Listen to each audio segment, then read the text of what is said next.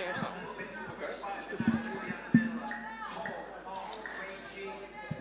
I thought I'm too short for this chair.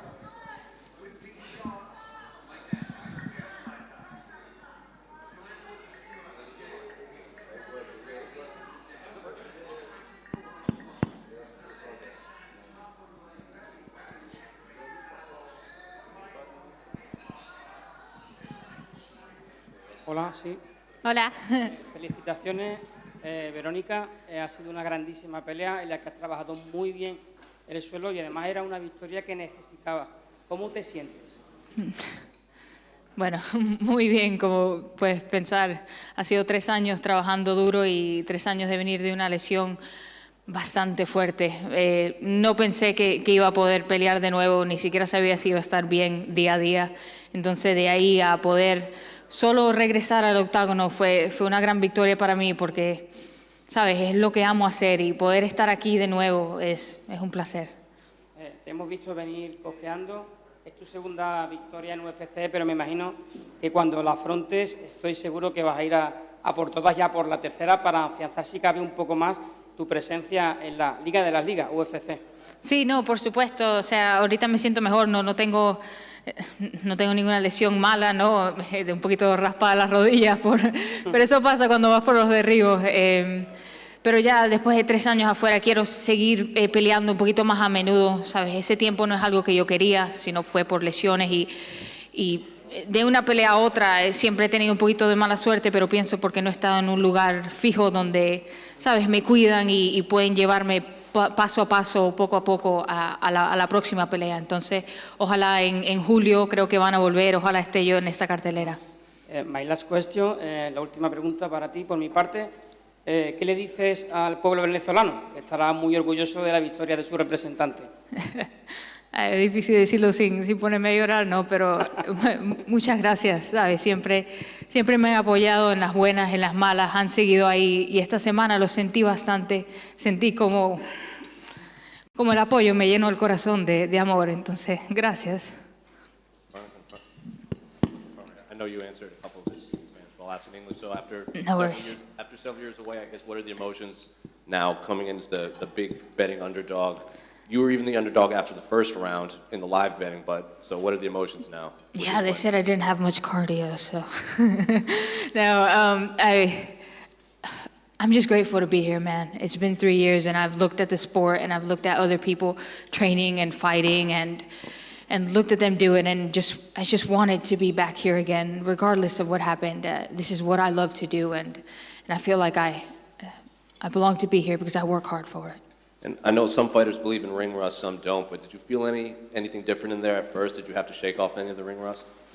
Well, it was a little bit of ring rust also because there was a lot of new things that I wanted to do and that I wanted to implement. I had a very dangerous opponent in regards to the grappling, and you can get caught with any shot. So it was maybe not so much ring rust because I feel like I've been fighting my entire life, but I had to think a lot more, and hopefully for the future ones I'm not that hesitant with things and they come out more naturally, but it was a lot of new things to implement and to think about. And you mentioned her grappling. Obviously, you were getting the best of her with the striking, with that head kick, a lot of the flurries, and dropped her in the first round too. So her game plan just seems shoot for submissions all night. Yeah. Were you expecting that from her? Oh, absolutely. I mean, she trains at 10th Planet Freaks, with Richie, who I've trained with him before, and anytime you hear anything with him, he's like, you go for the finish and you go for the kill. We go for the kill all the time. So her training in there and her mentality, I knew that was going to be the case. I had to find windows to keep myself safe and to find strikes and to just maintain calm. And I felt like if I did that and maintained myself safe, that it was going to be okay and I was going to be able to withstand all her submission attacks. Well, when she was going for these submissions, it seemed like she would leave her head open a lot. Yes. You would break free from submissions by punching her in the head. Were you, I guess, surprised that she didn't adjust the game plan at all? Well, when you're married to Dan Hardy, he kind of overanalyzes everything, right? So he watched a lot of her, I did as well, a lot of combat jiu-jitsu, and all of her grappling is phenomenal. It seems to change a bit when she gets hit with something. So she would freeze or something, and we saw that as an opportunity to, if she goes for something, maintain calm, maintain good positions, good frame, and strike, because you'll find more openings there. And then final one for me, what was it like fighting here in your adopted home country as your first fight back? You didn't fight in the Apex or anything, so you went right from fans right into more fans. No, man, I don't want to fight in no Apex. I want to fight with a crowd. I was upset that they changed it 30 minutes earlier. They didn't tell nobody. I had to text my family frantically so they didn't miss the fight, because my sister took the whole day off work. If she would have missed it, she would have killed me. So, but it's honestly amazing. Tomorrow is Mother's Day, so I'm going to go up and see my adopted family, and it's great because I knew that whatever happened, that they have my back for everything. So it's amazing. Veronica, Thanks. just over here. Yeah. You spoke a little bit about the layoff, the 3 years on the sidelines. How was that mentally for you, having to, like you said, watch other fighters come up? Well, with 3 years, there's a lot of ups and downs in things, especially my track record in the UFC is pretty horrific. So it was going past looking just at the results and feeling like I was capable of coming back and doing it, and realizing that it was decision making and a lot of things that I was doing incorrectly or not prepping correctly for a fight. It wasn't my lack of ability, and having to overcome that mentally in order to be back was difficult. But also seeing other people fight and live a dream that I want to do, it motivated me to, man, they worked hard and they didn't have ideal scenarios, and look at what you have now. You have a group of people who love you and support you and will take you anywhere you need to go in order to get where you want to be. So of course you can do it. And I know you had problems with concussions, which Yes. was why you had that long layoff. In terms of improving, using that time to work on yourself, was that difficult at all, being able to not do certain things? Well, I wasn't really sure if I was going to not have migraines every day. There were days that I would wake up and the pain was brutal. I would just stare at a wall and cry. And I didn't know if I was going to be okay from that. So it took me some time to realize that, man, I just want to be okay from now on. So to go from that to training to then thinking, look, you can do it, it's gone. You've had doctors, you have everybody around you to help you to overcome all these things. It was a bit difficult, but like I said, when you have Dan Hardy and he's like the best analyst in the world telling you that you can do it, you can do great things in this division, it's hard not to believe him. I mean, you gotta give him the respect for the man that he is. So I did, and I'm very grateful, very glad that I'm here. Did you feel pressure at all? Obviously, coming back and everyone's anticipating your return. Did you feel like you had a lot of pressure on you going into this one? I didn't. I just felt like I had a lot of love and support, and a lot of people that were proud of me for going through what I did and still showing my love for something and coming back. So for the first time, I didn't feel pressure. And what's next for you? What do you see in your future? Hopefully to come back here. I think they're coming in July, so yeah, they are, right? Yeah, so come on, July. Thank you. Thanks. Hi, Veronica. How you Yeah. doing? Congratulations on the win. You've obviously touched on it, having someone like Dan in the corner, being a fantastic tactical mindset. How much more confidence does it give you going in there when you've got someone like Dan in your corner? I feel like it's like a cheat code to the game. You have a video game and you found the cheat code and you're like, whoa, this dude has all the answers. And, and he's kind of just, if he can't show you the way that he wants to do it, he can find a fighter and find me an example and find me different ways that other people have applied it, even if it's something that's not his strong suit, or he'll take me to a different gym. He's put so much of his life aside to help me out that it's unbelievable, and it gave me so much strength, because I'm like, Dan doesn't need to do this, man. He has so much more important stuff to do, and if he's taking the time to put all this energy into me, I'm going to give it my all. Congratulations. Thanks. Veronica? Yeah. First of all, congratulations for your win. Thank you. You said earlier you were talking, my UFC record before was horrific, but you know what? You look at you fought, yeah, and you fought some of the best in the division, and then you've come back after 3 years to fight someone who hasn't lost in the UFC yet, and you did what you did. Does that make it more? Does that make you feel even more like I'm ready for this to come back? I'm ready to continue doing what I'm doing. Yeah, I feel like a lot of it had to do with my lack of preparation, had to do with my lack of stability, my lack of understanding the game, and it didn't matter who I faced. I felt like I would lose to amateurs if it came to it, if I didn't fix those things. So it's good to see that I am taking the steps in the right direction to get that way, because in the end of the day, I just want to be the best version of myself that I can be. Yeah, and you definitely showed that tonight. No one would ever think that you've been out for 3 years after the way you performed, especially against such an up-and-coming prospect as your opponent was. Yeah. So congratulations on that. And again, you said you've got Dan in your corner, you've got Jimmy in your corner, Cage Warriors champion. Yeah. That must make it so much more sweeter. Oh, it does, and I have Jack Young in my corner, which, you know, to start training after a concussion where you were so horrible, you have to be very careful who you train with, because somebody who their ego rises up and they can just do something crazy and then you're back to square one, you're back to horrible. And to have somebody that was so careful with me, that worked with me every single day, gave me a different system, a different pattern, applied so many things to my game, it was amazing. Him, Jack Young, and his brother Joe. Yeah, thank you guys so much. I said it looked like you never left, so congratulations. Thank you. Is that all? Yeah? Thank you very much, guys. Thank you.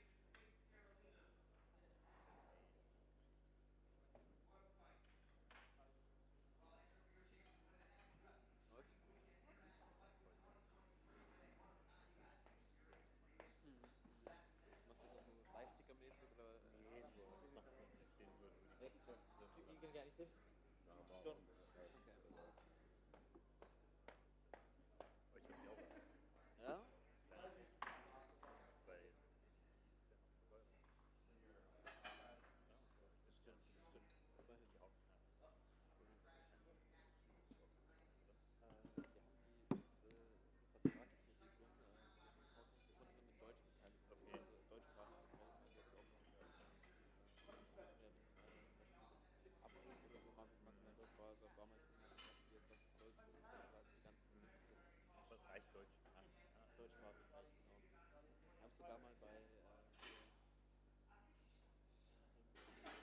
Time, wer ist nochmal? Als Turnier. Genau. Der spricht gar kein Deutsch, aber doch, da haben wir es natürlich gebracht. Also die UFC ist selber nicht ganz sicher, wer es Deutsch spricht. Yeah? Spielt jetzt nicht Englisch. Yeah, the five guys, yeah. Ja, ist trotzdem cool, dass er zum ersten Mal dabei ist. Und sehr möglich, aber nur dabei ist.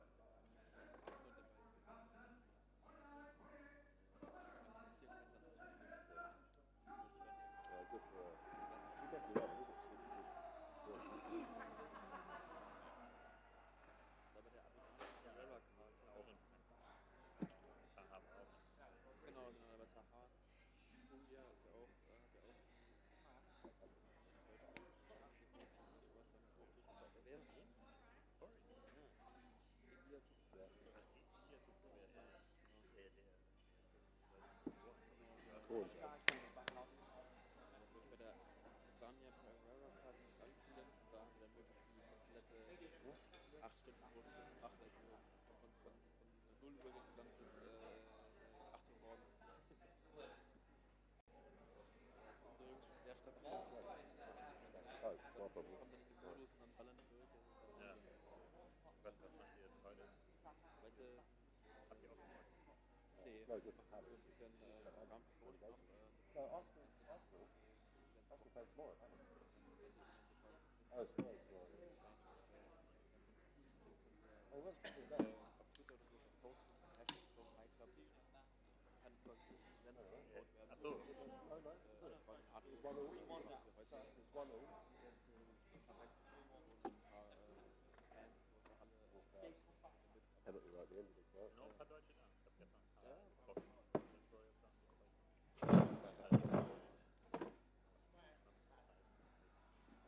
How you was good in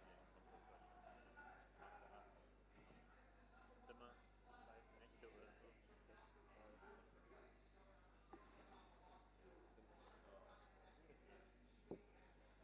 super Fan, ich bin nicht so lange dabei ist. Weil ich jetzt wieder rumgelaufen bin. Nee, aber es gibt ja dieses Ticket, wo man quasi überall in First Row bei der PK ist, bei den Waves.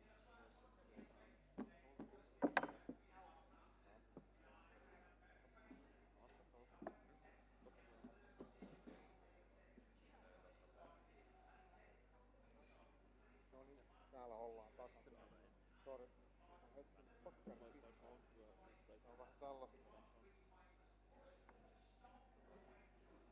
Juo kahvia. Mutta pitää huolehtia myös muutakin tankkaa. Ei lopu kalorit kesken, ei tää on vähän terveysruokaa. Kyllä meitä ajatellaan, että hellitään, mutta kyllä Vettari mustaa mainittaa. Hirveän kokoinen kasvipala. Toki pitkä ilta sulla. Hei, seuraava ottelu on miesten. Karpasti ihan brittiskeskustelut mestarit Hadley. Mulle Gordon. so zwischen den Kämpfen dann wieder geht zurück und so, nach Wochen geklärt ist, dann ab der Main schon wieder gesagt.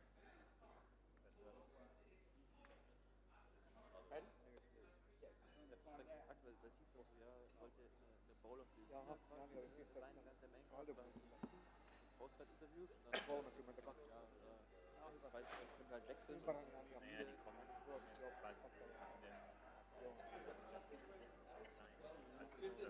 Das ist doch so ein bisschen leider Sache.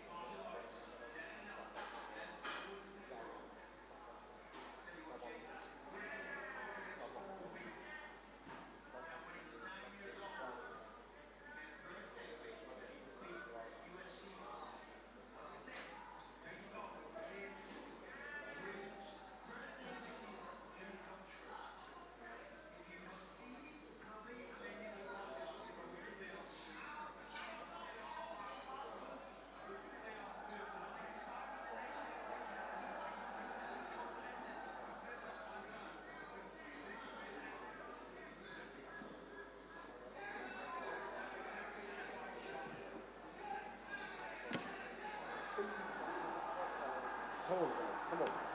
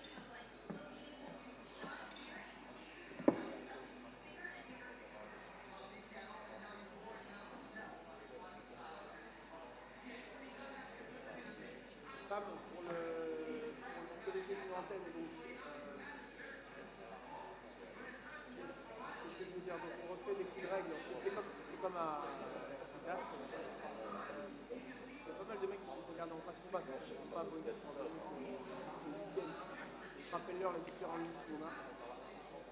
Le PFL, on a mis ses faux.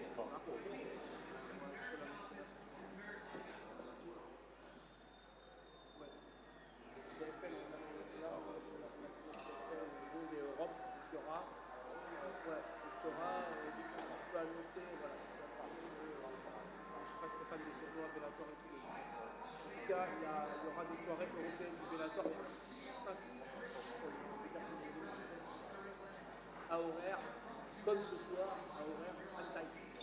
Sur l'année, comme je le pense bien le match, on a 25 soirées de par le DF. Par le DF. Non, c'est le DF, c'est un tournoi qui est fait du Bellator, je ne suis pas très fan de ça. Voilà. Parce que nous, donc on essaie de faire $1 million. You're saying there's no coverage?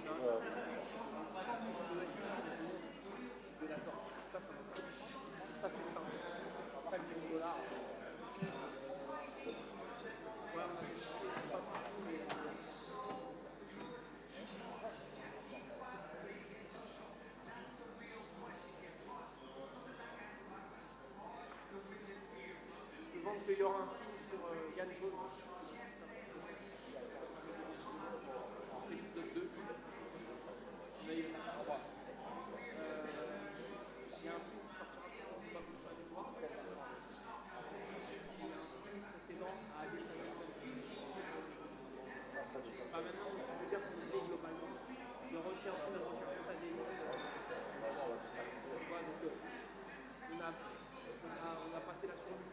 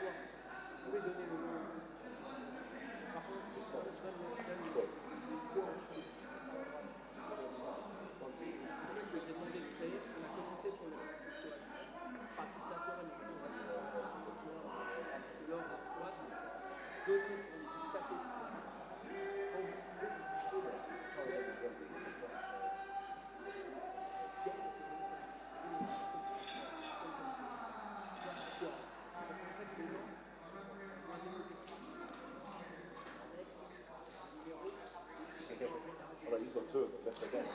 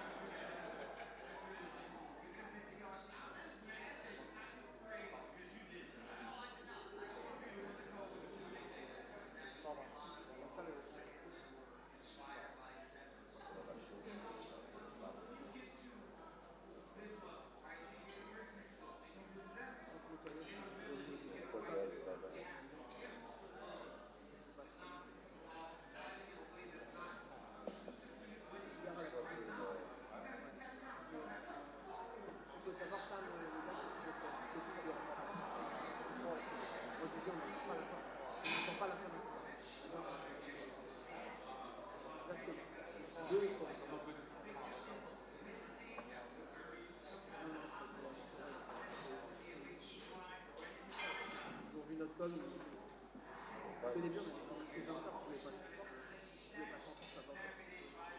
Après, on a eu des mots, on ne pouvait pas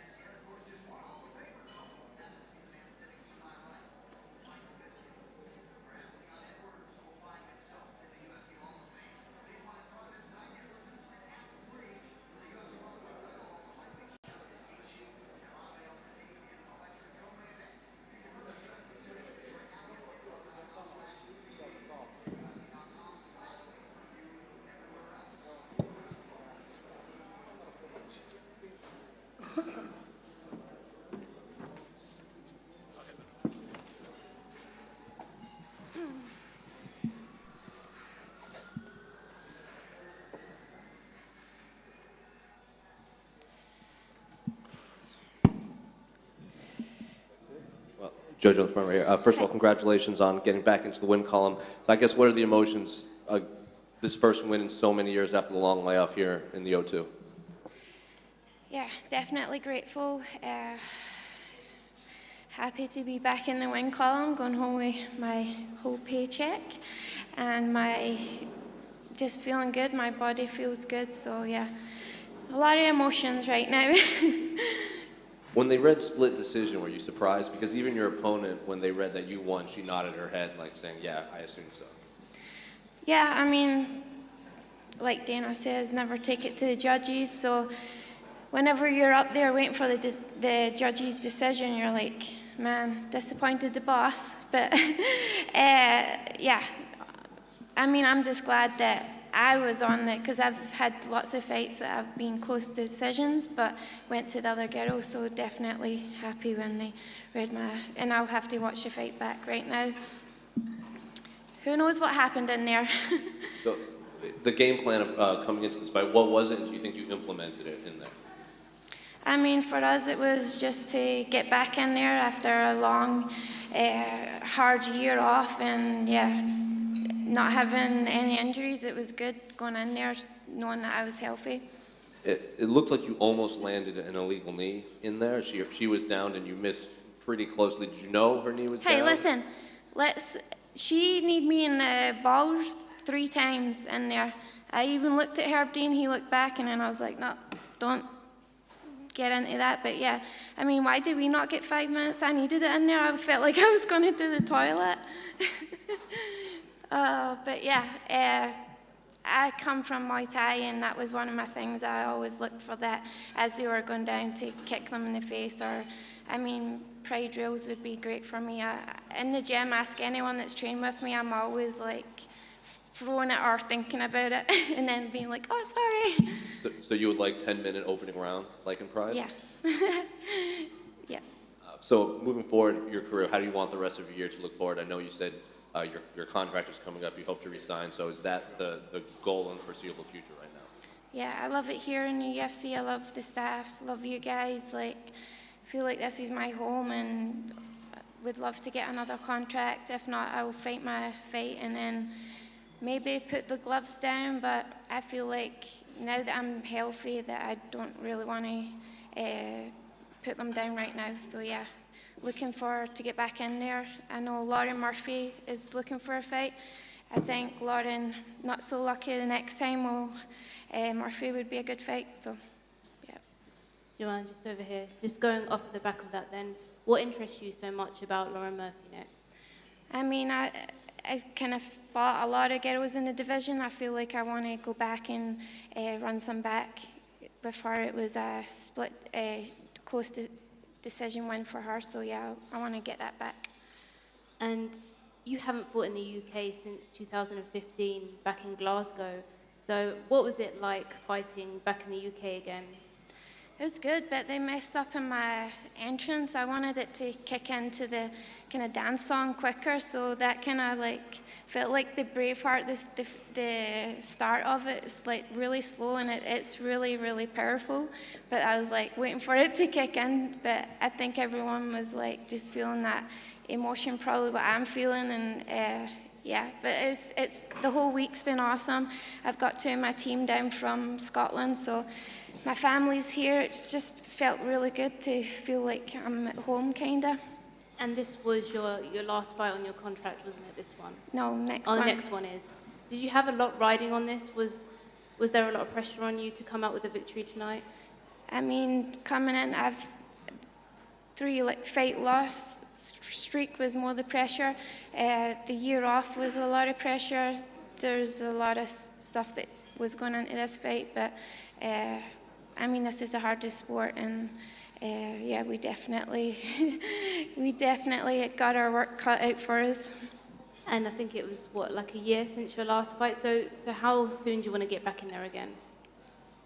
I feel great, like I don't have any injuries, so yeah, I would get back in there as soon as UFC say, hey, let's go. So I feel good, and yeah, another UK show would be awesome, but awesome to fight anywhere. Thank you. Thank you. How are you going to celebrate your victory? Are you going to spend some time in Scotland, or is it because your family are here, you're not going to go to Scotland?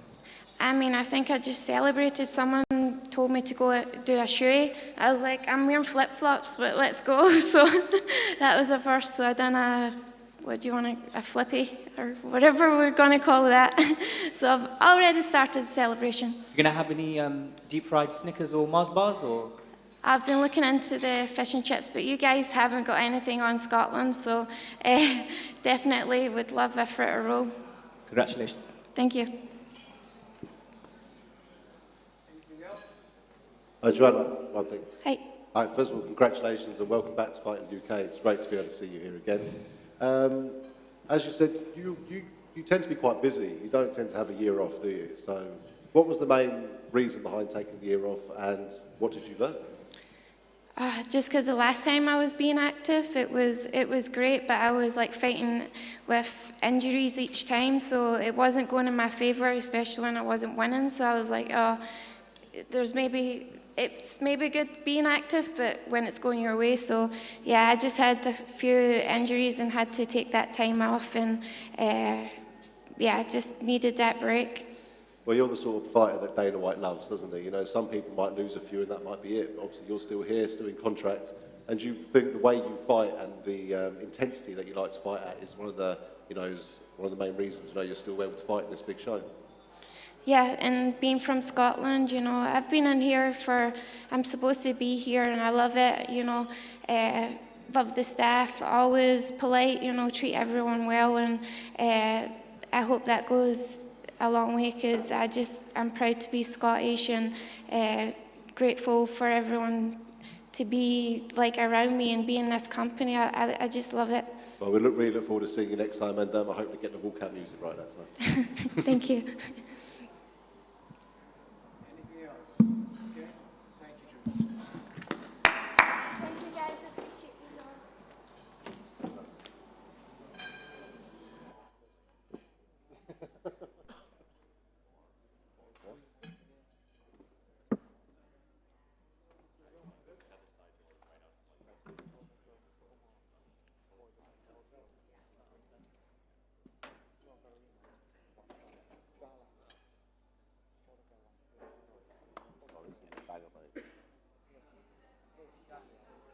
How's you going to beat each other up?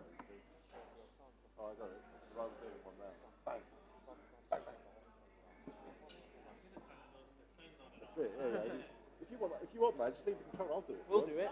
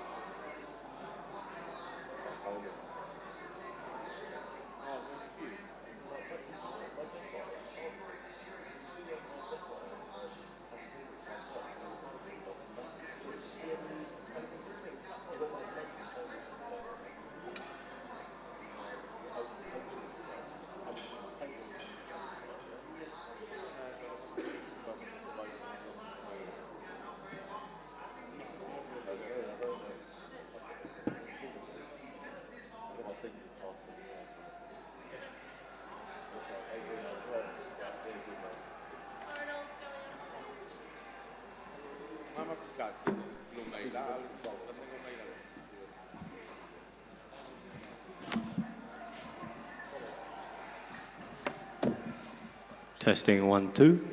1, 2. We're good. Arnold, great to have you here in London. Yo. Obviously, biggest fight of your career coming up next month against Max Holloway. And you've had some injury problems that have been frustrating for you. How are you feeling heading into this one in comparison to the previous camps, and what do you make of Max as an opponent? Yeah, feel the same. It's halfway through camp. I've got about 3 more weeks to push. Body feels like shit, and it's pretty standard. So, it's normal. You work hard, push through. Little niggles, things hurt, but That means we're doing everything right. And mentally, I feel fantastic. You know, it's an opportunity of a lifetime. It's a very dangerous guy who's beat a lot of top contenders, and he's beat them very well. He's been world champion. He's been pound for pound #1. You know, he's stepped up to lightweight and had wars with people like Dustin Poirier and stuff like that. So, you know, I'm very excited for the opportunity to challenge someone like that and show what I'm able to do.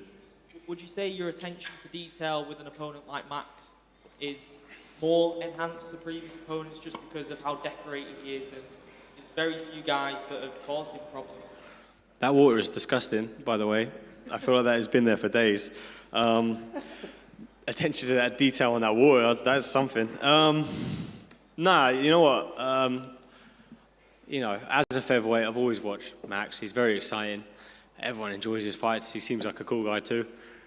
I haven't bothered really watching him at all because what's the point? I know what he does. He's going to throw about 1 million punches, kicks, knees and elbows. He's going to try and take my head off. He's going to keep peppering me like I'm a German sausage or something, I don't know. And, you know, I know what he's going to do, so I don't need to watch it. I know what I need to do to get the win, and all I'm doing is working on that. Final one from me. Obviously, if you get the win, get the title shot, surely the title fight has got to happen here in the UK. I don't think there's a chance that Volk's the champion, right? You think he's got to go travel? Maybe if we got multiple contenders, you know, Yeah. it could fall at a time when Tom's fighting for a belt also, Yeah. get a stadium show. I reckon you say, Volk, you got to travel to the UK to defend your belt. He goes, fuck you. Put it out there enough, it could happen. I don't know. I doubt he wants to come from Australia to raid London, to be honest. Best of luck anyway, man. Thanks, buddy. Arnold, how you doing, man? First of all, nice to see you again. And I you, mate. think it's the second time round we've seen you without actually having a fight. Last time you come. Yeah. It's weird. I hate doing this. Yeah, I know. I like it after a win, but I feel weird now because I've got nothing to talk about. Before you came in, me and him were saying to each other, he says he hates doing this. But we appreciate it, of course. One thing I want to say, so everyone can hear it, is everyone's saying Max Holloway, he's finally taking, like, you know, the big step. In my eyes, I think it's just another name another name for you to put on your record. Like, you beat Calvin Kattar, you beat Dan Hooker, you beat Gilbert Melendez. To me, they're all that level. Yeah. So do you disagree when people say that? Yeah, you know, we're in the UFC, you know, once you get into that top 10 sort of thing, top 15, everyone's a killer. We're all hungry young guys. We all want to buy our families houses, and we all want to feed our kids and all these things. And, you know, we're all elite level athletes. We put our lives and souls into this, so there is no easy test. We're all killers. We're all dangerous guys at the top. And every challenge presents different opportunities, and I think beating Max is a bigger opportunity than a lot of the other guys, but I don't think necessarily it's any bigger of a challenge. Well, I said your last opponent was Calvin Kattar, who obviously Max Holloway fought as well. Max hasn't obviously been around since he fought Volkanovski, if I remember rightly. Does that mean anything to you that he's been out a little while as well? Because I know you're always known as the guy for fighting once a year, like you always say, you know what I mean? But do you think that's going to have any effect at all for Max?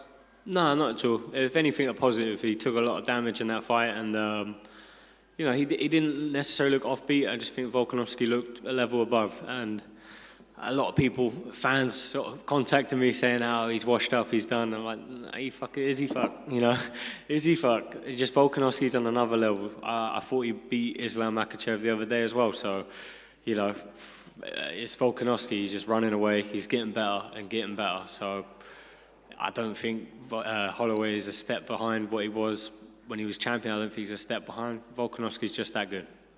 And obviously going in and defeating someone like Max Holloway is obviously a very good setup for the title fight as well. And I say you beat someone like Max, and you probably know you're ready anyway, but beating someone like him really makes you think, right, now is my time. Because you've been in the UFC for a long time now. Yeah, you know what, like, if you want to be world champion, you have to beat the number one guys. And for me, outside of the champion, Max Holloway is the number one guy, right? And there's a shortcut if you go around it and not fight him. I don't think there was really any other guys calling Max Holloway out. And, you know, respectfully, I was asking for that fight. That was the fight that made sense to me. And fortunately, we got it. And I don't think anyone else is sitting there going, "Can I have Max Holloway, please?" So, you know, exactly, yeah. That's what I love about you. you haven't been this person. Obviously, you want to win a title, of course, but you haven't been like, I want to do it now. You know, you're beating that. You're going through the stages and beating them at the level, opposed to because then you'll know you're ready. You could go from fighting someone number 10 to 1, and you think, why didn't I win that fight? But if you're going through all these different ranks, it just proves that you definitely are ready. Yeah, that's it. I want to fight the best guys, and I beat Max Holloway. You bet your ass I'll be calling for a title shot. Look forward to it, man. Thanks, buddy. Arnold in the front right here. You mentioned all the strikes that Max has absorbed and stuff. He's landed, I think he's the only one to have 3,000 significant strikes landed, but he's also absorbed the most head strikes. Do you think it's at the point of his career where that might be catching up to him at all from what you're seeing? Mentally, I don't think it's affected him at all. I think he's fine. He's going to keep coming with the same game plan. He's not going to be deterred. And, he's going to do the same thing. He's going to throw 5, maybe you land 4 or whatever. He's going to be happy with that. It's science. It happens. It's going to catch up to you. And, we've seen it with a lot of athletes over the years. But, yeah, he's tough as nails. And I don't think it's going to change anything he does. And we talk a lot about Volk's win, but Yair Rodriguez, of course, won the interim title in the co-main event. I'm curious, what was your reaction to his performance, and how do you see that playing out between Volk and Yair? Yair, that was literally, other than the submission, that was to a T how I thought the fight was going to go. But I think Volkanovski's too well-schooled, too tactical, too fit, and he's going to dominate in that fight, if they do fight. Is that booked? Yeah. Oh, okay, well, yeah. There's rumors that might be happening. I feel like he needs a rematch with Islam, Arnold. What's up, buddy? Good? Yeah, I'm okay. How are you? Good, thank you. I'm starting to get lost with all these hairstyles, man. Can't keep up. One day you're bald, one day you've got hair. I'm just an at-home barber now. I keep doing a mullet, a board, and I'm like, what, shave it off, and then it grows long, and then I'm like, mullet again. So Jose touched on Yair versus Volkanovski. If Volkanovski does win, I don't think he'd be too fussed about coming to England, to be honest, because Islam went over to Australia to defend his title. I think he'll gladly come to London and defend against you, to be fair. Yeah. Why do you think he wouldn't? Oh, it's in Australia, it's quite nice. The weather looks good. Have you seen it outside? It's grey, it's miserable. A lot of road works going on. Just a couple of quick ones from me as well. Jai Herbert obviously just fought. Did you manage to catch that fight, and what did you think of his performances since he's your teammate? Yeah, I watched it obviously. It was a rough one. I thought he did well. A little bit, backed up a little bit too much, I think, but he got that point. I thought it was a bit harsh. I know there was 2 in a row, but I didn't think it was. I didn't think it was a legit foul, the second one, but got to be careful in those positions, especially when that happened just before. But yeah, I guess he was winning if he got a draw and he got a point taken off, right? So yeah, he was doing good, nice work in the clinch, but I think just backing up a little bit too much, that was also. And just finally, again, your teammate fights in the main event today, Leon. How do you see that fight playing out? I think it's going to be a lot more like the first round they had, and I firmly believe that Leon didn't appreciate the altitude as much as he should have, and that's a real thing. It will get you. Usman lives in there, and he lives it all year round. He's sort of accustomed to it, and being at the weigh-ins Friday, hearing the crowd for Leon. I've been at this O2 arena, I've weighed in there at the same sort of scale, the same event, the same scale sort of thing, and it's never been like that before. And to see such a hostile crowd with Usman, I don't think he's ever experienced anything like that. People say it, some people are cold to it, but I'm no psychologist, but I feel like he's not that cold to it. Yeah. Just last one from me. You touched on there that you felt that Volkanovski needs a rematch with Islam. In your opinion, how do you think that first fight went down, and how do you think he would do in a rematch? Yeah, I thought he won. I thought Volkanovski won. He looked amazing. I had it with some of my coaches. My coach sort of said the opposite. But, it is what it is. But I thought he looked good. It was very impressive. I thought he was going to look good. I didn't think he was going to win. Obviously, he didn't win, and he did look good. So I guess I am right there. But yeah, I felt like he won. I thought he did enough to win, and the new sort of judging criteria. But I don't know. Do they use that? It's all over the place sometimes, And in a rematch, how do you think a rematch would go down if they do do it a second time? If what he says is true, that he was a bit apprehensive because of the, the strength, the size difference, and he's sort of slow in the first rounds, then if he runs away in the first couple of rounds, yeah, I think he can get the win. Thanks, guys. Big up, Jake Hadley. Yes. Go on, man.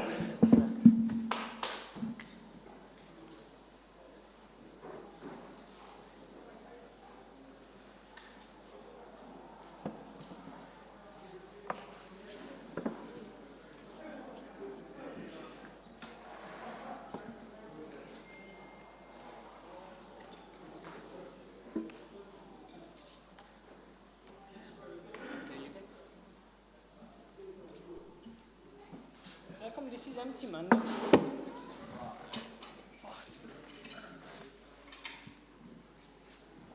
Jake, that was a destructive finish with the body shot. First of all, did you see that coming a mile away with being open to the body? And obviously, the obvious comparison with it being Mokaev's last opponent, you finished him quicker than Mokaev did as well. Leaves an opening for that fight if you want to pursue that. Yeah, well, in preparation, I saw that he rushes in. So it's like a timing shot as a guy closes the distance, boom, the uppercut's right there. And also it acts as like a takedown defense as well, because if he happens to shoot at that time instead, I can use it as an underhook. But, I don't want to give too much away and give fighters free advice. You got to pay me for a PT. You know what I'm saying? But yeah, I finished him quicker than Mokaev finished him. It was life or death work for Mokaev, so, he can say what he wants, but, I think Nascimento would absolutely destroy Mokaev, finish him in the first round. I've learned a lot since that fight. I've grown, I've got better. Mokaev's been turning the fight down for about 7-8 years, so, but instead he wants to fight me in the back, in the streets and stuff like an idiot. You know what I mean? But hopefully that fight can happen one day. But probably not. But hopefully I can get a top 15 opponent next or crack the top 15 rankings. And what was that experience like fighting in the O2 on probably the biggest card in UK MMA history as well, just drawing from that crowd? Yeah, man, I felt like a modern-day gladiator coming out and all the people are there, thinking in my mind, they're all there for me. I felt like a modern-day gladiator, bloodthirsty. I was bloodthirsty, you know what I mean? Yeah, I don't want to be too graphic, but like, fighting gets me going. Well done on the victory. Jake, how you doing, mate? All right. First of all, congratulations on your win, mate. So how did it feel coming out today, knowing that one of your teammates is the welterweight champion, he's headlining the card? Did you sort of feel like his army behind him sort of thing now? Did it give you any more sort of motivation today? Yeah, man, of course it gives me motivation, obviously, to see Leon as the champion. I mean, I've always dreamed and always thought, I'm going to be champion one day, but to see a friend and a fellow training partner, and even at one stage he was my coach earlier on in my career, and he's the champion, so it's like, it makes the dreams even more believable. And, it helps push the MMA, especially here in Birmingham, you know what I mean? There's been a lot of pioneers of Birmingham MMA, and Leon's definitely one of them. And also my coach, who was in my corner, Vaughan Lee, pioneer of Birmingham MMA. So, yeah, we're helping it grow and helping the kids in the area, because Birmingham's known for being rough, you know what I mean, rough and tough. And it's giving the people another avenue, getting off the streets and, yeah. Yeah, well, as you know, I match fights. You sent me some fighters to match for you before. And so how important do you feel it is to give back to your community, to show, like, where you've come from, what it was like on the streets of Birmingham, and does it feel like almost self-rewarding and really important that someone like you's doing that? Yeah, definitely feels rewarding, obviously I got a few fighters in the gym and they're looking up to me and feeling like one day they can get there and that. And as long as you work hard and listen, you'll get there, And one more thing from me, you lived up to your name, your nickname with that finish. those arms were coming down like King Kong, man. You know what I mean? The way you were throwing them hammer fists, you look like just an angry silverback, man. Yeah, well, that's why they call me White Kong, isn't it? Like, I don't know, it just come out. Just come out of me then. Congratulations, man. Thank you. Jake, right here, I have to get your reaction to when he came in overweight. Like, this missing weight, but the missing weight by that much is much different. Yeah, I mean, 3.5 pounds is a lot, especially at a flyweight level. You know, obviously, percentage-wise, it's a lot more than a welterweight or whatever. Percentage-wise, he's missed it by quite a lot.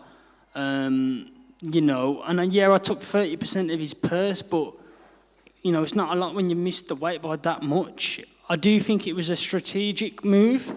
The last two opponents have missed weight by quite a bit. I think it was strategic because he wants to come in a bigger man and try and hold me on the floor and stuff like that. That's what I thought it was, a strategic weight miss. But if anything, I come in the cage and I was bigger than him. I'm a big flyweight. I cut a lot of weight. So, you know, they could keep trying, but they're going to keep getting banged. When you say strategic, is that what was going through your mind? Because normally when you miss weight by that much, you're usually one of the last few fighters to weigh in because you're trying to use as much time. But he was second or third fighter he weighed in before you and he still came in overweight. Yeah, well, I got like a call at like 9:30 on the night saying that he quit cutting weight at 8 p.m. So I was like, mate, fuck, I've already done half the weight, you know what I mean? Like,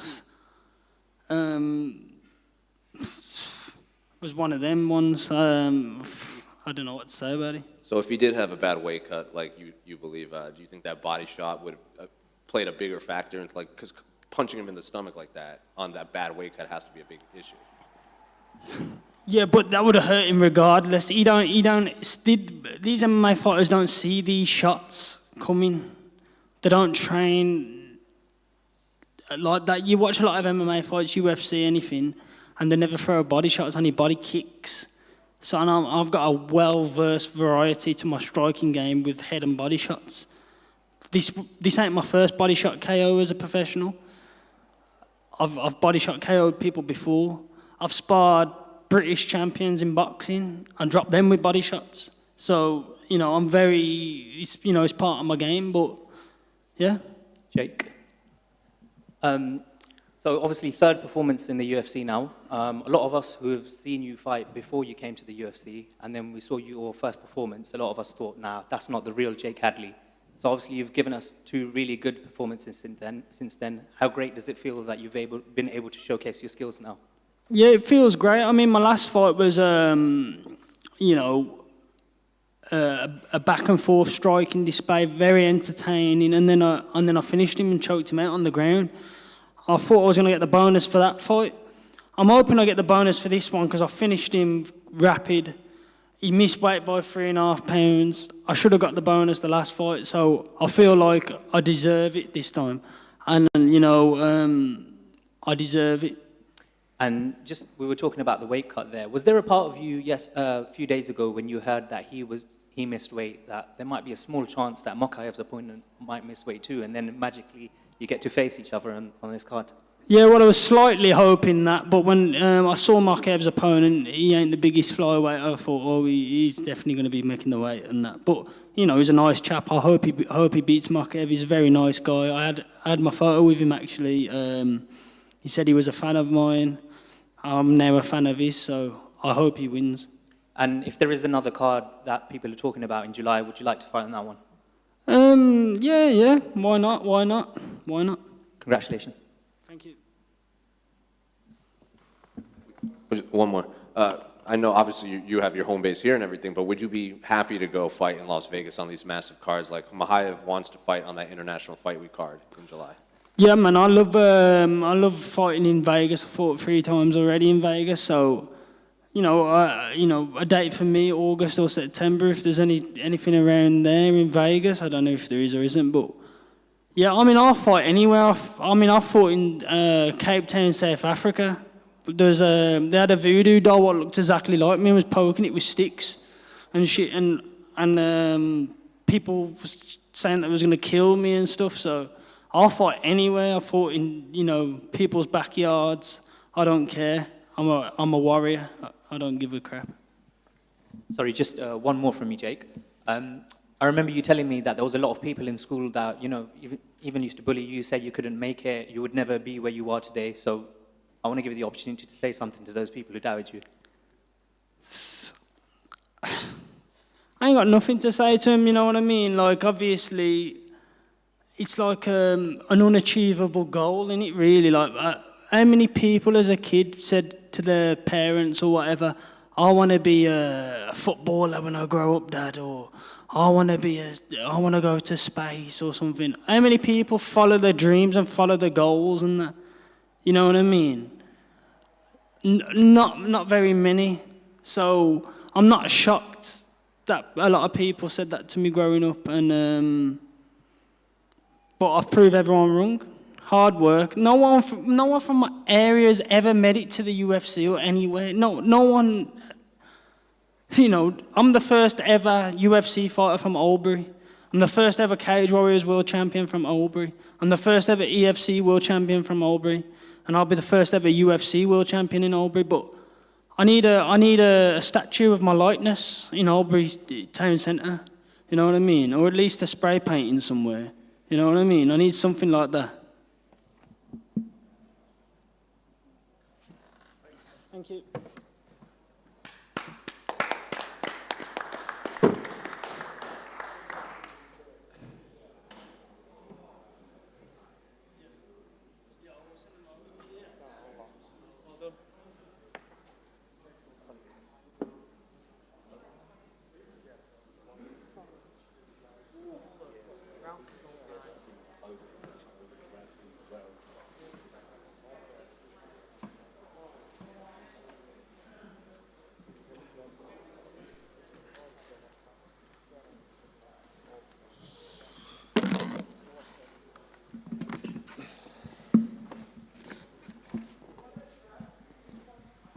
Evening. That's good. Yep, right. Yes, sir. Obviously, congratulations on the victory, but I'm sure this is how you didn't envision your UFC debut playing out. So I guess what are the emotions now that you made the walk, you had the fight, and then that's how it ended? Extremely anticlimactic. I was looking forward to coming in and just putting on a show, you could say, but I felt like I was just finding my feet in there, just starting to get comfortable. And whatever happened with his knee, and he just collapsed to the floor.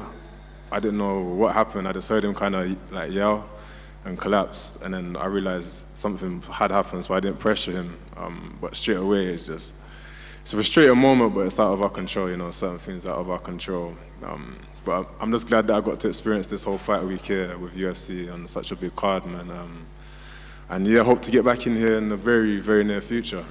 Well, you said you felt like you were just getting your groove in there when the fight happened. So I believe his knee kind of buckled and you guys were clinched up. So did you feel like a significant skill advantage or strength advantage there when you were like fighting? In the clinch? Yeah. Yeah, I could feel, I thought I had the strength advantage in the clinch. I was just kind of getting the feel for him. It was only within maybe, I think that was the first 2 minutes of the round. Yeah, I was just getting a feel for him. And then what happened. It's crazy, yeah. Did you think that he was, like, it looked like you kind of held your fist up for a second. Did you think he was trying to get you to follow him to the canvas? Did you know right away that he got hurt? No, because as he collapsed, he kind of yelled out. So, I assumed something happened there. Did you say anything to him after? After he got back up here, I let him kind of do what he was doing, and then everybody come in. The ref separated us, so I couldn't really speak to him then. But he just said his knee buckled. He didn't really say much, go into detail of what actually happened. You can see his knee give out in there. You can see the muscle like snap up. Damn. Well, in the clinch, I'll watch it back. It's when he steps back, you can kind of see something snap in his leg and he falls down. Wow. I have to watch it back, but I wish him a speedy recovery, man. It shouldn't happen. That's not the way anybody wants to go in a fight, you know, win or lose. So I wish him a speedy recovery, man. And I know you did get the W, and this isn't how you said it was anticlimactic, but yes, will your next fight, are you still viewing that as a sort of UFC debut if you get the victory, or is this you're happy that you view this all-around experience as your debut? Yeah, it's not really enough time to get experience, but it's enough experience to get the feel for, you know, the walkout and the cage itself. But going into my next fight, in my head, I'm still 0-0 in the UFC, you know. So that, yeah, you could say it's another debut. And last one for me, when do you want to get back in there, if you have dates in mind? I overheard somebody speaking, I don't know if this is true. Is there a card here again in July, midsummer? Well, if that's the rumor and it becomes to come to light, then yeah, I definitely want to be on that card. Just Appreciate over here. it. Yes. Obviously, you're in the middleweight division, and obviously this was your first fight, but what do you view yourself, how do you see the landscape of middleweight, and where do you view yourself in the future? The middleweight division right now, there's a lot of talent in here, especially in the top rankings, some dangerous guys up there. But as I said, I'm just finding my feet right now. I vision myself being up there with the top ranked guys, and then from there on we'll see what happens. But I look forward to the experience and actually getting a full fight here in the UFC.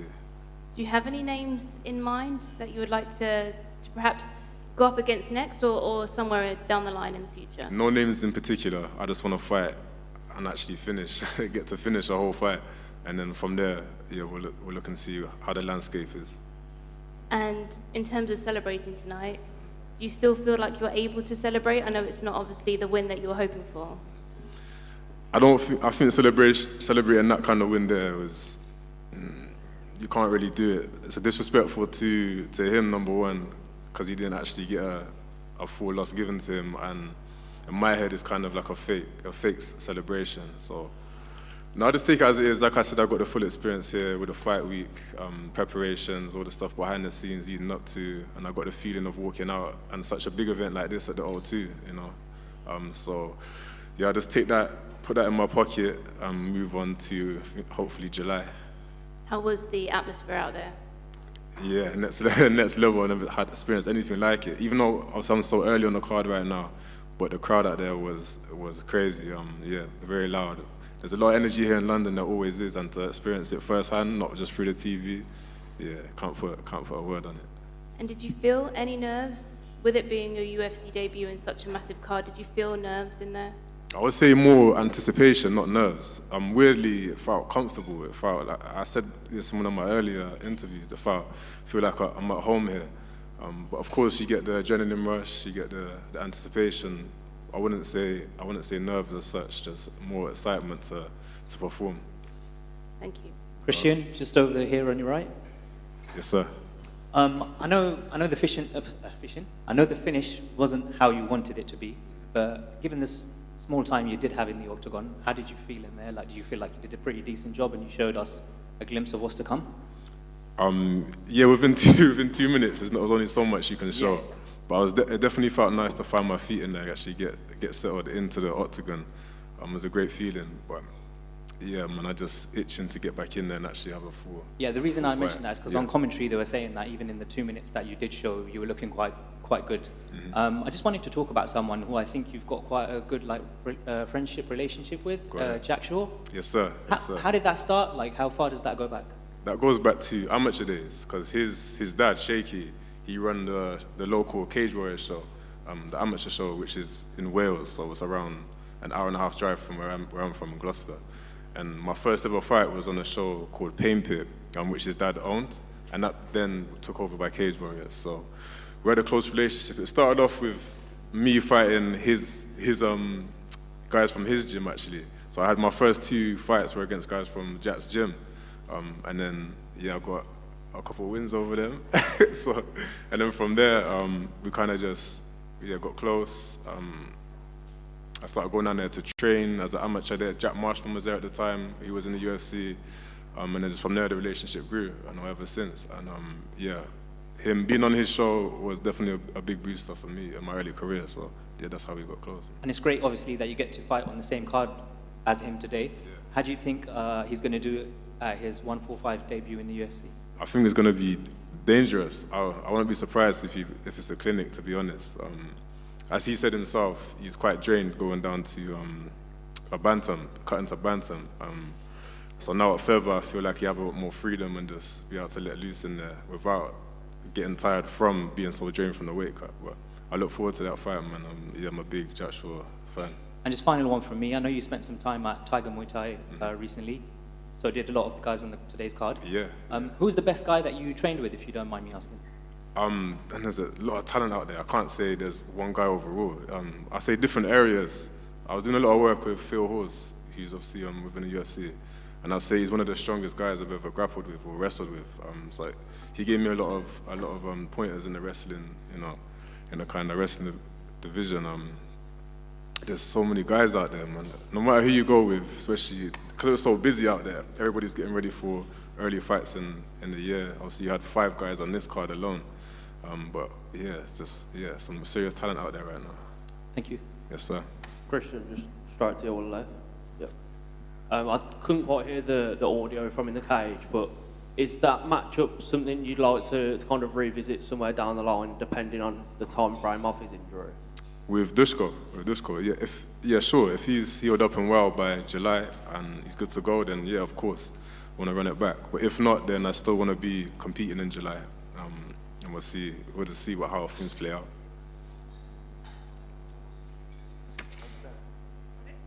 So thank you very much.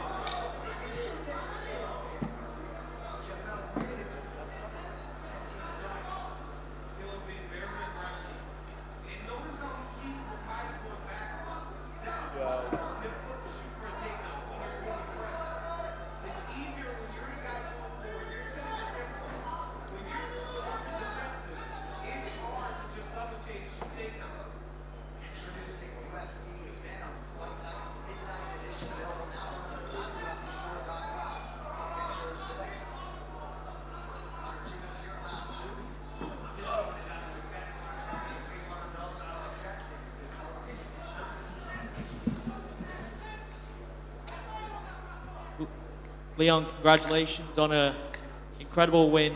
Yeah, toe-to-toe war. It was only a couple of weeks ago we were doing and throwing as to whether you were going to get this moment in the UK, that hometown moment. And let me just say, that stare down at the end of round one, that was an all-time moment. That was incredible. What was going through your mind at that moment? I loved every minute of it. When we squared up, it was like, boom, yes, let's go. This kid's here for war. I knew it was going to be like that. I seen it in him, yes, from the weigh-ins. It's like I was looking at a younger me. Was both there to fight, both there for war, and I was up for it, man. I loved it. I loved every second of it. We've talked about that emotional journey, you know, the constant backtracks that you've had, not due to your own circumstances, just through life happening to you. Yeah. Have you had that emotional release now after having that victory? Because it has been a long road to even just getting to this moment now, hasn't it? That's what I needed, man. That's what I needed, and that's what's going to build me to be a champion, things like that. Coming back from a year off, a hard year, I had to get through a lot mentally by myself, get past a lot of things, and then to come back to a solid fight like that, overcome against a 12-0 fighter, champion. It just shows what I've got in myself. Listen, I know I'm 100 times better than that, and I have to show it though. And the better the opponent, the better I get. And I know my next fight, my next performance is going to be slick, clean. Obviously, you mentioned it can be a lonely road sometimes, but the electricity of that crowd in there, specifically for your performance, that must have validated all the hard work that you've been putting in over the years. And you are a role model at Manchester Top Team as well, aren't you, for the young guys? Like the Callum Connors, like the Lewis McGrillans as well. Yeah, of course, man, and that just shows them. They probably watched that fight and thought, I'm a lot better than that, but it shows sometimes you just have to dig deep, get dirty, and get through the fight, innit? Win the fight, and that's what I had to do today. What's next for you? You know, we've talked about the championship fight coming later in the year, Volkanovski, Yair Rodriguez. You want to be breaking into that top 15, but there was also the Nathaniel Wood fight as well. Where's Nathaniel Wood? Is he under here?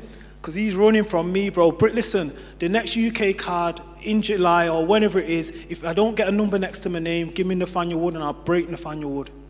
That would be an amazing build-up, wouldn't it? It's kind of blown up out of nowhere, hasn't it, that rivalry, because obviously he's had an injury, but you was ready and you feel that you would have fought through that injury to get to the fight. Yeah.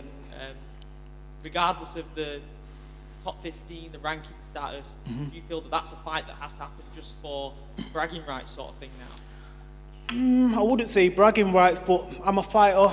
He's a fighter. He thinks he's better than me. I know I'm better than him. So let's put on a show for the fans. I'm sure the fans would love to see that in the UK. Main card, co-main, whatever you want to do. But look, I'm 5-0 in the UFC basically, and I believe I deserve my shot now. I just put on a good fight against a tough, undefeated kid on short notice, southpaw. Like, I had no time to drill, nothing. There's nothing to make any excuses, but I accepted the fight. 10-0, took him out. Well done. Congratulations on getting that moment. Thank you. Lerone, how you doing, mate? Okay. First of all, yeah, gutted didn't get to see you fight Nathaniel. That's one we were all looking forward to. I've known Nathaniel for a while as well, and I knew that would have been such a great fight. So, but again, what a great fight you had. You know, how do you feel? Obviously, you've gone 3 hard rounds. You know, with someone. How important is that for your career to actually have had the short notice against a completely different style of fighter, and have the fight you did? How important is that for you going forward? It's all experience, man. Experience banked to take a fight like that on short notice and then go 3 rounds. I needed the 3 rounds. Like I knocked Mercani out second round last time, started the second round, so I only got a round there. I'm young in my career, man. I've had 13 fights in 8 or 9 years or whatever it is. So it's good to get the experience, man. And all these top guys, these top 15 guys, they're like 20, 30 pro fights into the career. So yeah, man, I like to get the 3 rounds in. And the other question, it seems like a lifetime ago. I remember watching you on FCC, man, on the UK circuit. It seems like a lifetime ago since we were there. And does that show that you don't need to go through some massive organisation to get into the UFC? Yeah, of course, man. It's just about your performances. I was KOing people for joke them times, and it's like, come up, got to the UFC. So yeah, you can go anyway, but just make sure you're fighting good competition, innit?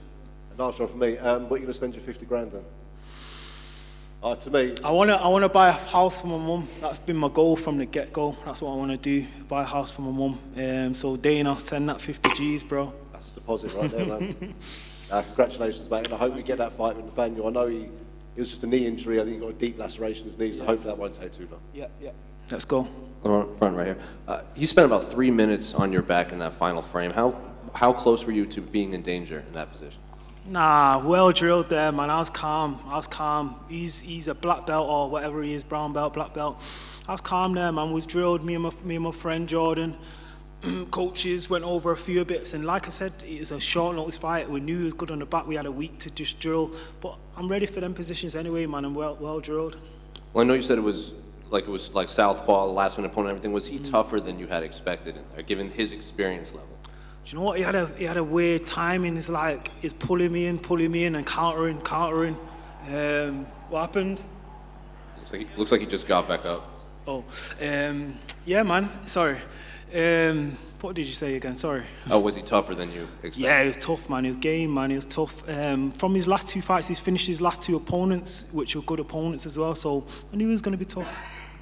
In hindsight, is fighting these young, undefeated guys, is that the more dangerous fight than, say, fighting the top 15 guys? Because he's trying to make a name off you, and he doesn't really have anything to lose in there. Like I said, it was like fighting a younger version of me. That was me in 2019 against Tukagov. Nothing to lose, just get in there, have it, give it your all. That was like a younger me, man. It's like, yeah, it's dangerous because you've got to think about it like this as well. He's 10-0, champion in another organisation. You could put him against probably number 10 to 15, and he'll give him just a tough fight just like that. It doesn't really matter about numbers.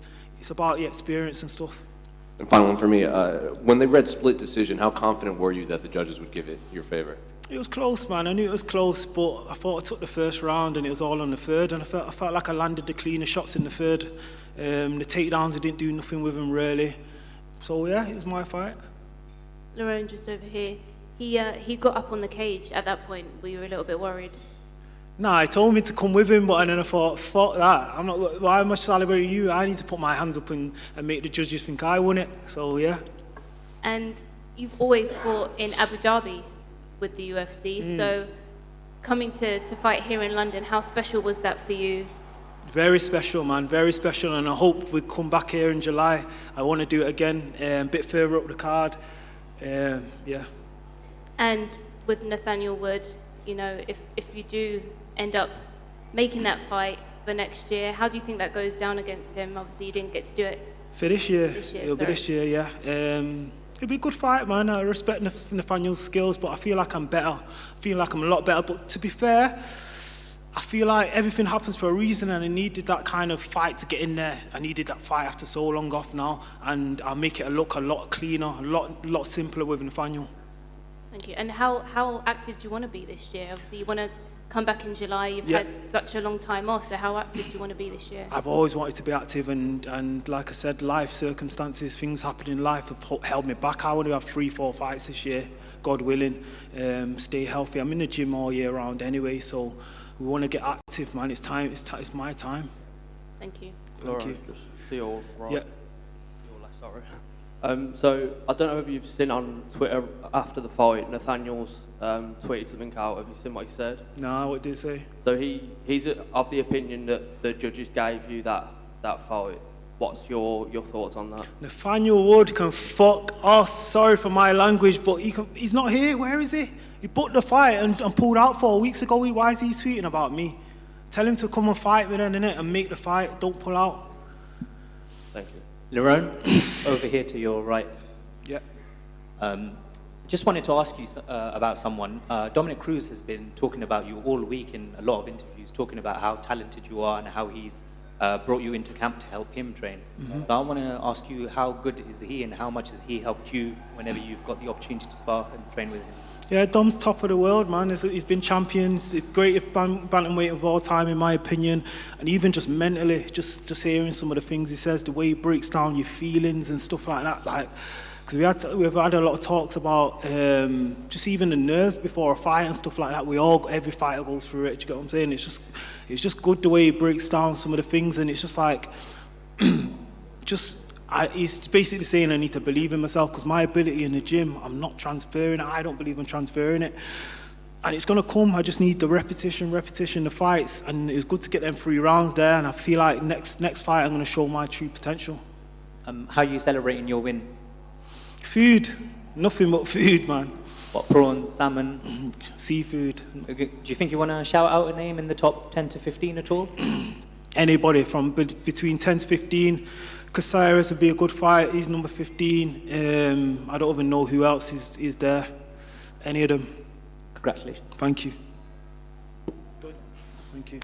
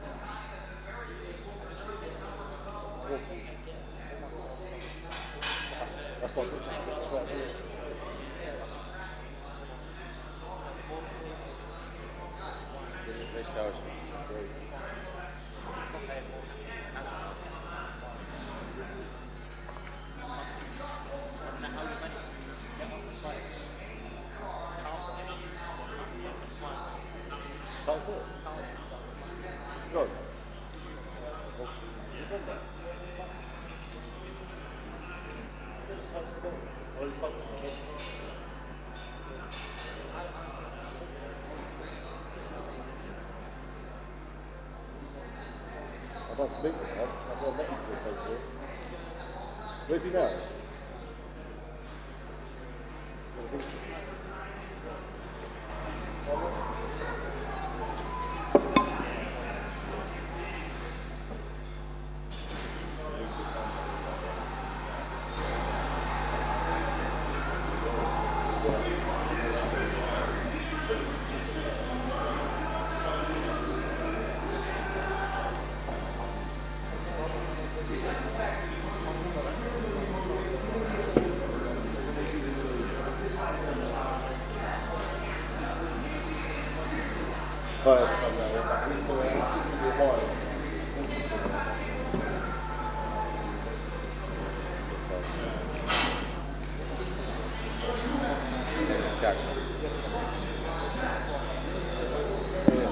Yeah, it's live.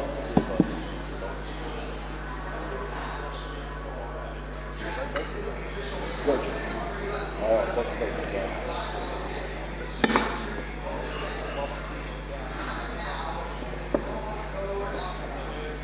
They love it, George. They football country.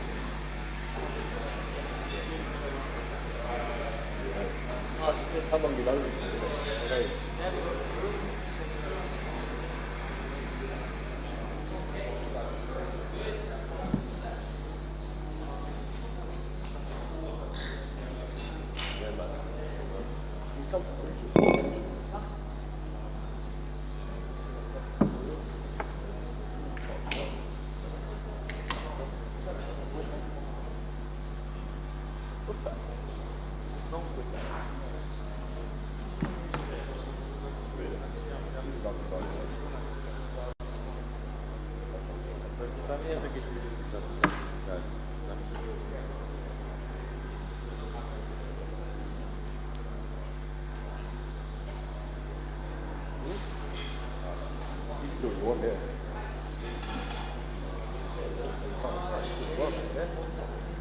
Just out in front.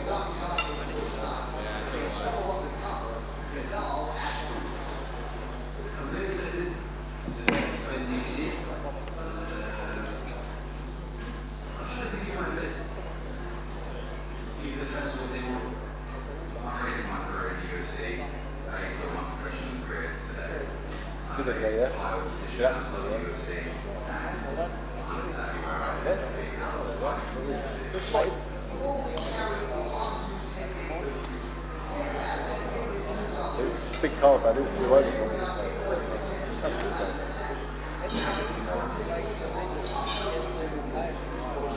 It's a lot about working.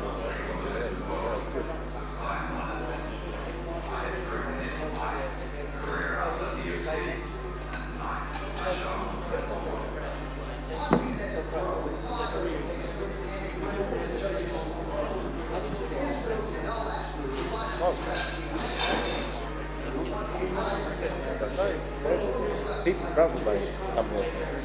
And also it's a big part of it, big event. Bulgarian fights got Leroy, Ivanov, isn't there? The heavyweight stage. That's it, yeah? And who else does it?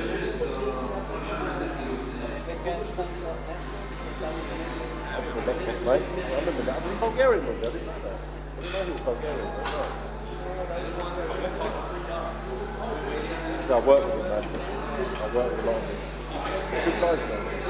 Hard working as well. So. I'm looking forward to it.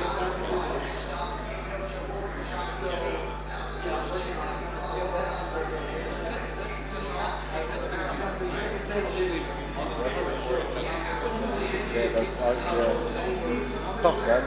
You've got to do it, haven't you?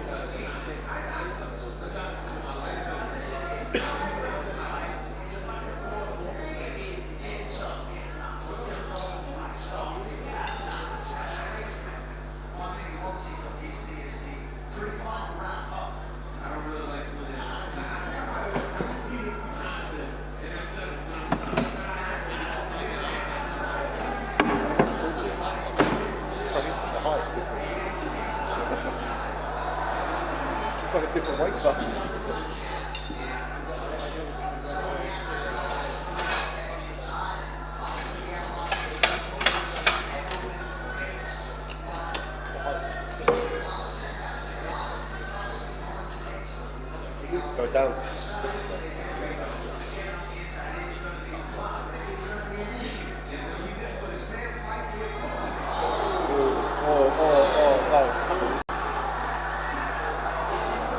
Not yet. Go.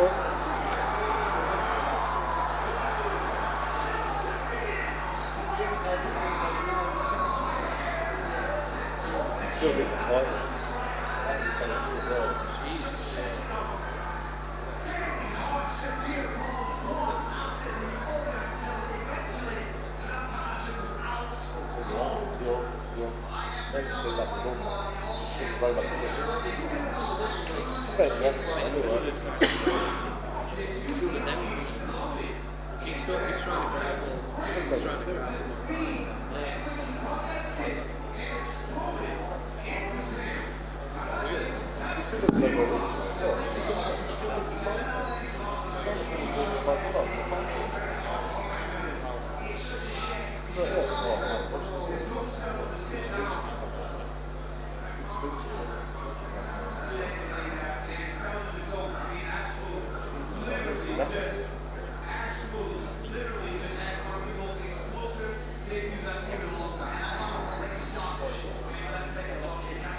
Left, isn't it?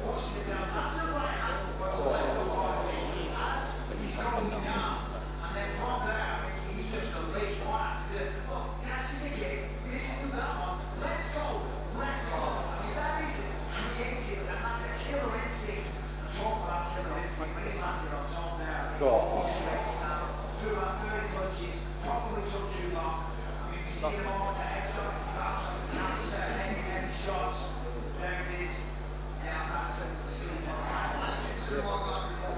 Someone takes a long time.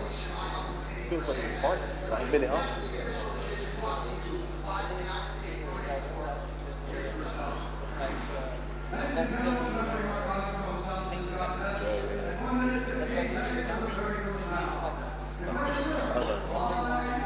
Don't have too many walls.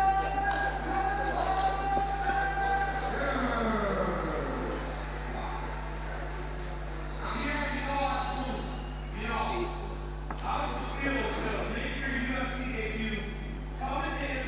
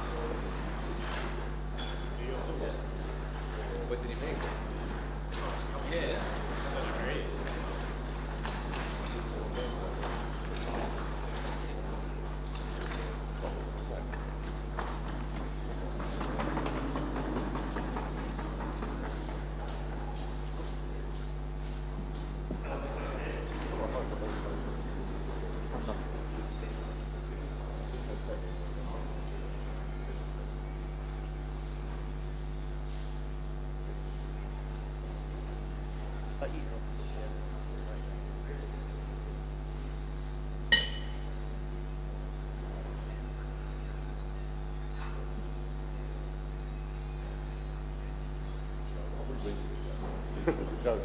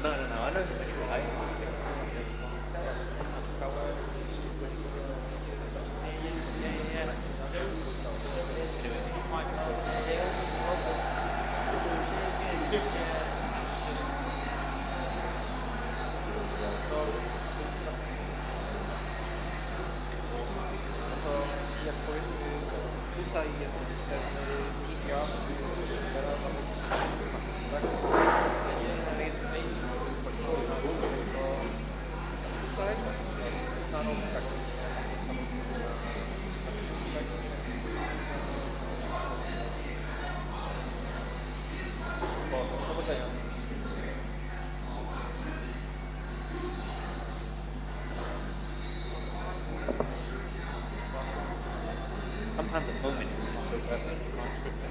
Like, Sean is saying that, John Allen is saying that, we're going to see it. Yeah, he turned up 5 minutes ago, yeah. Well, you won't be fighting for another 3 hours. Yeah. Whoop.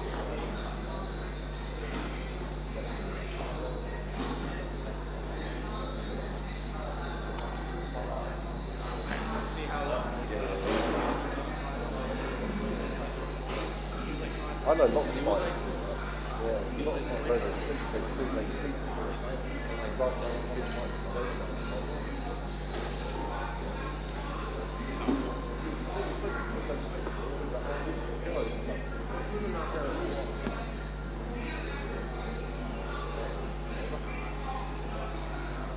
They have their rituals, right?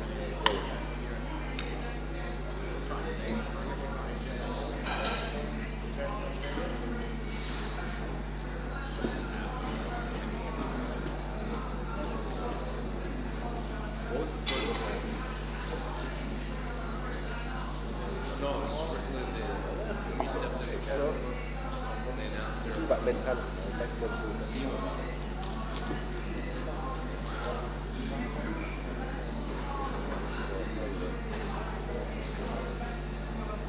Danny Gay, David Jackson. So far on Topology.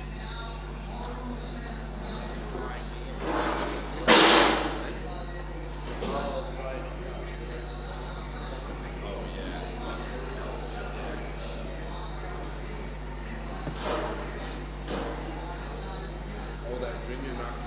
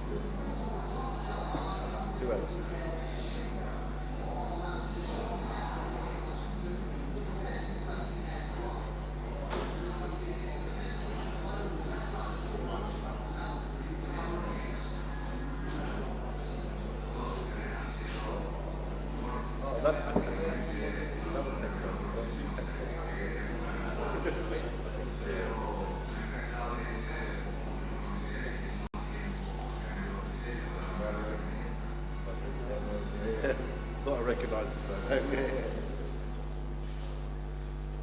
so don't worry about it, you know what I mean? That's the thing.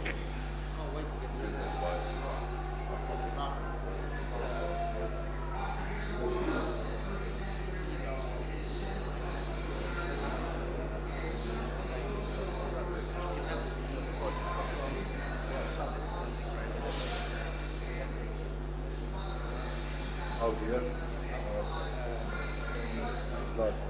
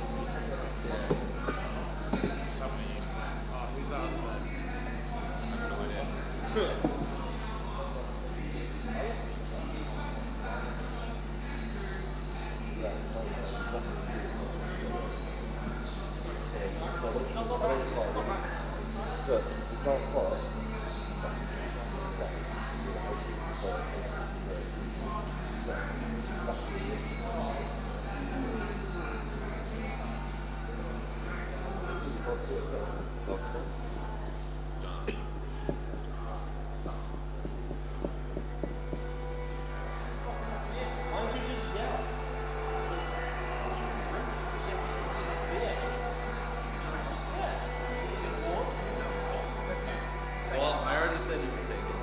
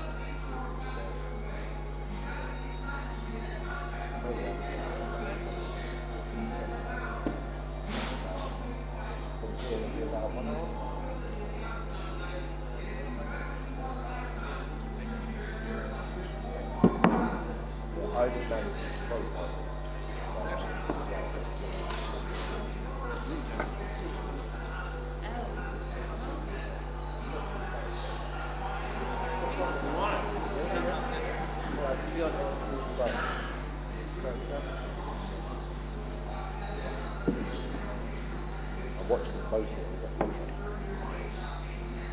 I've got a death part as well. Yeah, he was on the ball. He was doing it. He got there, you know, so that's all.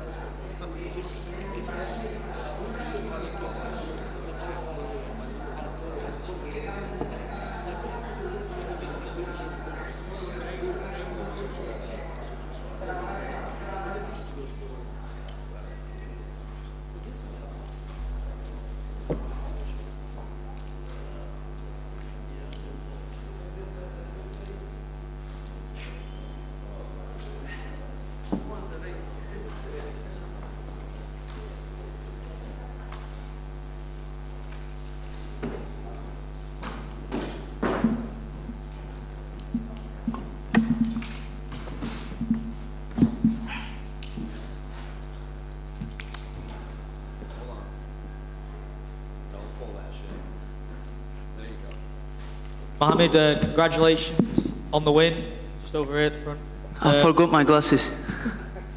Just over here. Obvious question. You wanted to fight on International Fight Week. Are those plans on hold now with how your knee is doing? Hopefully, gonna do MRI scan. I came here with AC type 4 injury. I didn't say this. What type was it? I know it's dislocation, but show me anyone who else can't even move the arm after AC joint injury. What did you make of your opponent and how competitive the match was? Like I said, debut guy, hungry, coming from Brazil, hungry life, coming to fight for his family, food on the table. They are most dangerous guys, debut guys. The fight before me, what's his name, the Brazilian guy? Wow, I think this guy won. He's hungry, and that's why debut guys are always dangerous. You see me on my debut, that's how hungry these guys. Obviously, people are going to talk about Jake Hadley's performance before yours. Do you see that fight happening eventually? You look very impressive, and he had some things to say about sort of rivalry that's been brewing for quite a while between you both. Yeah, listen, it's been talks since 2017. He fought Liam Gittins. Liam Gittins smashed him in amateur career for 5 rounds, and then I dominate Liam Gittins. I think 6 suplexes I did on Liam Gittins. And after this, I was gonna fight Jake on Brave. He asked Brave for 15 and 15 purse. Who else gonna give him 15? He talk shit. If you know Brad Pickett, I came to his gym, booked hotel from Monday till Saturday, and I came to Dominic Wooding. I said, listen, your friend lives in Birmingham. I know you're friends with him. I'm here Monday to Saturday, bring him for the sparring. He told them this. And I was there till Saturday, nobody turned up. I was there on my own without any coach, nothing. Yeah. Do you not think the trajectory that you're both on, you're both heading upwards, it would be a fan-friendly domestic bout that, you know, it could capture the imagination of the British fight fans, and the build-up would be fun, obviously, there's animosity between you both. It would be putting bums in seats, wouldn't it? People would go and pay to watch that fight. Brother, to be honest, I want to fight tough guys. There's tougher guys, Matthews, Nicolau, there's Albazi, there's like top 10. I want to fight hard guys who knock me down, I get up. I want guys like this. Going backwards, he's exactly level for me against Malcolm Gordon. I think there's nothing special, but if he enters like top 12, 11, it's possible. But now I go back again, I beat him, and they say, you beat Jake Hadley, he's like a crackhead from Birmingham. In front of you, right here. When he had you in that knee bars, I think you said you could hear it cracking in there. So what was going through your mind when that was locked on? I'm flexible. There was like three, four cracks, and he thought I'm gonna tap. So he relaxed a little bit. He looked at me, and then Herb didn't say he didn't tap. So I shake my head, and then he rejoined the grip like a choke position, but even stronger. This groin guard is very strong, and then another 4 cracks. In my head, I was waiting till my knee rips. In my head, I felt like it's nearly coming out. And then when I stand on the knee, I'm like, my knee gone. And when I grab him, I said, in my head, I was talking, I'm like, I broke his heart. He didn't finish me in position where he's like, black belt. I'm not black belt. And I broke him. So you were willing to let your knee rip in there? Yes, because I know I'm resting. Next month, Ramadan, in 3-4 days, I'm gonna rest. So I don't want to rest with tapping. I'm not gonna sleep for 30 days, you know. And you said you had a shoulder injury coming into this fight. How serious was that? If you want, I can send you my scan. It was serious. I couldn't even put my t-shirt on. There's a video someone took from like the stands. It looks like you had tapped in the first round when he was trying to maneuver your shoulder. So you would refute that you tapped him there, right? In the first round? Yeah. No, it looks like you were on top and he was kind of working your shoulder and your hand looked like it had tapped. No, definitely. First round, I did make noise like this, so he squeezed more, get tight, but I was over his knees. If you look the full guard, it was like quite tight, but it wasn't. I still could breathe, you know. No, definitely no. So given that you survived, you came in with the shoulder injury, you survived the knee bar, and you got the finish, where does this win rank in your career? Maybe, I think I will be top 10 I remember when Jeff Molina was ranked number 13th and I finished Cody Durden, he said, "You're not top 15. Now I definitely don't want to fight against this guy." Is he coming back now? There's no update yet. Yeah, I don't want to fight this guy anyway. I'm not saying why, but I want to fight somebody from top 10. Mohammed, how you doing, man? Congratulations on your fight. Thank you. Do you agree this was probably one of your toughest fights to date? No. In amateurs, I think these young guys like 22, 23 years old give me tougher fights.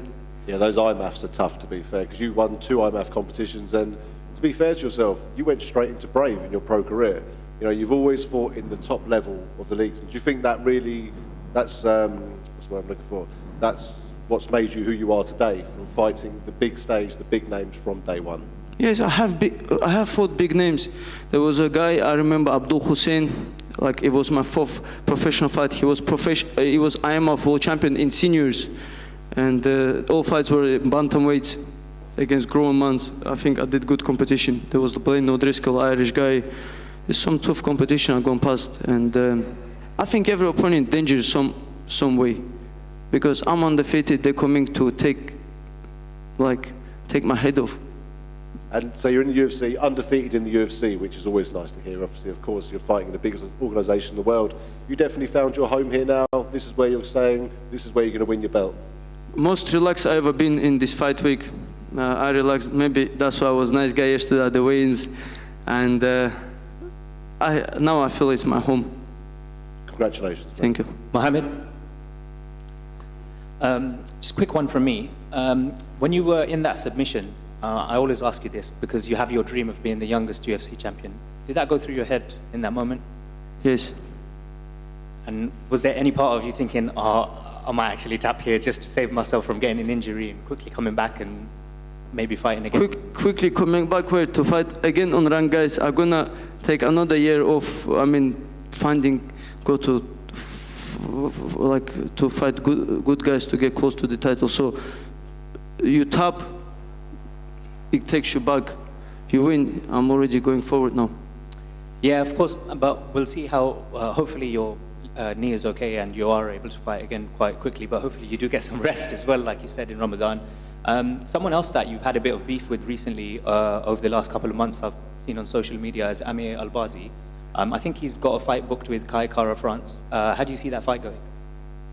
I think Kai Kara France will finish him. And if my knee is good, I already said to my team, I want to be back up for this fight. Congratulations today. Thank you. Mohammed, just down here. You said before this fight that you had problems with a lot of guys turning you down. Do you feel that there's going to be a problem going forward for you? I hope no. I hope they see this. Like sometimes I'm in bad situation. They think I'm weak guy. It's okay.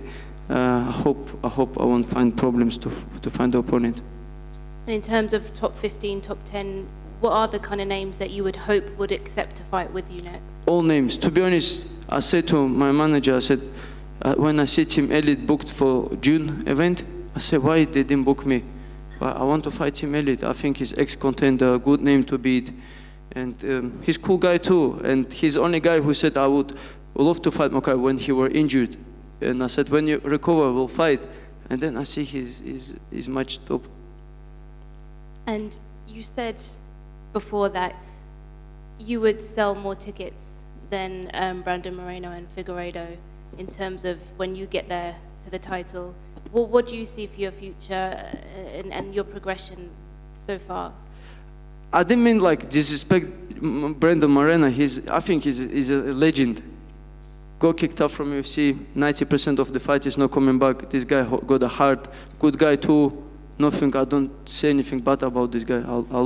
I respect him a lot, you know. But I think I'm not gonna like sell more tickets way than I meant it. I mean like I'm gonna be there at the top 2 because I'm young. I'm hungry. I will be undefeated at that stage, and a lot of people will come and support me.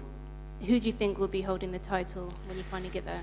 To be honest, I think Pantoja maybe, or Matheus Nicola. These are two top guys, I believe, challenge in the division. Thank you. Mohammed, just How beneficial do you think it was to go through a fight like that while you are still young, as opposed to maybe further down the line? Sorry, brother, no understand.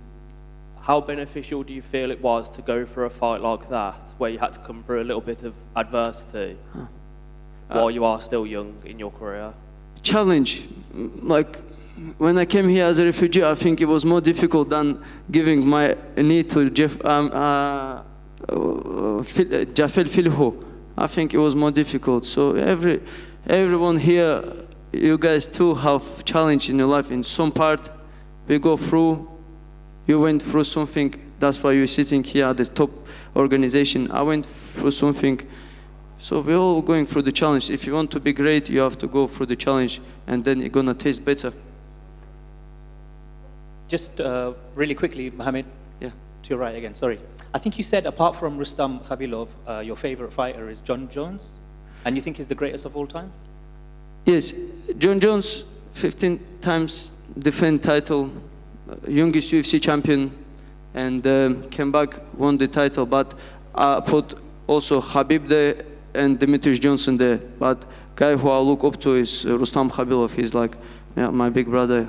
Yes. Yeah. So the reason I asked is, yes, the reason I asked was I was going to ask you, how do you think he does against Stipe in the rumored fight that's coming up? I think he will beat Stipe. Yes. Good. Thank you, guys. I appreciate it.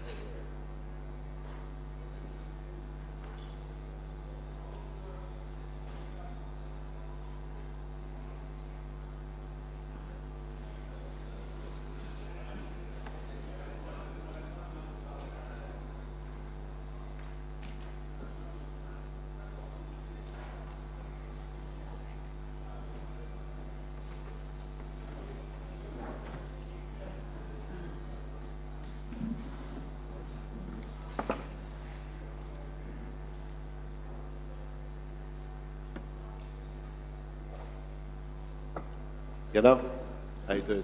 First of all, congratulations on your win, mate. Thank you. Against a tough debut guy from the UK, so no, very fair play to you there.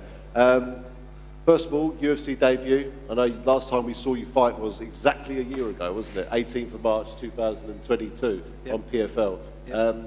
So how was your whole experience, you know, before the fight coming to the UFC, you know, getting your clothes, getting your T-shirts, your shorts, all that sort of thing? Well, you know, UFC is on a different level than any other promotion. So they're very professional, and you know, like the whole staff also is very nice people, and Well, it's very good. To be honest. Good. And when you were making that walk, when you made that first walk to the UFC cage, you know, did you feel the atmosphere from the UK fans? If they may not have been cheering as much, but Yeah. Yeah, of course you feel like, you know, they're loud and everything. And like you said, like my opponent's from here, so obviously they're going to be with him. But that doesn't change anything because, you know, when you're in the cage, you know, when it closes, the crowd not going to help you. So I don't care too much about that, you know. And in the fight, there was quite a large height difference. He was Yeah. a very tall guy, and it's the first thing I thought. He's a tall guy, you know, Yeah. compared to. You knew that coming in. Was that part of the game plan? Obviously, to get inside and land the stronger shots. Yeah. To be honest, like the overhands work very well against tall guys, and like most of the fights, like all the guys are taller than me, so I'm used to it. Like I'm always like the small one, you know. So would dropping to bantamweight be an option for you? Would that kill you? Bantamweight? Not featherweight, sorry. That would definitely oh kill man, you. even no, not featherweight. No. I like to eat too much, man. It's too hard. And one more for me. Did you find it was a bit of a late stoppage in that, or did you feel, you know? Well, you know, the guy was out, man. He was moving a little bit, but I mean, he could have stopped that before eating these shots. Like every shot on end, like I opened his face. So I mean, if you could stop that, why not? I mean, but he's the referee, so his decision, you know. Your job is to keep going until the Yeah, referee stops you. of course, until like you know, I win, I go. Congratulations! I can't wait to see you again, mate. Congratulations. Thank you. Right here in the front. When he threw that kick, it seems like a kind of lazy setup, and you kind of took advantage of that opening. Did you see that opening in preparation, or did you just take advantage of it in the moment? When I threw the kick? Yeah, like because before that happened, like he was throwing kicks, like not too powerful. So I was like, you know, planning, like I was waiting for him to throw something so I can, you know, go inside. So it worked, you know. So I grabbed him, punched, and keep going, and I knocked him out. And did you see him trying to, when Mark Goddard stood him up, he thought the fight was still happening. He was trying to like grapple with Mark Goddard. I didn't see that. I was too excited, you know, just going around. But yeah, I watched him after that. He was like, he had hard time to stand up. So I knew it was serious, you know. He got good shots. You know, just over here. Yeah. You said in the cage that you have hands like Mike Tyson. Is, you know, this finish a sign of things to come for you? Can you... The last bit? So I can understand more? I didn't understand, yeah. So this finish, this win, Yeah. is this a sign of things to come? Is this what we can expect to see from you in the future? Oh yeah, of course. I love to throw shots. Like I think that's my biggest advantage I have. Like I have power in my hands. Like I know it, you know. So I mean, if the guy is in front of me, want to stand with me, you're gonna see a lot of it. And what do you want next? You know, when do you want to get back in there? And is there anyone in particular that you have your eye on? I don't have no one particular, but you know, I'm healthy. I'm good. So in 3 months, I'm gonna come back or something like that. And there is obviously a big lightweight fight coming up. We have Beneil Dariush taking on Charles Oliveira. What's your thoughts about that fight? How do you see that playing out? Well, I think Beneil Dariush will win this one.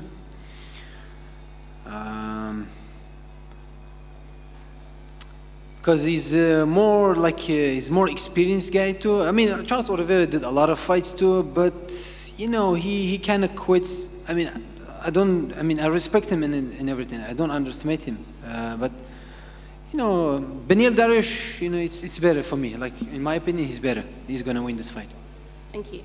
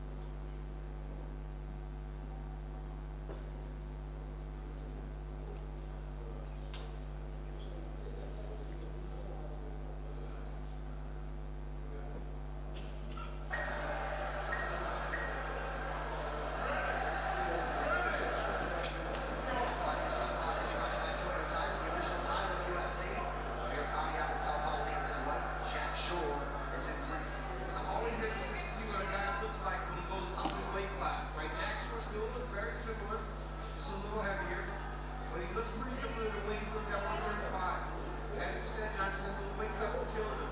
When you're running to a rickety wall that pushes an incredible technique, you will get buzzed with those weight cuts too hard. Especially when you fight with the style of Jack Shore. Utilizes a lot of wrestling. That's one of the hardest part of mixed martial arts. When you're killing yourself with the weight cuts, yeah, it's going to have an impact. Now, I always refer to Jack Shore as the Welsh GSP, because of the wrestling, the way he mixes things up, and just generally the well-rounded mixed martial arts skill that he possesses. So it's going to be interesting because man one has to know he's a wrestler himself. Now, an easy man to take down 800 wrestling matches in Greco and freestyle from former Finnish champion Marvin Vettori. Vettori did a really good job of changing that position. But that a little third shore off the side of the octagon, now he's in control.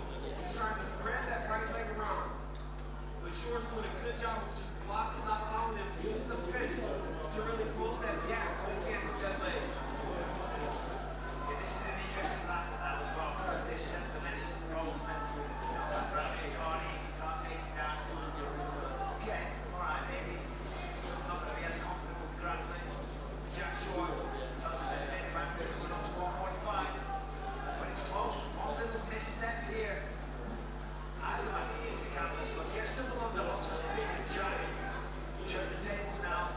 Now it's Mac 1 defending double underhooks. Let's go.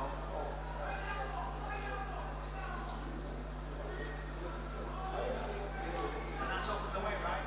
Two guys that like to wrestle. It's on the feet. Both guys get to land in that exchange. Oh, right there. That was slick. And the return. Nice jabs on both.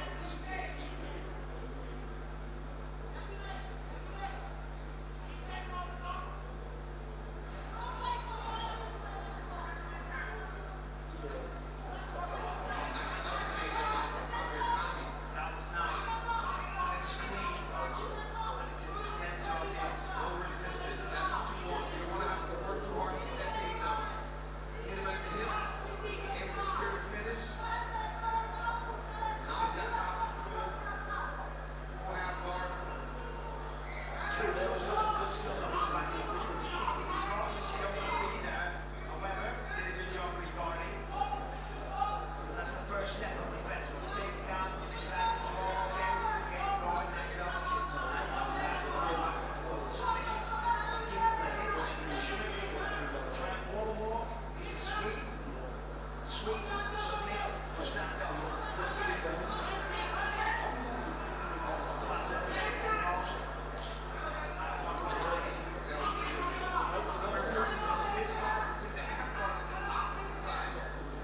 Just follow the flow, not fighting the action too much. That's how you get stuck in submissions.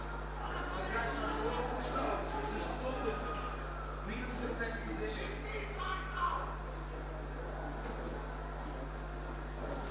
Jack Shore is like a jiu-jitsu black belt, first stand black belt, traditional jiu-jitsu as well. Referee's off, this is what action here, 1 minute's going around. Nice guard pass attempts there from Mac 1. Jack Shore very aggressive with the tennis guard. Central triangle, get the left leg free. Mac 1's very much aware of that though.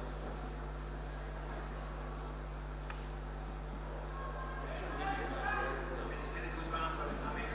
Yep. Since the takedown, he's been in control. Jack Shore is defending very well. He's defending very, very well. You don't want to last time with it. Which when you look at live submission winners coming in for these two athletes. Well, one takedown, essentially all Americani needed to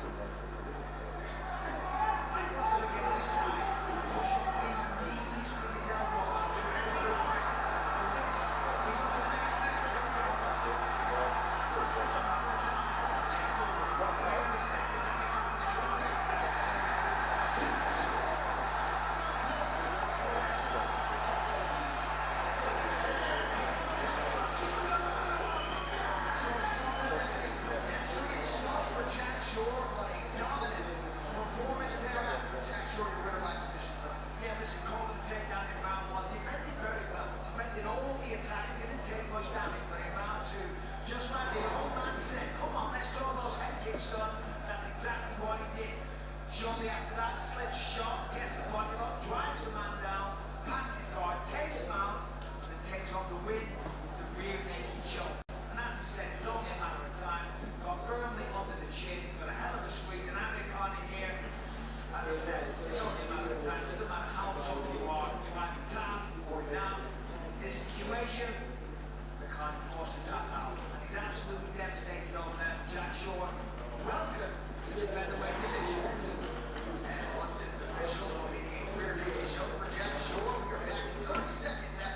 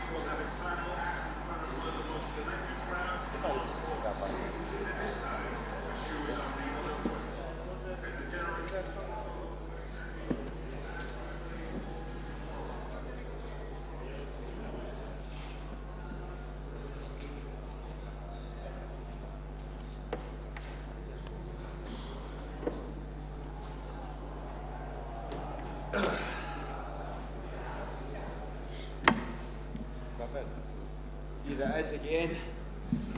Here's that UFC mic again.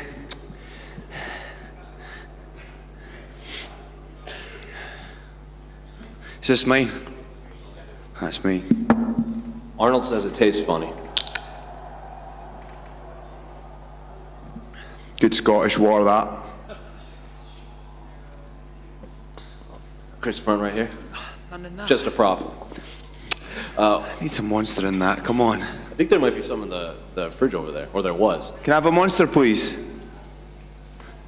Well, overall thoughts on your performance, and how would you grade the win overall? A little bit rusty. It's my debut. I had to get the win. I lost in my Contender Series fight, and this fight meant a lot to me because financially, I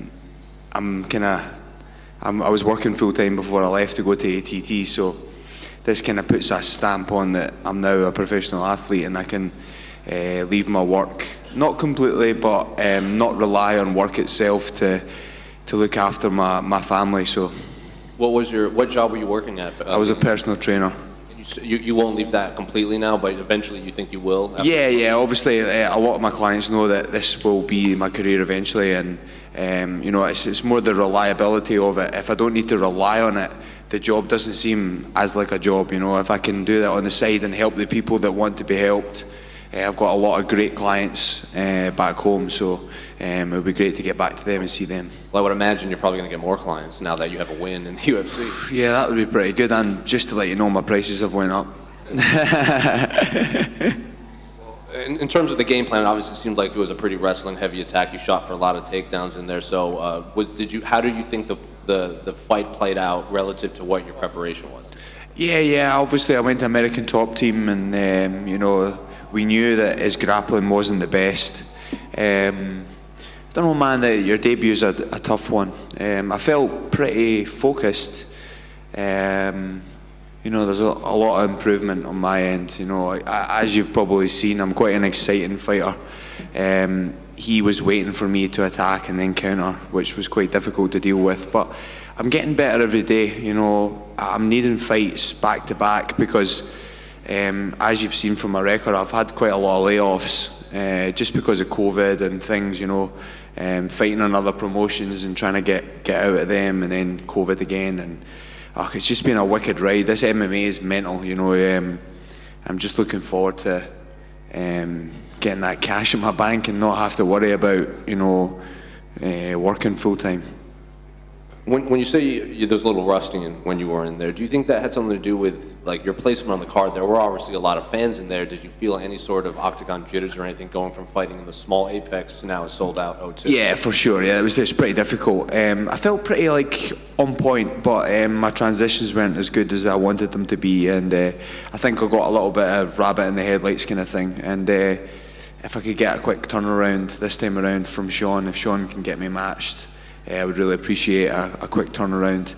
And you know, because like that since my Contender Series fight, that's been nearly 6 months. That's too long for me. You know, I would really appreciate it if Sean could get me something pretty quick. I was going to ask that. Last one for me. What do you think? What do you want the rest of your year to look like? How active do you want to be? I would like to be pretty active. Obviously, to try and get rid of those jitters and stuff like that as well. You know, this is supposed to be my job now, so I want to be able to look after it full time and do what I need to do, because I'm always learning. And you know, that's my first fight in like 6 months, my UFC debut in front of 20,000 people, in front of a UK crowd. You know, it's kind of nerve-wracking, you know. So I got the job done. That's the main thing. Chris, just over here. You mentioned about improvements. Is there anything in your performance that you wish you could have perhaps done differently? Not particularly, no. When I was going first, he was going second. I should have went third. But obviously you've seen the wrestling. Man, it feels like it didn't even happen. It feels like a dream now. That's pretty quick. But yeah, I went to the wrestling. And as my team partner, my training partner would say, let's wrestle. And do you put any of that down to the kind of the nerves and 100%. The atmosphere in there? Yeah, you know, it's a tough one. He rocked me in the first, I think it was the first maybe. And I went back to my corner, and they said, let's get on his legs, like you're better at grappling than him, and get the right hand set up and in at those legs, and that got me the win of the fight. And it's very important that you win your debut, because I lost in the Contender Series, and I lost pretty badly. So it was good to get back in there, and this is where I'm supposed to be, the UFC. And do you feel like that experience that you had with Contender Series has kind of set you up for this moment? Yeah, a little bit, yeah. The Contender Series, it's obviously like you fight in a room like this. It's not like that. That's 20,000 people screaming your name. I was fucking shitting myself, I'm not going to lie. And to be able to do it here in London, in the UK as well, how much did that mean to you? Yeah, that meant a lot. Yeah. I got my daughter to come down and watch, and my fiance, I better say fiance. I keep calling my girlfriend, but she's my fiance. So it was great to have them down, and fingers crossed she comes through this door very soon. So how do you celebrate this win tonight? 5 guys, I think. And then I just want to see my daughter and my girlfriend. I just want to say a massive thank you to Robert Whiteford and Adam Stevenson.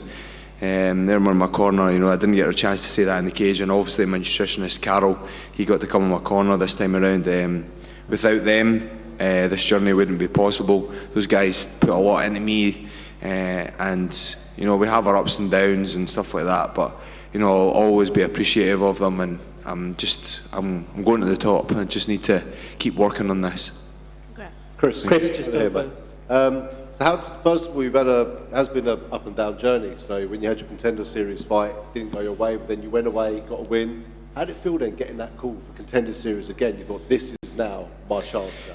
Well, when I lost my Contender Series fight, Dana White and Sean Shelby came through the back, and they said to me, listen, we appreciate what you've done, because I cut weight like 3 times in the space of a month to get my shot in the Contender Series, because obviously my opponent pulled out, and I feel that was probably why I lost to that left hook. So they said, go away, get a win, and we'll have you back. So I took that as like, right, okay, let's get to work. And then the experience of losing and knowing that I'm not made of steel, and coming back and having a game plan coming into the next one. But then obviously Charlie rocked me a little bit last time.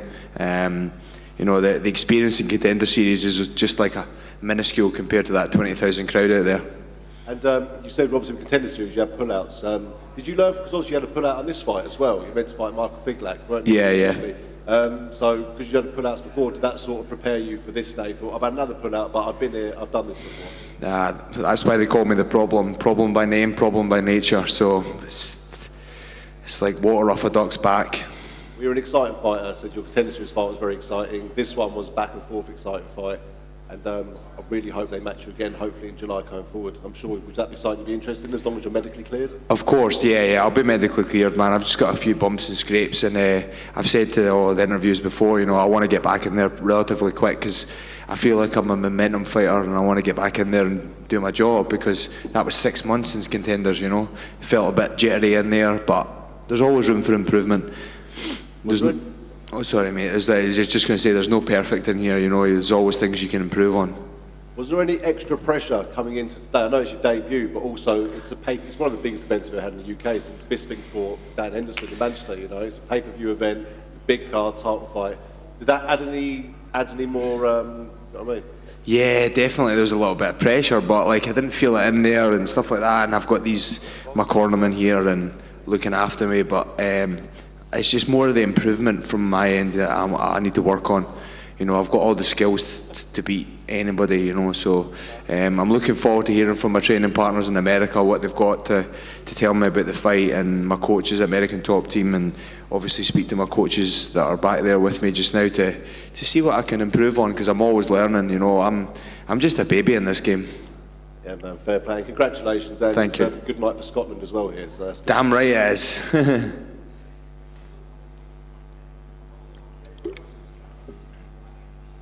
We good? Perfect. Thank you, guys. Sorry? We've not monster, unfortunately. No in monster? The fridge, but we've Cokes and 7-Ups if you want one of those. Nah, okay. Thank you, bro. Cheers. Thank you, bro. Oh.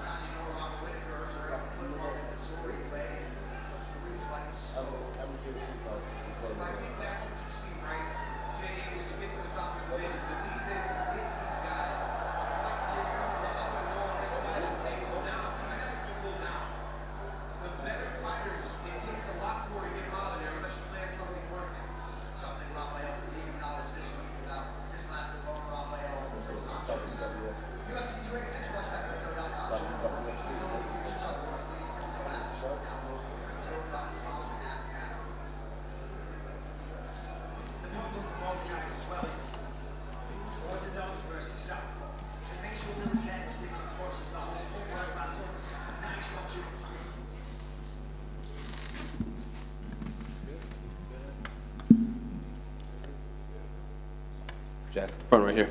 Overall thoughts on the performance? How would you grade your featherweight debut here? 7 out of 10.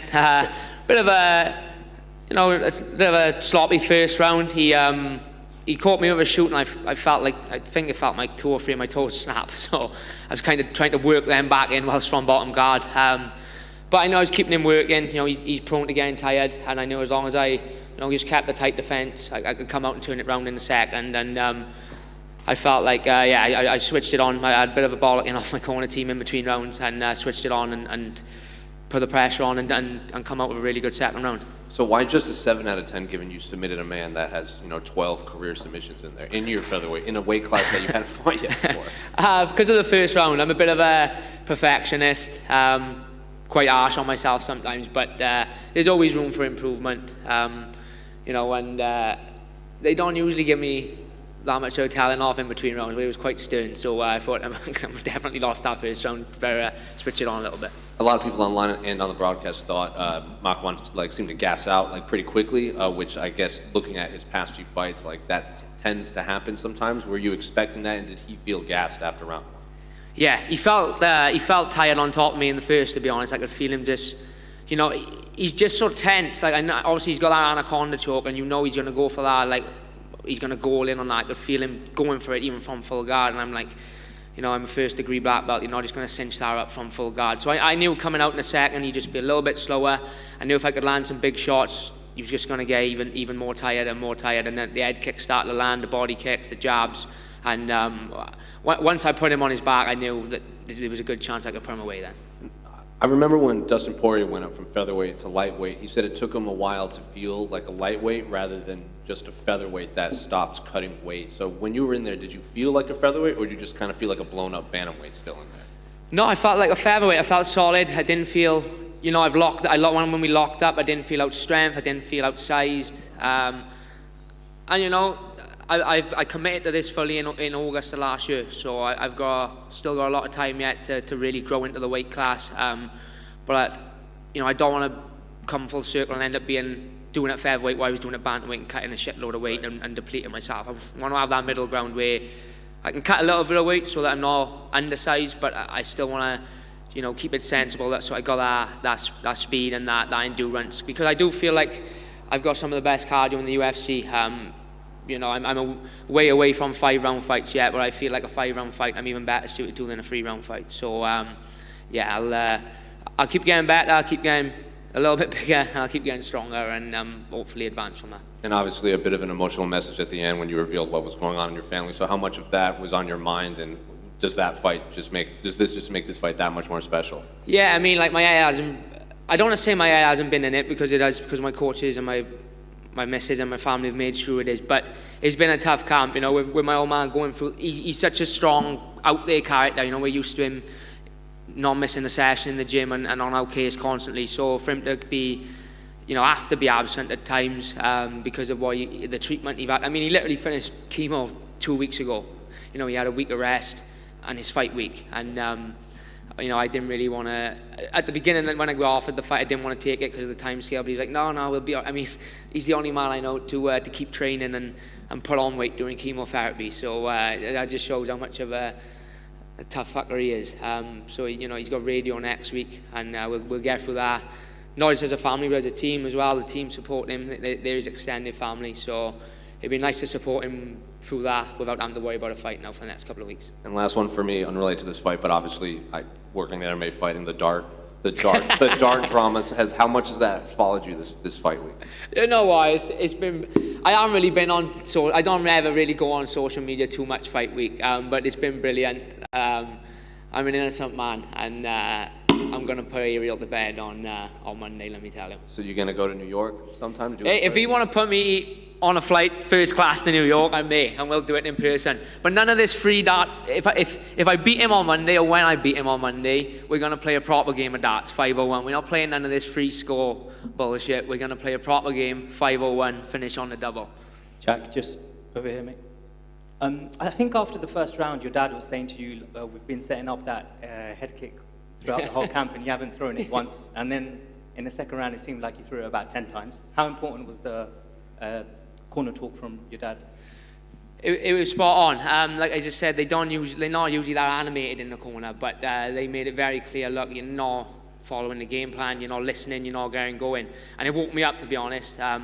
I don't think I come out lethargic. I was just kind of waiting on him a little bit too much. And, you know, I knew I dropped that first round, and I just thought to myself, right, let's not drop a second round now and have to chase it in the third. Let's get out there and stick it on him early. And I heard my Thai coach team say, as the corner was going to the cage, he said he's counting you off the jab, fake it, and just throw the head kick. And I think I'd done that within like the first minute, and it landed and stung him. And it just kept finding its home. The body kick found its home, and that's why I believe they're one of the best teams in the world and one of the best corner teams in the world. We might come from a small area of the world, but they're right up there with the best.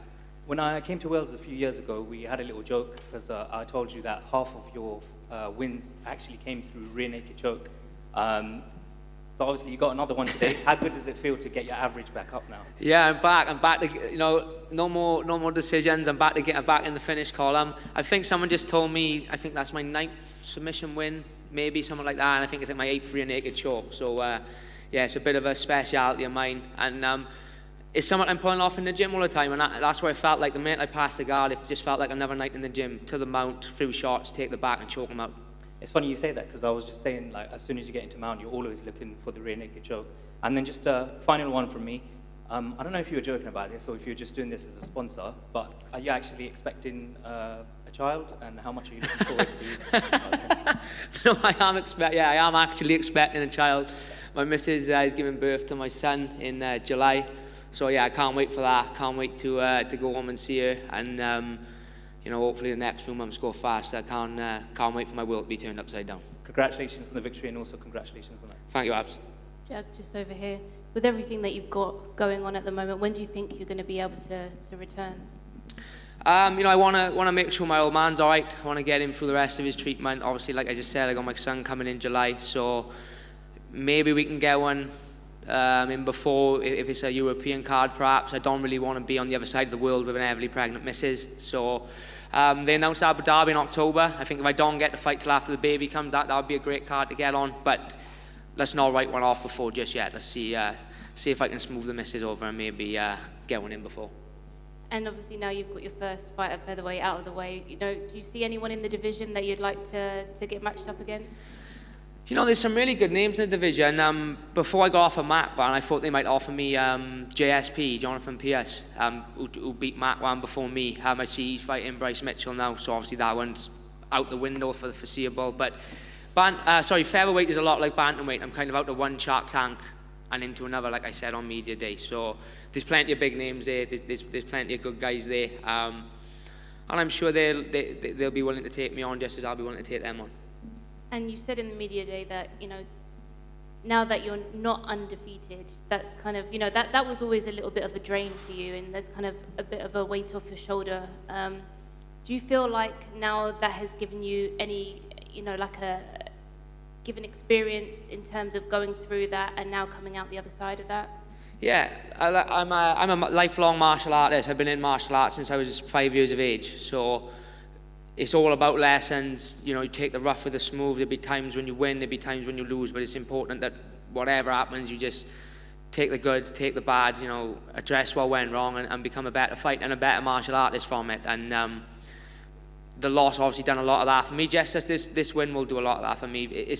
To me, it's more than winning and losing and fighting in the UFC. It's a way of life. And I've been doing it since I was a kid, and I'll be doing it till I'm an old man. So you know, I don't take it for granted, but I also don't look into it too much more than what it is. It's a way of life. I'll win some along the way, I'll lose some along the way, but you know, I'll make sure that I always grow and become better from it. Jack, over here. Congratulations on your win. You're 6-1 in the UFC now. I appreciate they were in the bantamweight division, but even though now you're in the featherweight division, do you still think, when I'm still 6-1 in the UFC, I want someone in the top 10 sort of thing? Yeah, I mean, I'm at a bit of a crossroads where I think I would love to jump in there and fight the guys in the rankings, but at the same time, I do understand that, like I said, just like bantamweight, it is a Shark Tank, and there's plenty of guys ranked ahead of me that you know, probably wouldn't be too happy if I got fast tracked in front of them. So I'm prepared to go through them to get to that ranking spot.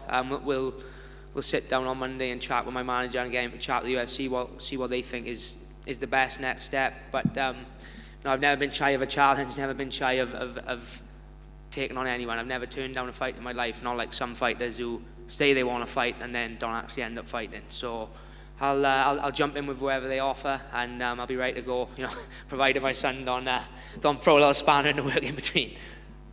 So let's say you've got no injuries. Are you okay now? You feel healthy? Yeah, I feel pretty good. I got a couple of little niggles coming into the fight, but nothing major, you know, nothing that a couple of weeks rest won't sort out. So if, say you get a cool 3 weeks time, short notice fight, would that be something you'd possibly be able to do? I don't know about that. Buy lots of baby clothes for that money. Yeah, no, look, it's been a long camp. Like I said, I want to make sure my old man is sorted. He's got 3 weeks of radiotherapy now, starting Wednesday. So I want to get him through that. I want to be focused on supporting him, my mother and my sister, and you know, we'll address it after that and see what's what. Yeah, well, big shout out to your dad, mate, because and he also runs a promotion academy in Wales and everything like yes, that. You know, you can't slow that man down. Let me tell you. Not even cancer can stop him. Let me tell you, he's cut from a different cloth. He, you know, he's harsh on us boys in the gym anyway. He expects a lot from us, but for us to kind of watch him go through what he's been going through and still be coaching from the balcony in the gym and still be barking orders and still be on top of everyone, it just goes to show, you know, there's no such thing and there's no real leeway for excuses in this game. If he can turn up every single day and give us his time going through what he's going through, then that fighter's got no excuse. And so we all know your father's a tough man as well, and you know, I hope everything's okay, and it obviously runs in the family, mate. So good luck to yourself. Thank you, appreciate it. And good luck to him.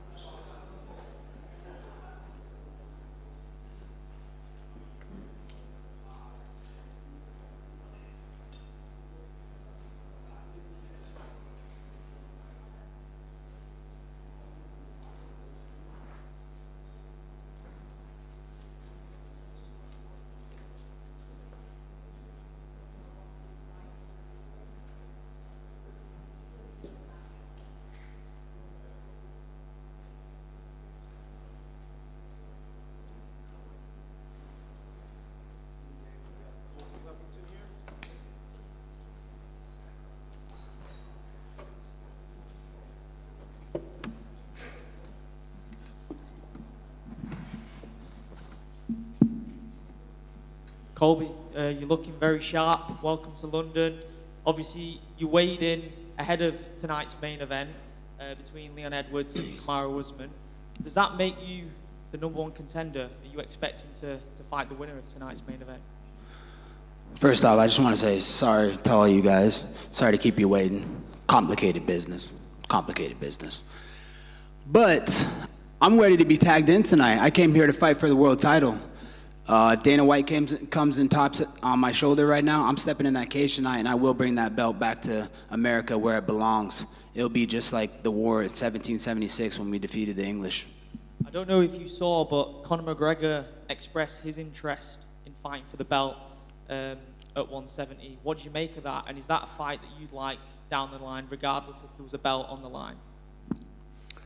You know, Conor's done some great things in this sport. You know, he's a great fighter, but you know, his time is passing. He's made a lot of money, so he just doesn't have that same hunger and same drive that he used to when he first started fighting. You know, who knows what the deal with Conor, if he's coming back to fight anytime soon. You know, he still has to get in the USADA pool and do all the stuff that goes along with that. I'm ready to fight tonight, as you guys see. And I came here on 1 day's notice, cut 18 pounds, didn't cry about it, didn't make excuses. I'm the ultimate professional, unlike some other guys in my division. And, you know, I'm ready to fight today. I'm ready to fight tomorrow. I stay ready to fight. So, you know, if Conor wants to fight one day and do business, you know, it's probably the biggest fight the UFC would ever do. You know, as you guys see with the numbers this weekend that I've drawn to this event, these guys, these other idiots in the main event, they have no charisma. No one cares about them. No one wants to see them fight. I mean, their numbers are so bad, so abysmal. So I'm glad to come here and boost the ratings and bring some electricity into this O2 arena. Would you relish toe-to-toe verbal warfare with Conor prior to a fight?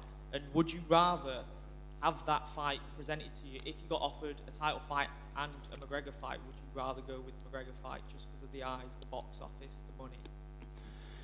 You know, I'm here to do the biggest and best business for the UFC. This is not a game. This is a business. So we're here to make money, and I want to make a lot of money for the UFC. The UFC's changed my life in ways that I never thought possible.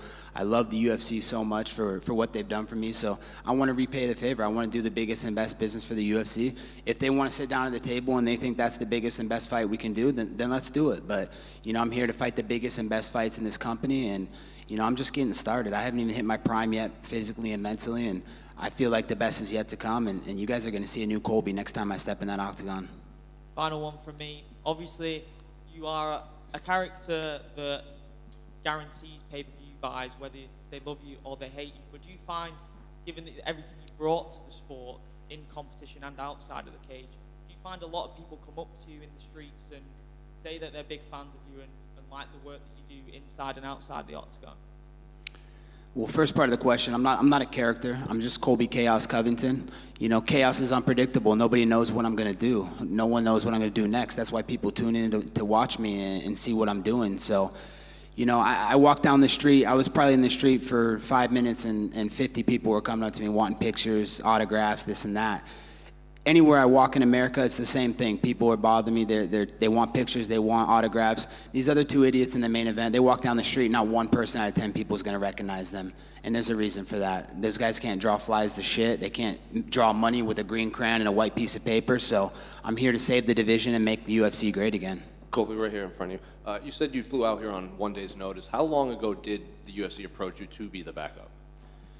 So Hunter Campbell and Dana White had called me about 3 weeks ago, and they were like, hey, Colby, just stay ready in case anything happens. We don't know. Someone could slip on a banana peel. Someone could get injured. Someone could miss weight. And just stay ready in case anything happened. I hadn't heard anything. Tuesday late night, about 10 p.m., Hunter Campbell calls me, says, hey, Colby, we need you to come weigh in and be the backup fighter in London. I said, all right, let's do it. And so he flew me out Wednesday morning, and I got to London Thursday morning. I weighed 188 pounds. I had 18 pounds to lose in 1 day.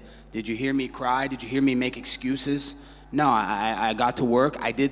I was an ultimate professional like I am, and I made the weight. Who else can say they do that? No one does that. It's unheard of. So I'm an ultimate professional. I proved to the UFC my worth and my value this weekend, and we're going to do the biggest and best business next. At the press conference, both Leon and Kamaru said they had no idea that you were even coming. So, A, do you believe that? And how, if so, if that's true, how did you and the UFC kind of keep this secret? Because I don't think anyone knew you were in town until you stepped on the scale. Yeah, the real reason, it was kept a secret is because, a lot of people in England, you guys like to quote Shakespeare. In America, where I come from, we like to quote the great poet Lil Wayne. And just like Lil Wayne said, real G's move in silence like lasagna. Shout out Weezy. And earlier you had mentioned some unprofessional fighters in your division. Who exactly were you referring to? I was referring to that dog-faced motherfucker Cumshot. He talks all this shit, dude. He said all these things about me in the media. Yeah, of course they're gonna say things in the media. They don't say things in my face or in the octagon. He's been saying, I want to fight for the title 1-7, I want to fight Colby, this and that. Dude, the guy quit to the common cold. The guy quit fucking on a weight cut when he had the best professionals that the UFC PI can offer. Millions of dollars put into this guy in marketing, and he had the easiest fight in the division, the soy boy Nate Diaz, and he still couldn't make weight. He missed weight by 9 pounds, and he's laughing it off like this is a fucking joke. He's a fucking joke. The guy fucking sucks at fighting. He's unprofessional, and I don't want to ever hear that guy's name again. You guys hype him up to be this great giant. The guy couldn't hold my fucking jockstrap. Last thing on him, a lot of people seem to want it. They wanted you two to fight. Was that ever presented to you? And would you even accept that now, given what he missed weight by 9 pounds? It was never formally presented to me. We talked about it. It was the fight that I wanted. I wanted to derail that hype train. Everybody was building him up to be colossal, like he was this great fighter. I saw the quitter in him from the start. I knew he had no cardio. I knew I would expose his gas tank and make him break inside 5 rounds. The guy quit in 3 rounds. I mean, what's he gonna do when he gets porn star cardio and the cardio king for 5 rounds? So, I was begging to fight that. I was chomping at the bit, but we saw how unprofessional he was. They gave him the easiest fight, Nate Diaz, to set it up to fight me the next fight, to build this up and make it a spectacle, and he couldn't do it. He's out there laughing, missing weight by 9 pounds when he had the best professionals in the world, the UFC PI. So the guy's a clown. I don't want to ever hear that guy's name in this division again. Let that dog-faced motherfucker rot in 85. Colby, one last one for me. Will you be in attendance at the pay-per-view in Miami? I'm chaos. I'm unpredictable. I may not. I might be with the Mamacita in South Beach that night. I don't know where I'll be. It's tough to say where I'll be tomorrow. I can't predict the future. I'm just gonna come in here tonight, and hopefully Dana White comes and taps on my shoulder, and I get to sub in and win this world title and bring it back to American soil. Colby, just over here, just going off of that.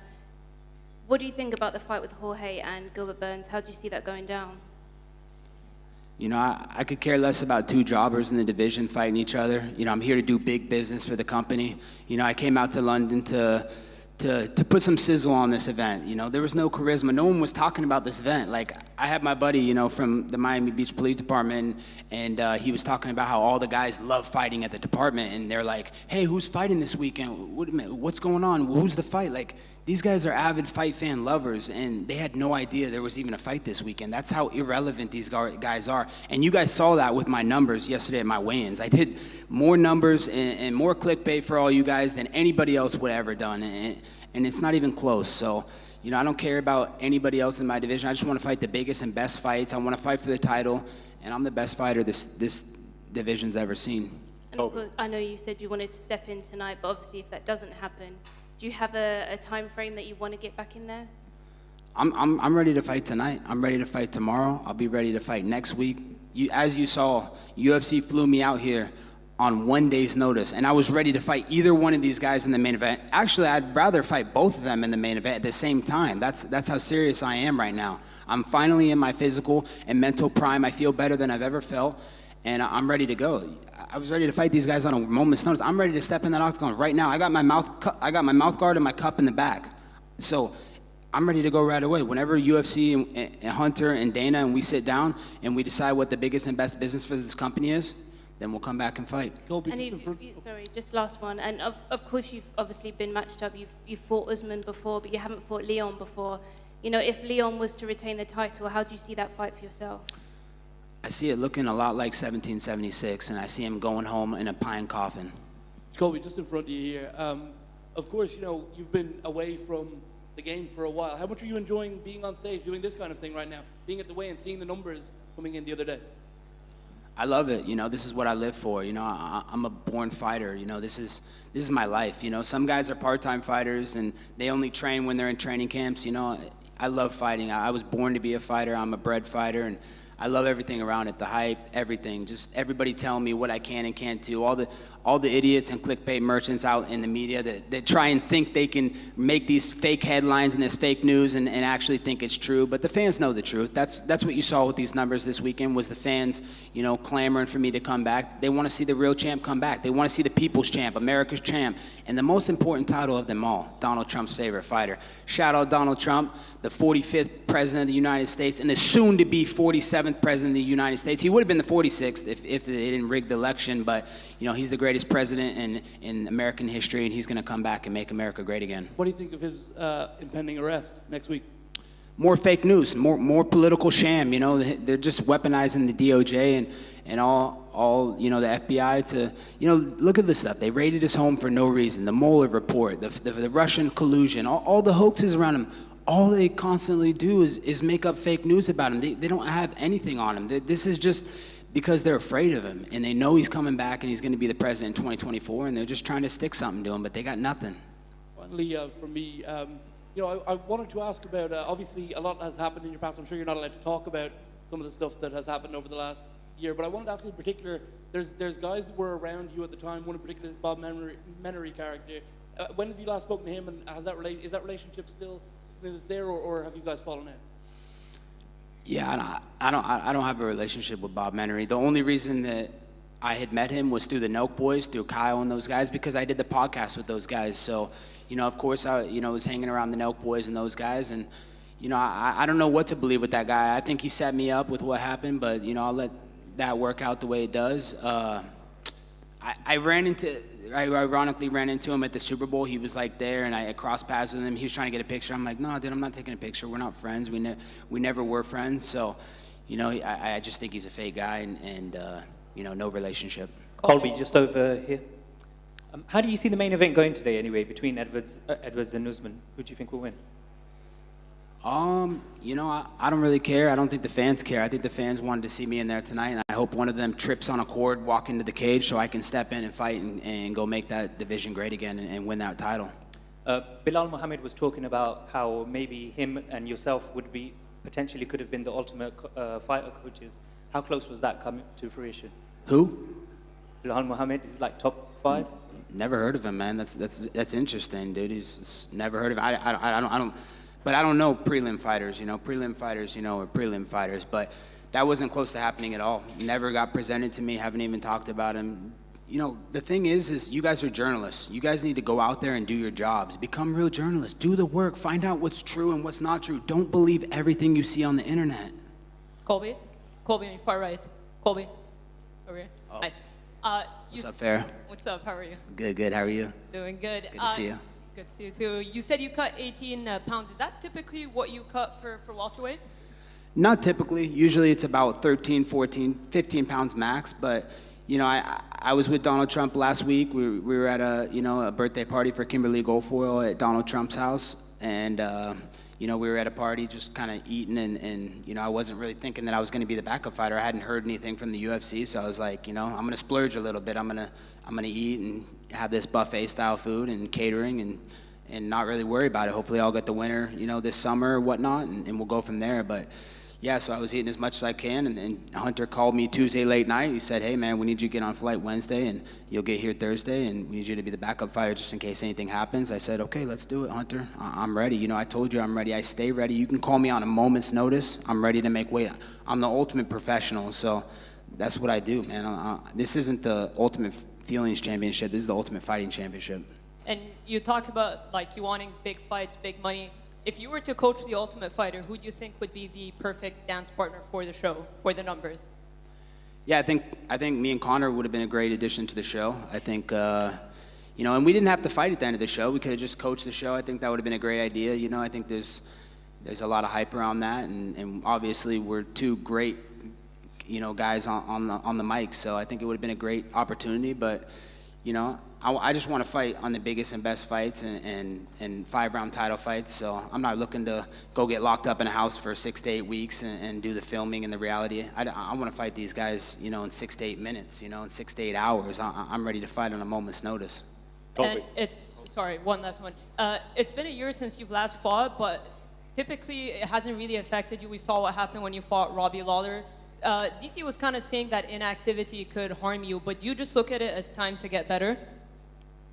Absolutely. Time to just remember why I started this and remember what I've came from, you know, and be thankful for everything that I have. You know, UFC's changed my life. You know, I was able to you know, acquire the American dream, and I'm thankful to the UFC for that. So now we're going to sit back, and I want the biggest and best opportunities that this company has to offer, and they know that. So they know they're not going to waste my time with prelim fighters or unprofessional guys that, you know, like come shots. So, you know, it's been a great time to reflect, and just that burning desire in my heart is still there, and I want this more than ever. I want to show the world who the greatest fighter in the UFC is, and that's me, the #1 pound for pound, the people's champ, America's champ, Donald Trump's favorite fighter.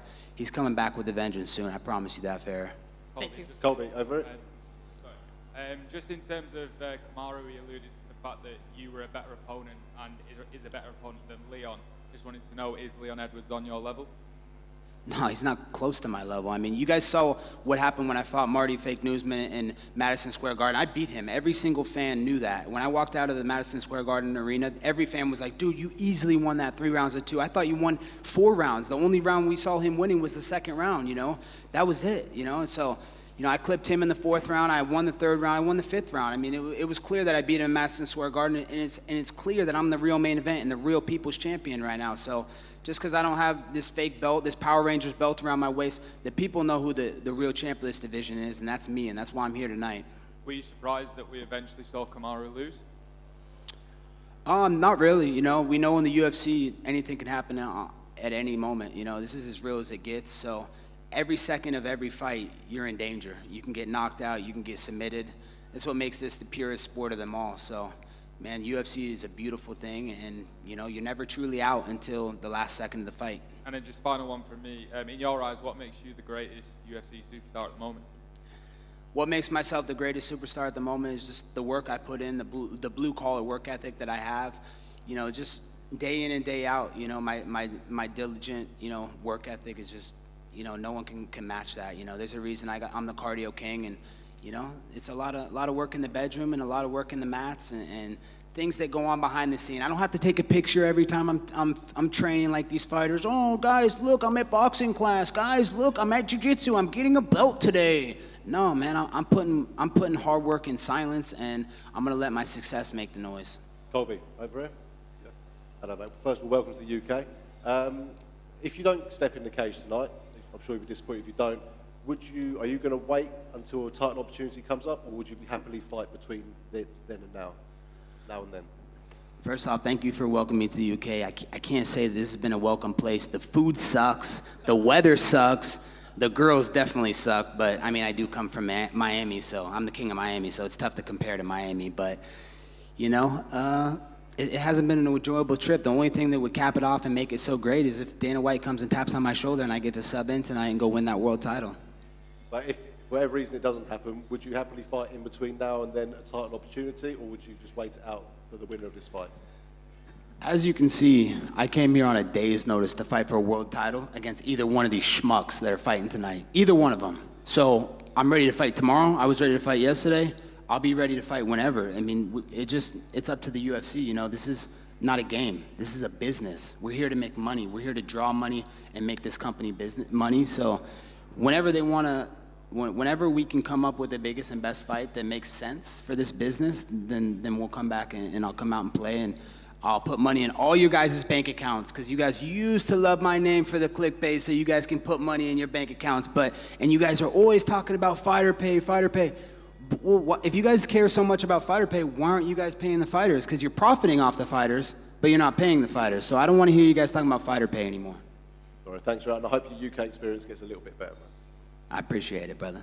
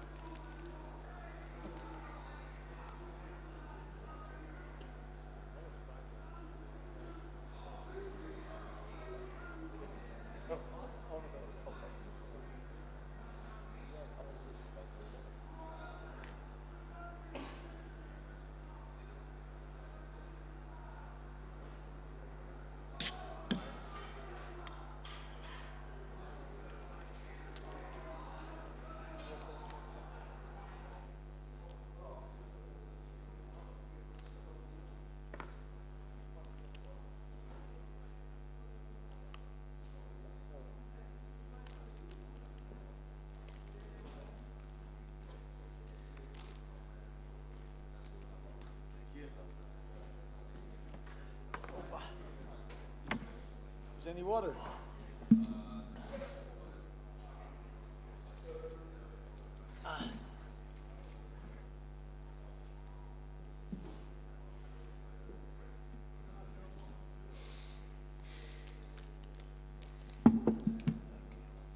Marvin, I'll let you drink. Marvin, first of all, say congratulations on your win, mate. What a great fight that was. And there's been a few fight of the night contenders tonight, and I think that's definitely up there with it. So, what are you going to spend your 50 grand on? I don't know, maybe buying a new car to my mom. First time coming out here and watching me. And I was like, I'm going to win for you, Mom. And I'm just happy she came out. But I don't know, yeah. Maybe definitely, but with 50 G's I can get more than a car. So we'll see, though. I don't know. I don't really have like a go-to thing. So when the fight was going on, how did you rate your own performance, and how did you feel in there? Yeah, I felt good. I feel like I picked him apart with like low kicks and in the hands. Just from the corner they told me don't go towards a big overhand because that was his biggest weapon. He kind of got me a little bit in the first round, but I ain't gonna go anywhere. Like you're not gonna get me out of there, man. Like by now people probably know that. Like you can hurt me, you can fucking do whatever you want, but you're not gonna get me out of there, especially in front of my mom. So I just took it and I kept going and kept doing my fight, and I knew I was the better fighter, so I had to do some very big mistake to lose the fight. But at the same time, he's a worthy opponent, and he was very motivated. And even though I kept telling myself like, don't think because you're the better fighter to expect an easy fight, because I knew that wasn't going to be the case. So yeah, I just went out there, did my thing, and got the win. That's fantastic. And going in a lot in this guy's gym, a lot of the guys won't spar with him because of how hard he hits. How hard does he hit? Listen, I fought like 230 pound Costa. It hits hard, but I've seen worse. And I don't know about that, to be honest. If they don't spar him, I sparred him before. Like it's not. I mean, it hits hard for sure. He got a good overhand, for sure. But I've seen worse.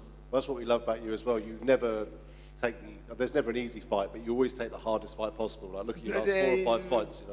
Yeah, you're right, man. Sometimes I could be a little bit I don't know. That's just like, I don't know. I kind of want to go through the best of my opponent to then come out on top. I gotta be a bit more. I gotta develop a little bit more of smartness in my fights. I kind of go where they're best at, and then I still want to beat them. It's more of an ego thing, but it's not smart in fighting. But yeah, I mean, I'm winning, so it's okay. I mean, I'm back on the win column right now. Yeah, so. But definitely, that's something I got to work on. I agree with you on that. Congratulations, man. Marvin, Thank you. Obviously, on your road to another title shot, do you feel that you'd have to rectify that performance against Robert Whittaker on the way to getting another title shot? Do you think that's within your sights, a rematch? Listen, I would like to say yes, but I believe I still need a few more fights, and I don't mind about it. I don't mind that, Of course, man, the way I am, I want to rush to the title, and for sure, Pereira would be a great fight for me. With that being said, we'll see. Listen, I'm right there. I always say, top 5. When you're in the top 5, doesn't mean it doesn't matter if you're number 1, number 2, number 3. You're in the top 5. If the occasion arise and you got some momentum behind you, you can catch that occasion and maybe win the fight.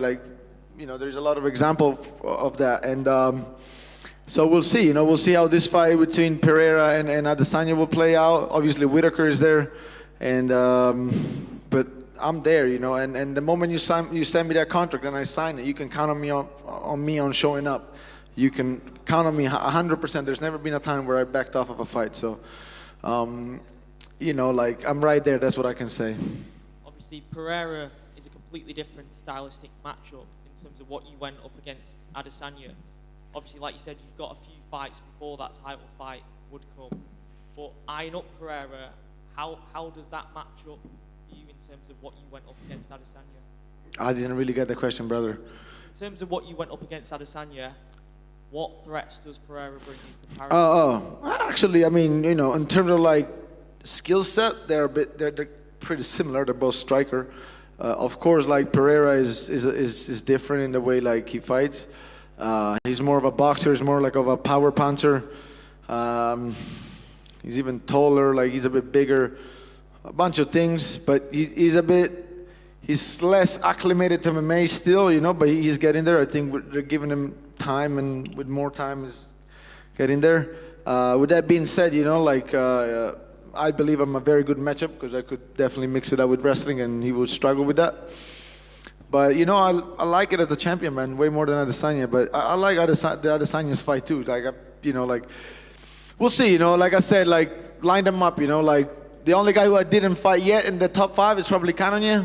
Maybe that's what's next. But listen, if somebody gets injured, I'm going to be right there. You know, I'm going to be active. I want to stay active and I'm going to be ready.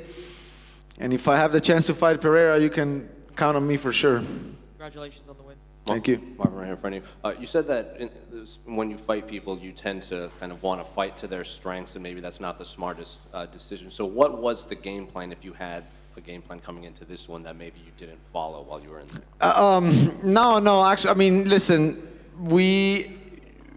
we stayed disciplined throughout the fight, and with the game plan, you know, the game plan was to keep it standing. So we surely did that. But in terms of like of the stand-up fight, I felt like he landed some shot that I could have avoided for sure. Like I could have just made him miss completely almost every shot that he threw.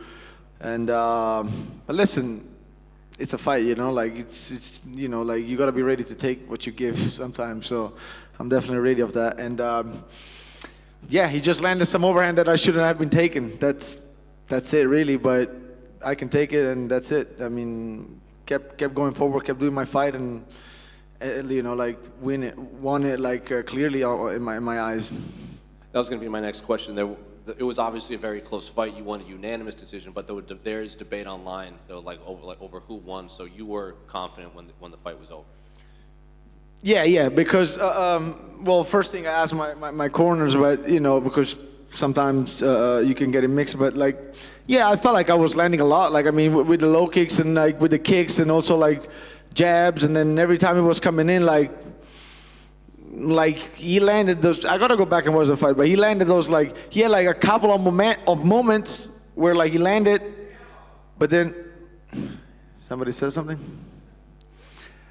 But then throughout the fight, I felt like I landed way more, you know, like every time there was an exchange, I was initiating and most of the time landing the low kicks and landing my shots. And yeah, I mean, I felt like I did way more than enough. Marvin, just to your right over here. Yep. Hi.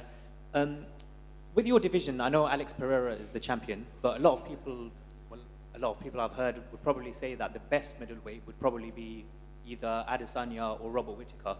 You've been in the octagon with them both. In your opinion, who's the better fighter out of those two? I think Whittaker, man. Like, I mean, a way to put it is like if you line up like 10 very good fighters and you put both of them against these 10 very good fighters, I think like Whittaker would beat most of them. But with the way they match up, Whittaker struggles with Adesanya a little bit. That's the way I would kind of put it. But yeah, I feel like Whittaker is actually better than Adesanya. But again, sometimes like matchups makes fights, you know. So I mean, they're both great fighters, man, at the end of the day. But I think Whittaker is more complete, and the style that he brings it's even more solid, I'd say, than Adesanya.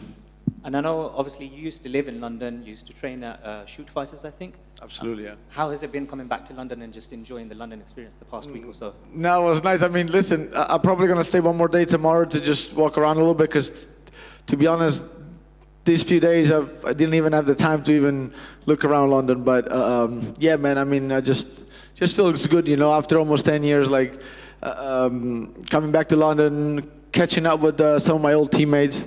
Actually, shout out to Michael Shipman. He came and helped me in the hotel to train.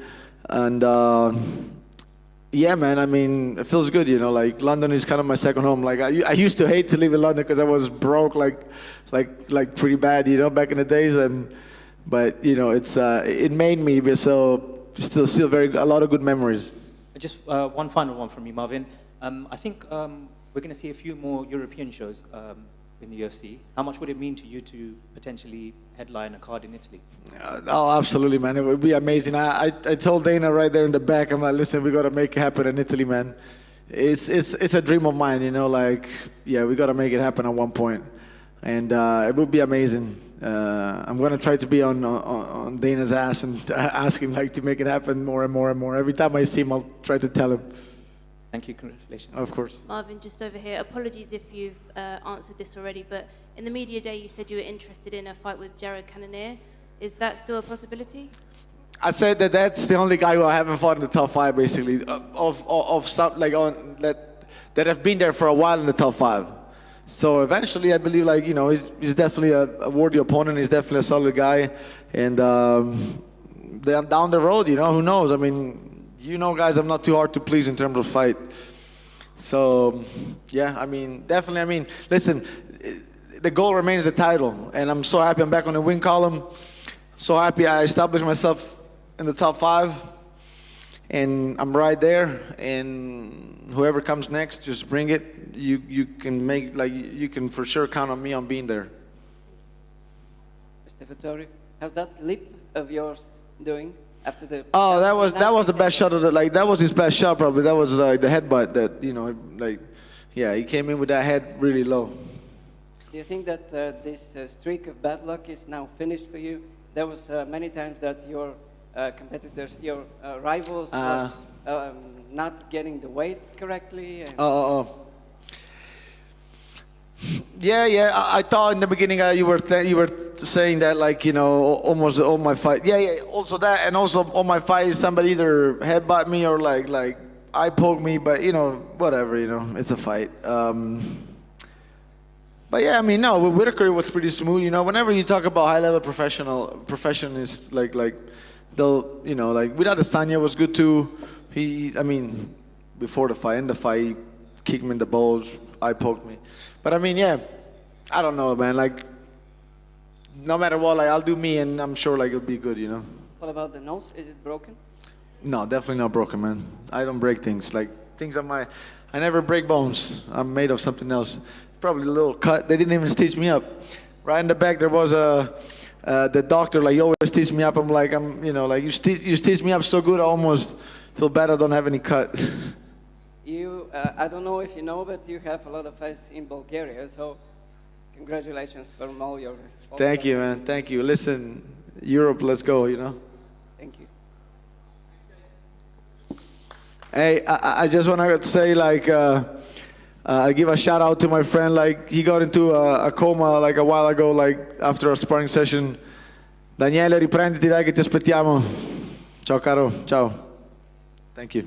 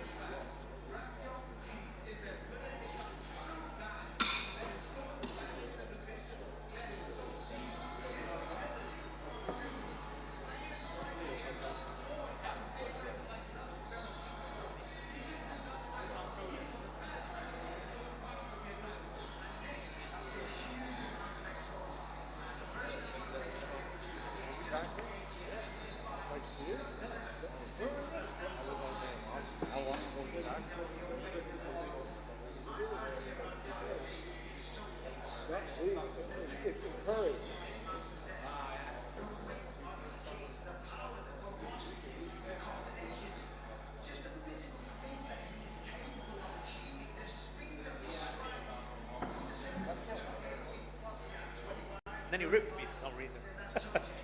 Yeah.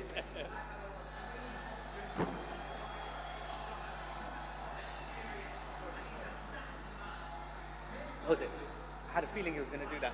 Like say, who's got Bilal? No. I had a feeling he was going to say, who's Bilal? But I had to ask that.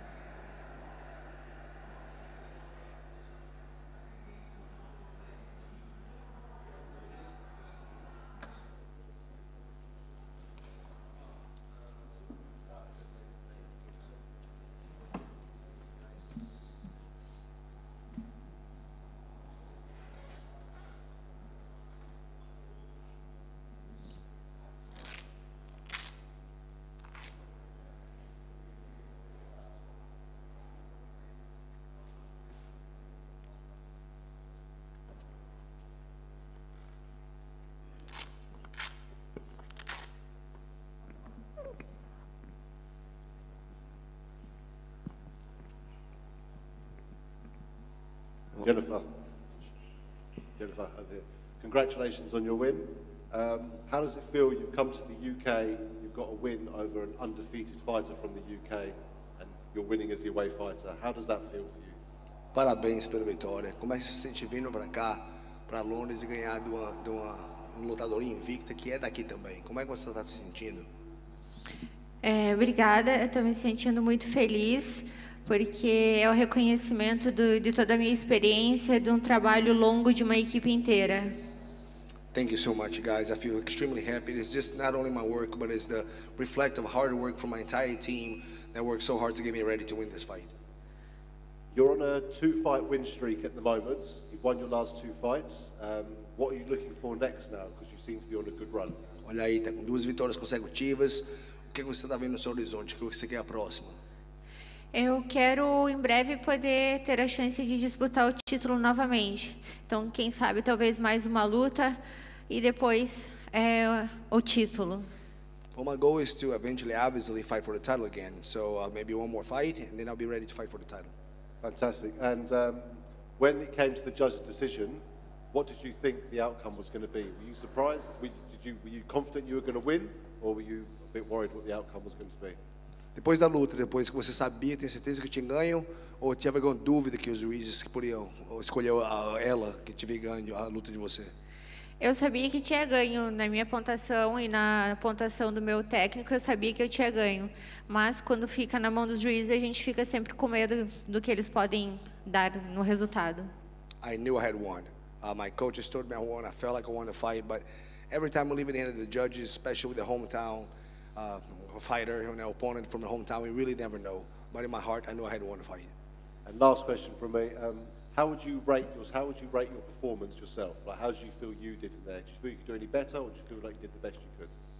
Como é que você acha que você lutou hoje? Lutou melhor que você pode lutar, ou tem alguns ajustes, algumas coisas que você teria feito diferente? Como você julga a sua própria performance hoje à noite? Eu acho que eu fiz o que eu tinha que fazer para vencer a luta. Eu sei que ainda eu posso mais.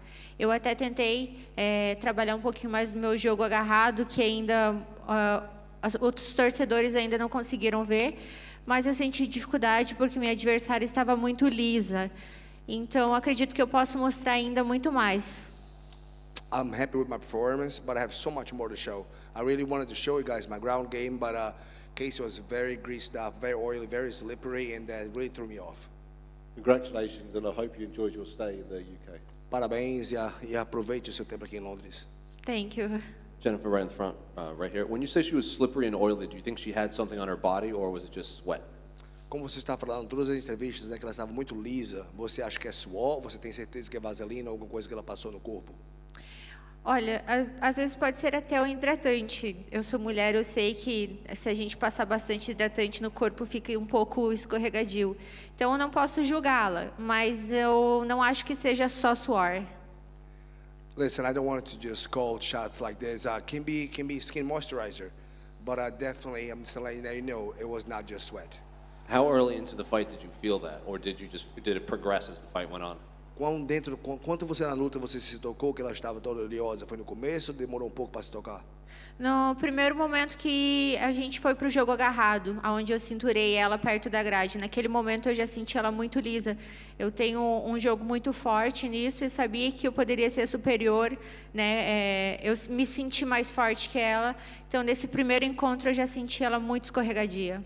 The first time we locked bodies. As soon as I locked the body against the cage, I have a very strong game against the cage, and I felt extremely difficulty getting a hold of her and keeping a hold of her because she was so slippery. So I had to abandon and go back to boxing.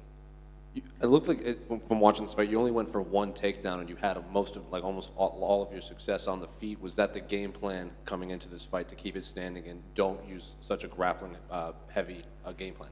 Diz que você só tentou uma queda, mas como eu disse, o seu plano, a sua estratégia era vir para cá e fazer mesmo boxe, fazer a luta em pé, ou você teve que mudar porque a estratégia, porque o que aconteceu com ela tá alisada, né, oleosa?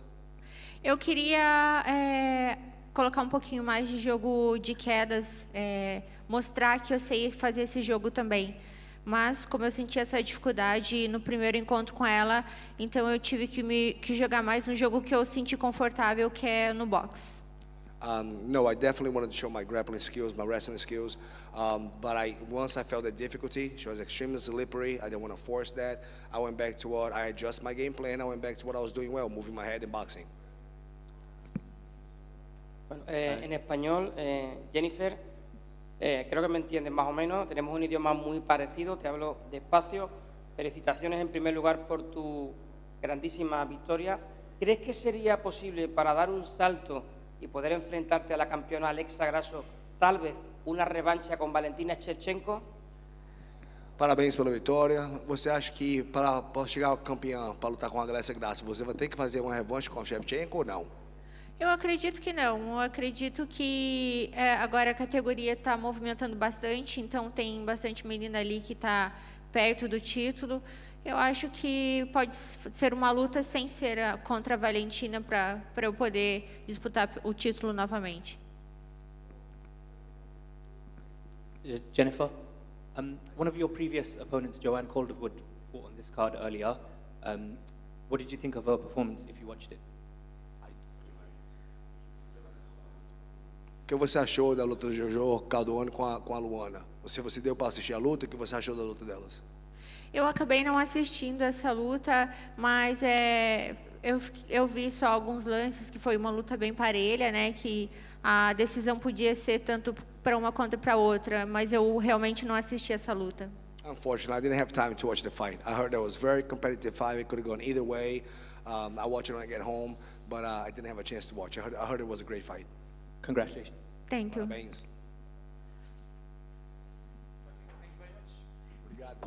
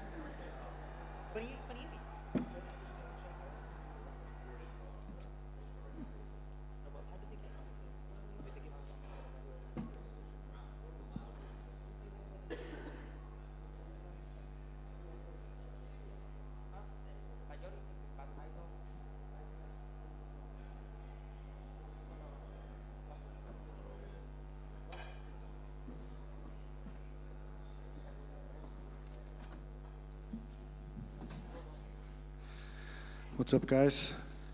Gunnar, over here.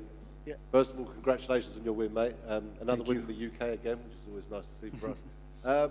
Brian Barberina, he is a very, very tough opponent, and Aye. made it almost look easy in there. You must be very happy with your performance tonight. Yeah, I am. I'm very happy. He's a tough guy, and I could tell. I mean, I was having it my way, and I was on top of him on the ground, and he was kind of like poking me a little bit, and I looked at him and I smiled, and he just started laughing, this funniest laugh. And this is the first time I've actually started laughing in the middle of a fight.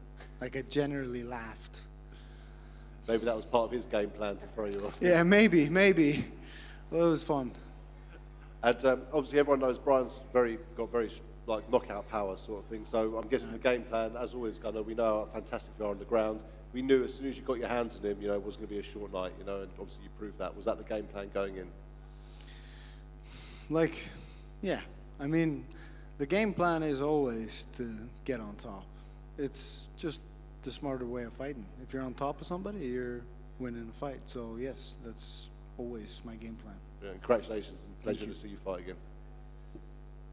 From here, obviously, Brian was on this run not too long ago with a lot of these very exciting close fights, and then he ran into RDA, got submitted. Did that kind of lay the blueprint of just how to get Brian out there quickly? Yeah, definitely. He showed some weakness in Brian's game, but I think Brian he knew that, and I'm sure he was working on them, and I'm sure he was working his wrestling a lot. I actually tried that very trip that RDA got him down with, and he defended it nicely. And I think he was really aware of it because we were like crawling on the cage, like back and forth, and I think he was thinking about it a lot. And then I gave it a little go, and he defended nicely. So, yeah. I think it's tomorrow will be a year to the date of your last fight. So It is. obviously a lot of stuff you had cleared up and cleaned up since then. What do you want the rest of your year to look like? Are you maybe hoping to get the Daniel Rodriguez fight rebooked, or are there any other names that you might like? Yeah, I don't mind. I'm not really focused on names or stuff like that. Right now, I'm just gonna go back home and focus on the team and stuff like that, and we'll see. You might not have names on your mind, but are there dates or months that you maybe want to get back in there? And how many do you want to be active? Like right now, I don't know. We'll see. We'll see. Gunnar, just over here, quick one from me. It wasn't too long ago you were fighting Leon Edwards in London a few years ago, and actually the crowd was cheering you and booing Leon, which was... Yeah, I felt very bad for Leon. He didn't deserve that, and I think finally now Leon is getting the respect and like the support that he deserves, in my opinion. Yeah, and today, of course, he will be cheered on. Yeah. Just wanted to get your thoughts on that main event. How do you think it's going to go? I'm with Leon all the way. I think Leon is going to get it. I think he didn't look himself. Don't think he performed well in his last fight, and he still cruised through these 3 brutal rounds and was able to get the win in the end with the beautiful knockout. But I could see it like right away in the second round that he wasn't himself. He wasn't the Leon that I normally see and the Leon that I fought, you know. And so I think he's going to be 10 times better. We're going to see a different Leon tonight. And you fought a few times here now in London. What is it that you love so much about fighting here? I don't know. I just love the fans. I know it as well, and I'm sure like fighting elsewhere is nice as well. And I've fought in different places, and I've usually enjoyed it. And but I don't know. Yeah, I just know this place, and it's so loud, and there's so much energy here, and like, yeah, I just love it. I don't know what to say. Congratulations. Thank you. Gunnar, in the middle here, would you have any interest now in maybe getting one of those UFC Dublin cards back going? And perhaps I saw people on social media saying maybe you and Ian Gary would be a great fight. Yeah, I mean UFC Dublin was one of the most amazing nights that I've ever had. It was phenomenal, and yeah, that would be awesome to get back in there. Cheers.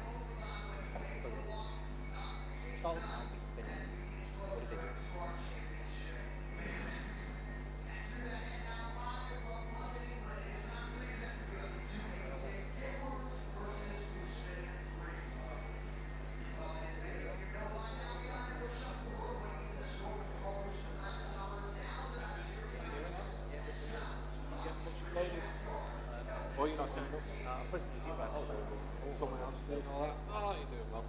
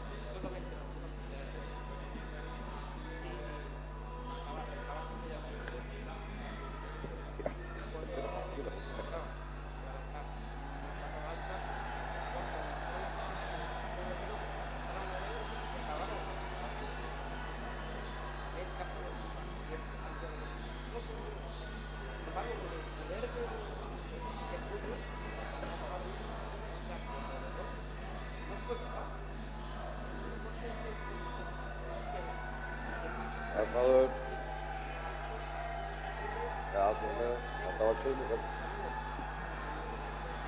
Þetta var klinikal, sagði ég. Já. Þetta var klinikal. Nei, við erum hérna fastbyrjun á blaðamanna og stjórnböngur. Við förum ekkert úr höfninni fyrir eftir hennar barndag.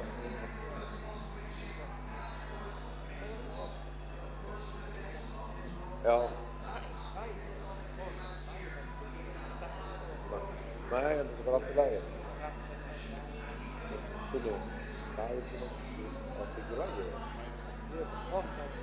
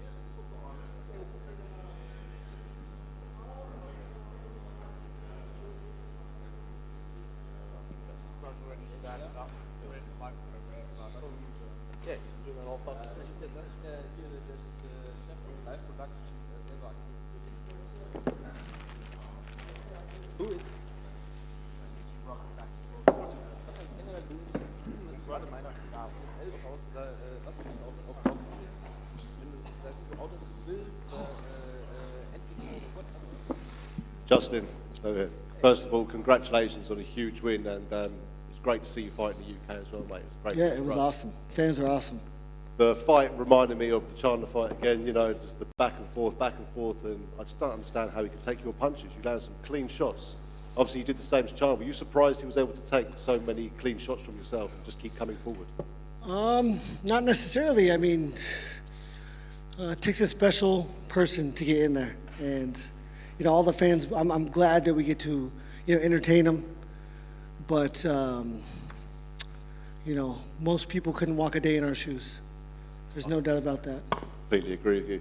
Was part of the game plan the leg kicks that you were throwing a lot, because they were doing a lot of damage, especially in round one, and he seemed very bothered by it. Yeah, he was crazy evasive. I really had to put some action behind my leg kicks in order to land those. You know, he's been, I don't know, he's a Muay Thai fighter, right? Yeah. He's been fighting Muay Thai his whole life. I've been wrestling my whole life. So, yeah, I mean, I'm happy with my performance. I fought a perfect fight. I had to fight a perfect fight versus such a dangerous opponent. And I'm looking forward to watch his future fights. Obviously, you're a very good stand-up fighter.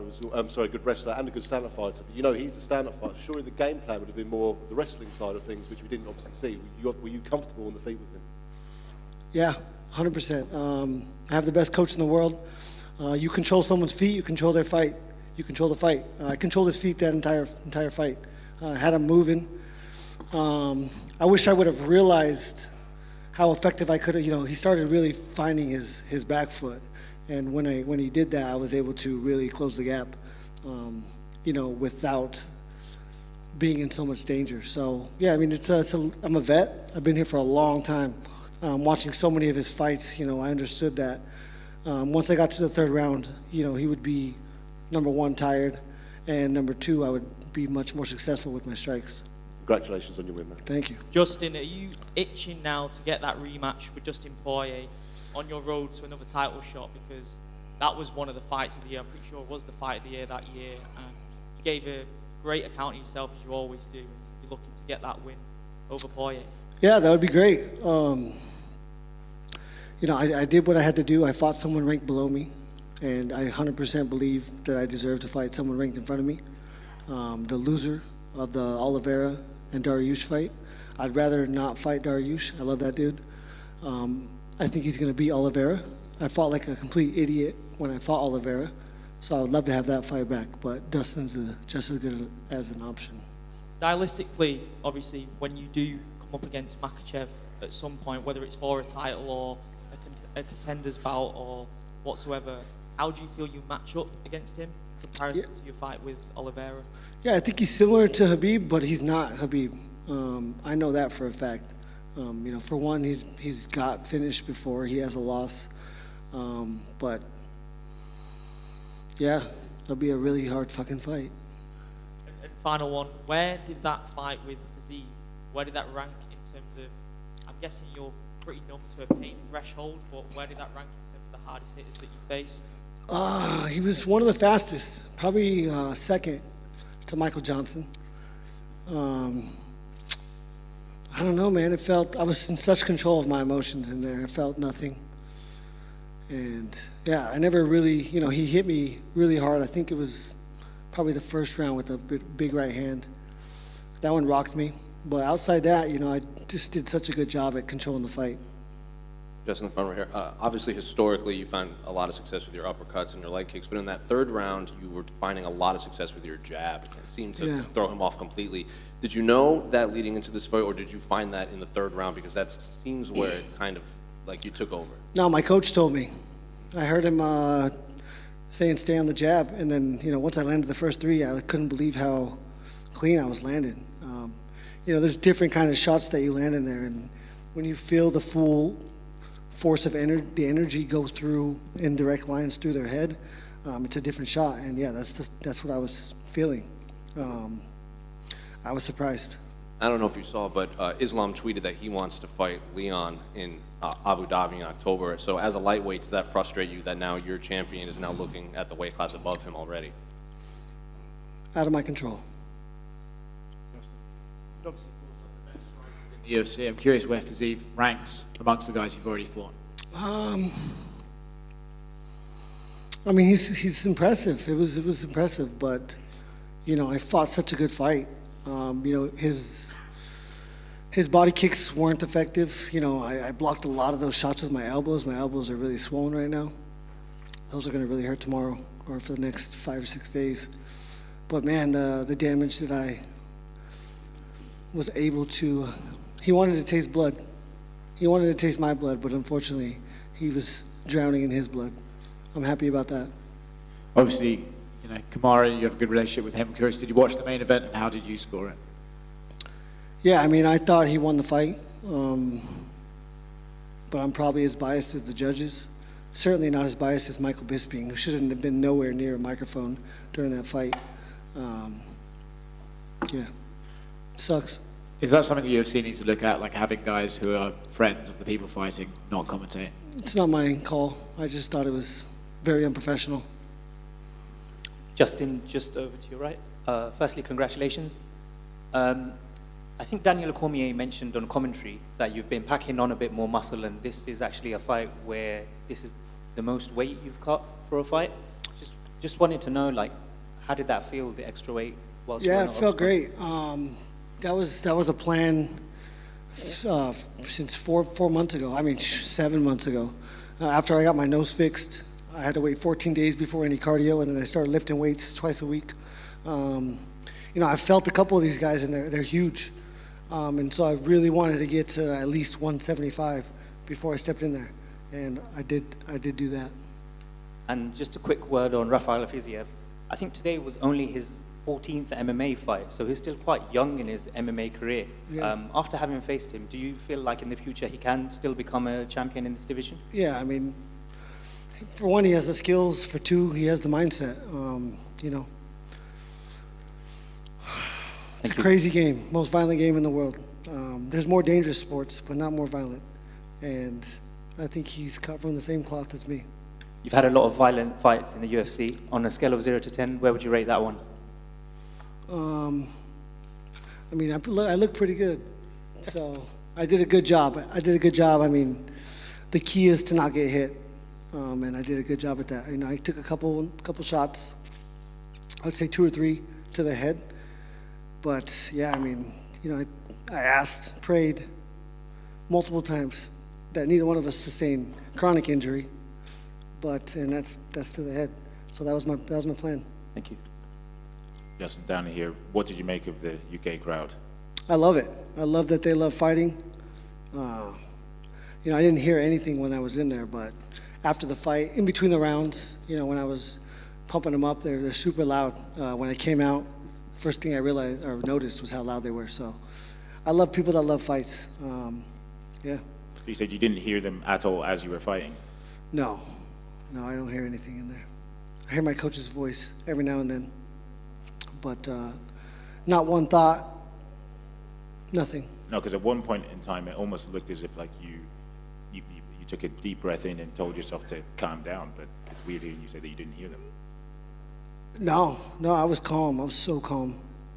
This is exactly how I need to fight. Thank you. Justin, just down here. You mentioned in the media day Anderson Silva as being one of your top fighters, you know, as being exciting in there. He's just been announced as being inducted into the Hall of Fame this year. Just wanted to get your thoughts on that. Yeah, I mean, that's a given. He's a legend. He got most of the fighters that are in here today, he inspired to be here. So, you know, I thought he beat Michael Bisping in this place when they fought. I know he did, but again, he just got the same treatment Kamaru just got. And the kind of performances that you give every time is one day the hope that you will enter the Hall of Fame in the future? Yeah, I mean, if I know for a fact some of my fights will be in the Hall of Fame. I got 11 bonuses, 11 fights, 9 in my first 7. Those are things that can never be beaten. maybe the 11-11, but 9-7, that'll never be touched. So I think for specific reasons, I'll be there. Justin, on the front one, I know you say like things are out of your control, but when they're reading the scorecards and you hear one judge scored it a draw and then one scored it for Fiziev and now it's a majority decision, what's going through your head? Nobody scored it for Fiziev. It was 29-28, 29-28, and 28-28. The way that he announced it was very weird. He said 29-28 Gaethje, and then he said 29-28 and didn't follow with the name. So I was like, what the fuck's going on? And then I heard 28-28, but I knew that I won that. I wouldn't have done that backflip if I wasn't 99% sure that I won that fight. Didn't Dana say he didn't want you to do that anymore, jumping off that thing? No, he loves it. I think you also said you won't be around that much longer after your next title run. How long has this thought been in your mind, like maybe walking away soon? It's not been in my mind. It's just fact of the matter. I'm 34 years old. I'm going to take the fights that I need to take to get to the position that I want to be.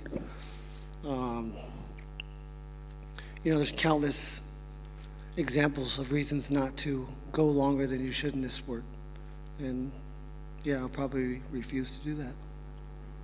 Justin, just to your left.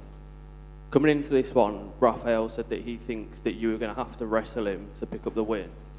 Does it make it a bit more sweeter knowing that you've gone in there and beat him at his own game, really? Yeah, they called him the best striker in the UFC. My ability to get from point A to point B is second to none. I'm extremely athletic, and I believe in myself. Again, you have to control their feet.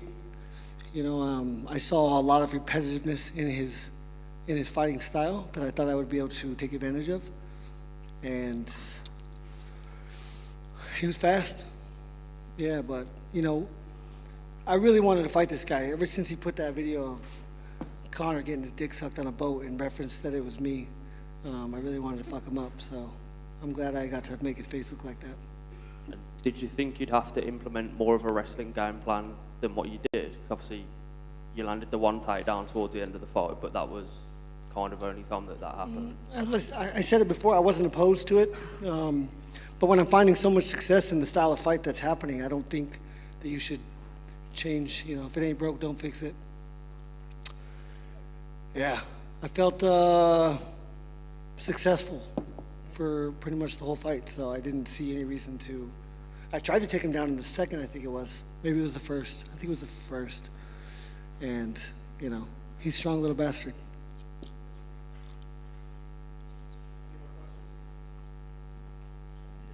Thank you, guys. Happy to be back here, let me tell you.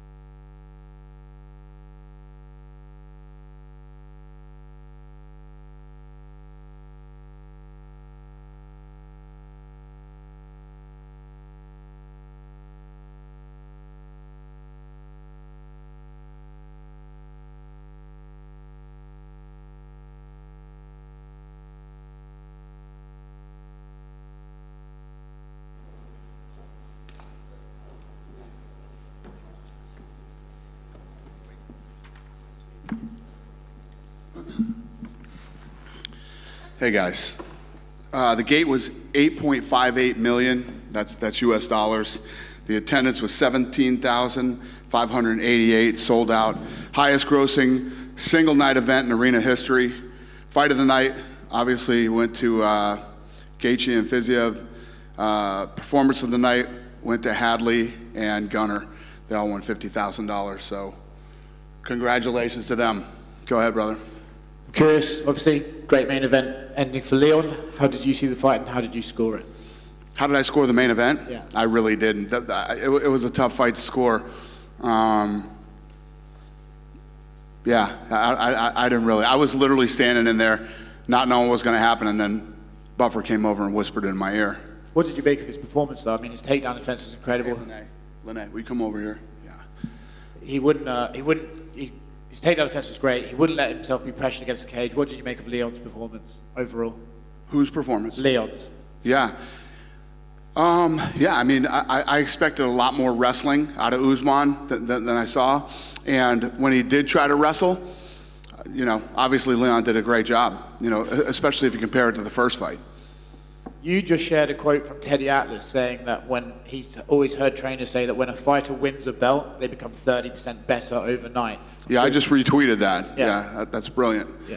Yeah, I believe it, and I think that there's absolutely a different level of confidence that you have when you win that type of a fight, and I can't even imagine the amount of nerves guys have going into that first fight that you might not feel the second time, and knowing that you have the power and the ability to knock the same opponent out. Plus, you got to look at Usman, who might be a little more gun shy. If you think of all the wars that he's been in with all the great fighters that he's beat, this is the guy who knocks him out. Do you think Usman was a little bit more gun shy tonight? Do I think Usman was? Yeah. That's what I thought was going to happen going in. I thought he was going to be very gun shy. I thought he was going to be, holding on to those legs all night. He did the exact opposite. He only shot a few times, and he was willing to mix it up in there. Obviously, we had Colby Covington cage side. He wants to fight Leon in July. I'm curious if that's a fight you're interested in, or do you need to see how it plays out?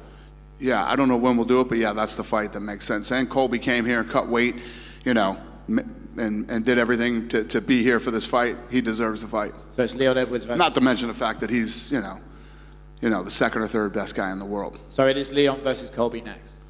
Yeah. Colby was in here and he said that he flew out here on a day's notice and cut 18 pounds overnight to make weight on Friday. Is that true? I have no idea. I have no idea. Dana just talking about the potential return in July that's been discussed. Obviously, Tom Aspinall, he looks like he's been doing a great job presenting on the broadcast tonight, but he wants to return this summer. Marcin Tybura is the guy that's been discussed. Is that a fight that could potentially main event the London show this summer?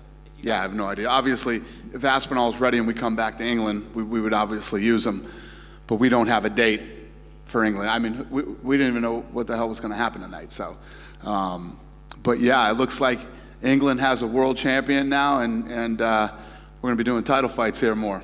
So that's great news for the fans, and for yourself as a massive fight fan, you love it over here as well. There's probably going to be some of the biggest nights in UK MMA history on the horizon, even bigger than this tonight now. I agree, and if you look at that division, there's a lot of great fights to make now if Leon's a champ. And, for people who've never been here, I say it all the time about the fans and the energy and things here, but also, every time you do a fight, it's about a destination. This city has the best hotels, great restaurants. I mean, the shopping is unbelievable. This is such a great place to come if you've never been. Not to mention the history and all the other things that are here. It's a great place. I'm so pumped that we're actually able to, do big title fights here with one of your own. We really appreciate it as well. I don't know if you saw it during the week, but Conor said, London was potentially discussed for the Chandler fight, and he obviously pitched Croke Park in Dublin as well, which the logistics of that have always been difficult, hasn't it? Is that something that you think before Conor's career is over, he's going to have to main event in Dublin again with the star power he's got now? Well, obviously when Conor was the champ and the double champ, I mean, I wanted to do Croke Park so bad, but logistically it never worked out for us. We couldn't we couldn't get them to work with us to, they closed the subways down at a certain time that wouldn't have worked. And obviously we'd love to come back to Dublin too, but I don't know. We'll see what happens. I don't even know when he's going to fight yet. And his next fight definitely wouldn't be in Ireland. Dana, just over here. Yep. Hi. I know you said that Colby would be next for Leon, but I'm wondering if you saw that Islam Makhachev said that he would like to fight Leon in Abu Dhabi. I just wondered what your thoughts were on that.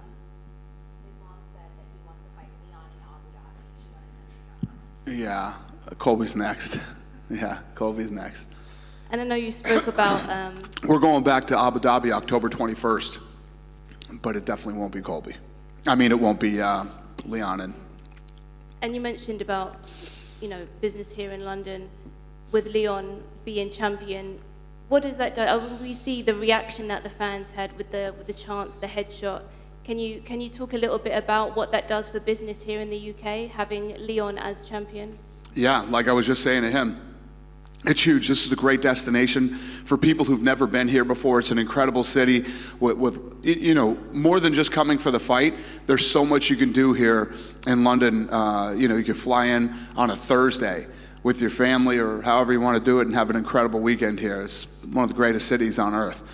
And the weather isn't always great, but you can tough through it. But this city's amazing, and to have a champion here now is fun. We'll do some big fights here. Do you see, last one from me, do you see London as being a regular pay-per-view destination for you in the future? London being a regular pay-per-view destination? Yeah. Well, yeah. I mean, if the champ fights 3 times a year, and we do them over here in London, yeah, it makes sense. I mean, realistically, when you think about it, we'd want to come over here, especially since COVID and everything that's been going on. You want to come over here as much as we possibly can. And you got to imagine if we did a fight in Vegas with them, give a lot of people from England an opportunity to go over to Vegas too. So. Dana, over here.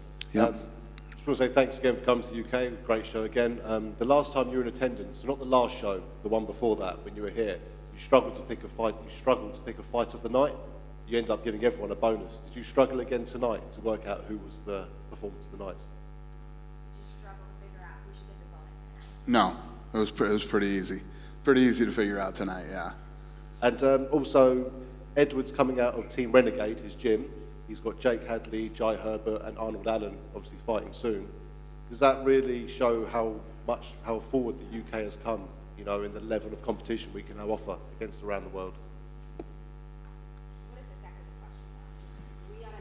So, Leon Edwards. How far England has come in the MMA world? Yeah. I mean, if you look, I think the first time we came over here was like 2002. And it was like one jiu-jitsu school over here.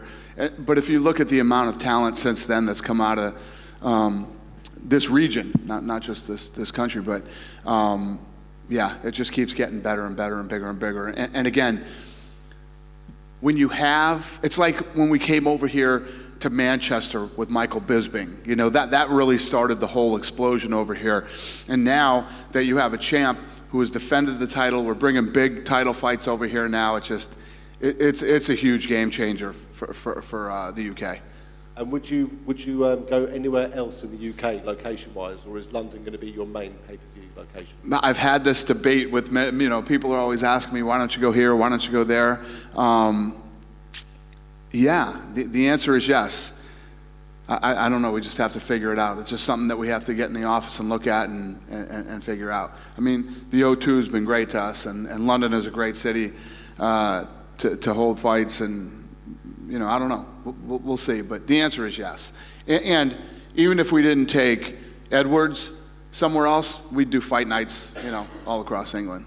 But yeah, we're going to start traveling again here. Get out of the Apex. The Apex is getting a little too cozy. We got to start getting out there and traveling again. Fantastic. Really appreciate you coming back. Hey, Dana. Thank you. Far right. Yep. Hey. Hey. The O2, the lights went out for a few seconds. Do you know what went on there? I have no clue. Some production shit. Okay. Yeah. Go ahead. Yeah, sorry. I wanted to ask you about the point deduction for Leon. What were your thoughts? Did you agree with it? Yeah. I mean, that was a blatant fence grab that stopped the takedown. You got to do it. especially when you look at stylistically how that fight goes. Usman's thing is to wrestle and take him down, and obviously, Leon wants to stand up, and he had to take that point. Were you happy to see that? Because it's kind of been an argument in past fights that it hasn't been removed, like points don't get taken off of French scraps. So are you happy to see that action be taken right away? Was I happy to see it? Yeah. I mean, I don't know if I was happy to see it, but I'd rather there's no fouls and no points taken. I don't ever like to see a guy in such an important fight lose a point, but you can't blatantly grab the fence the way that he did. Yeah, and one final one. What do you think is next for Kamaru Usman? What's next for Usman? I don't know. He's got it's one of those things where he goes home and spends some time with his family and get his head clear and then let us know what he's thinking next. It's not really what we're thinking. What is he thinking? Thank you. Yep. Dana down here, picking back off the question about traveling back to the UK. Traveling in the UK, sorry. Michael Bisping had his title defense in Manchester. Darren Till fought in Liverpool. Do you think that after this, Leon deserves the opportunity to fight in front of his crowd in Birmingham? Birmingham, is that the question? Yeah, I don't know. I don't know the arena situation over in Birmingham. What is it? Do you know it? No, it's the NEC Arena. You guys went there, I think it was UFC 138. How big is it? I think it can hold like 12,000 people. Yeah. All this shit's a blur to me. You know what I mean? I do this every Saturday night, so I don't know. The answer is yes. I mean, we would absolutely positively look at it, and just something we got to figure out. And I know that you pretty much confirmed that Colby's going to get the next shot, but if Jorge Masvidal was to do something spectacular against Gilbert Burns, would you be willing to give him the title shot, given the history that he has with Leon? Colby gets the next shot, no matter what happens. Dana, just in front of you here. I wanted to ask, during the week, there was a little bit of controversy, maybe because you weren't looking for controversy with this Conor McGregor thing with the USADA situation. He's come out and he said that USADA is going to be fired, that perhaps there won't be any USADA with the UFC. What's the latest on that?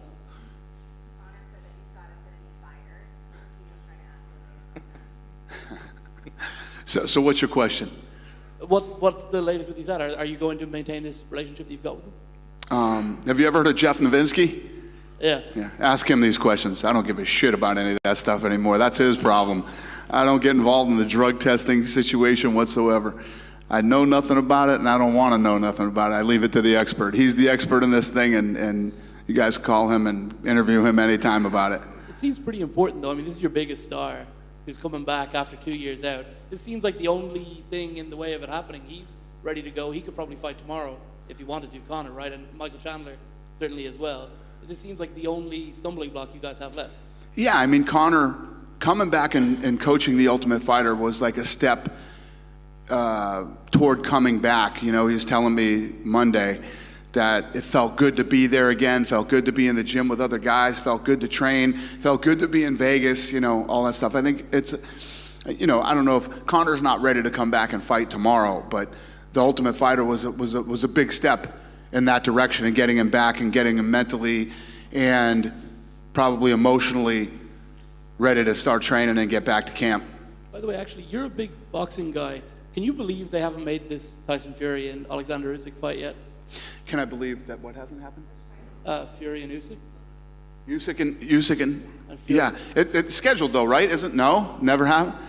Welcome to boxing, boys. I mean, is it shocking? Yes. Is it shocking? No. I mean, it's just, that is boxing. It's just the way that sport always seems to play out. The big fights that should happen never happen, and when they do, it's always late. And that's the stuff that used to drive me crazy as a fan, and it's literally part of how I designed this company to not be. We try to make the big fights when it's time to make the big fights. And I mean, think about this. Tonight on the prelims, you saw 11-0 versus 10-0 on the prelims. When's the last time you watched any show with any organization anywhere where and that fight was technically incredible, right? You don't see that stuff ever, except here. Dana, and that's by design. Hi, Dana, just over here.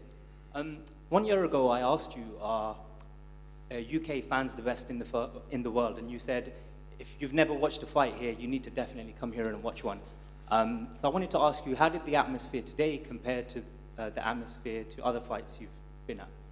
Yeah, well, there's great atmospheres. You got Australia, which... Sorry, I mean, how did the atmosphere in the UK today compare to all the other fights in the UK that you've been at?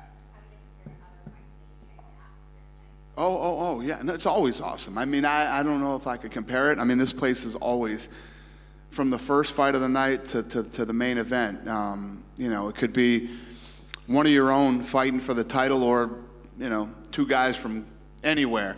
And this place is always fired up, excited. You know, I love the chanting. I love the, you know, that seems like it's almost scripted, you know, how everybody just picks up the same thing and starts chanting it. Half the time, I don't even know what the hell they're saying, but they do. It's pretty fascinating. It's a fun place to come watch a fight. And I know a lot of people personally who flew out here for this fight to check it out. And you did mention that you're going back to Abu Dhabi in October. Is it safe to say that Islam Makhachev will be headlining that card? That who would be? Islam? It's possible. We don't have anything done yet. We haven't even talked to Islam about it yet, so. And I know you may say it's possible to this next question as well, but Beneil Dariush and Charles Oliveira, would the winner of that be facing Islam Makhachev?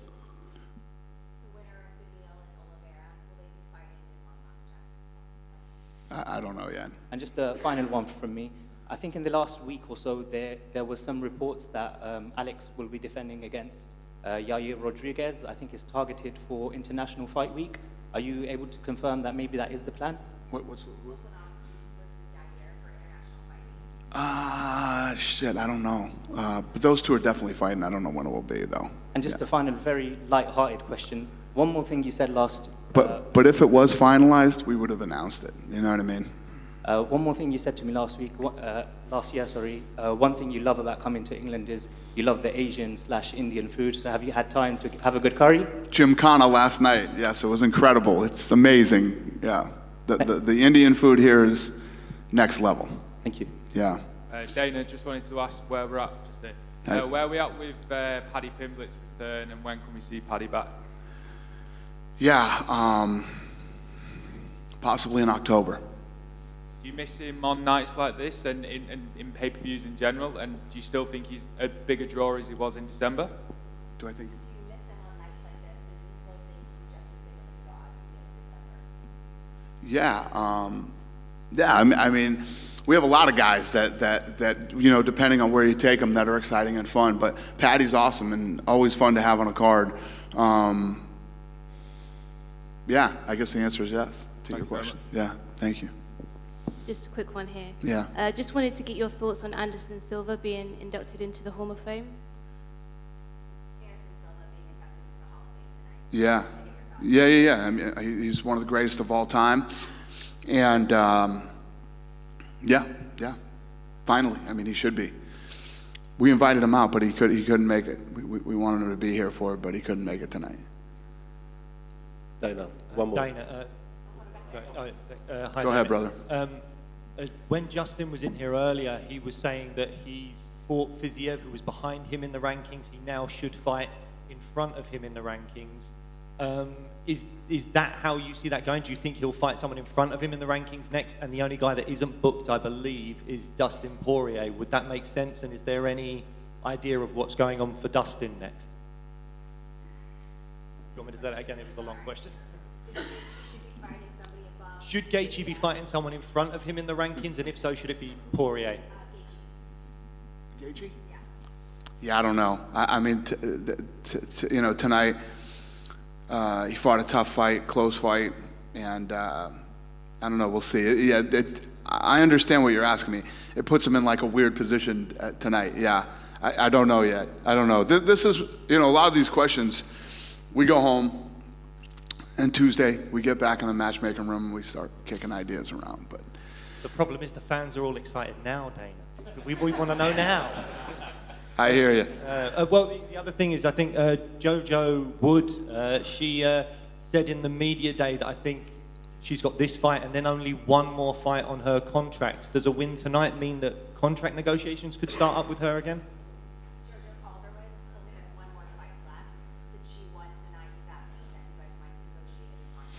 we love her. Yeah, I'm sure we'll get something done with her. Yeah, she's awesome to have around. And the answer is yes. Hell yes. Great. We'll get a new deal done with JoJo. Yeah. Thanks, man. Cheers. Dana, one more question from me. Are we going to see the Power Slap in the UK? Because I love that show, man. Are we going to see Power Slap come to the UK? My man. It's fascinating you asked me that because the numbers were. It's baffling. It's funny because it's unbelievable and baffling, but at the same time, when I looked at this thing back in 18 and it had 350 million views coming out of, with the production value that it had and everything else, my big question was what would happen if it was done right, and we found out. And then tonight, Frank, who is the president of the company, hit me up and said that he's been fielding international calls over the last several days. So, a lot of people were shitting on this thing. Watch what we do with this thing in the next 2 years.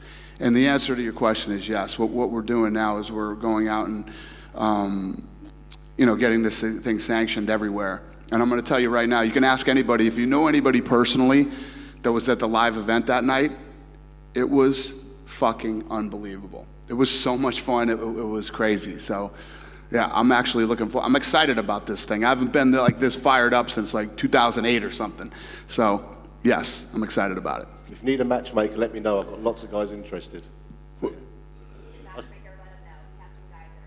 I got it, all right. I might hit you up on that. We actually have a matchmaker. Her name's Erica. It's a woman, actually, who's the matchmaker for it. Yeah. But thank you. Dana, over here. Yeah.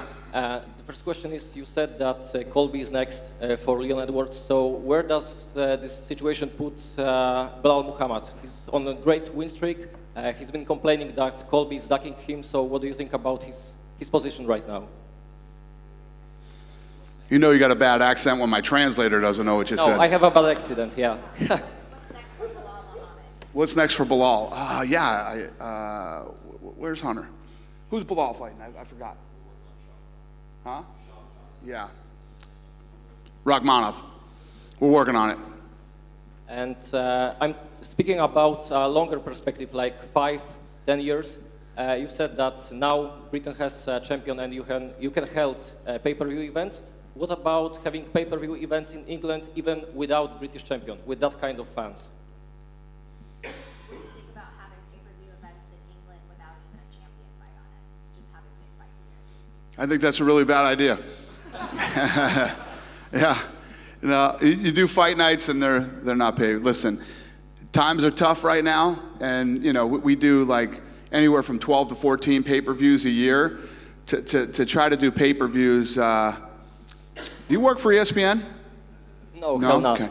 Yeah, it's tough to do to people. That won't happen. Not while I'm here, anyway.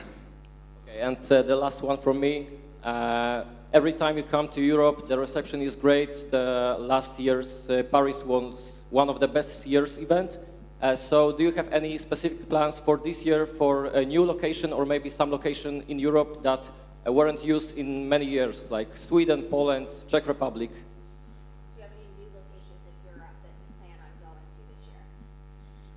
Yeah, so I did a scrum yesterday. I was telling everybody that we have fights booked up until June right now.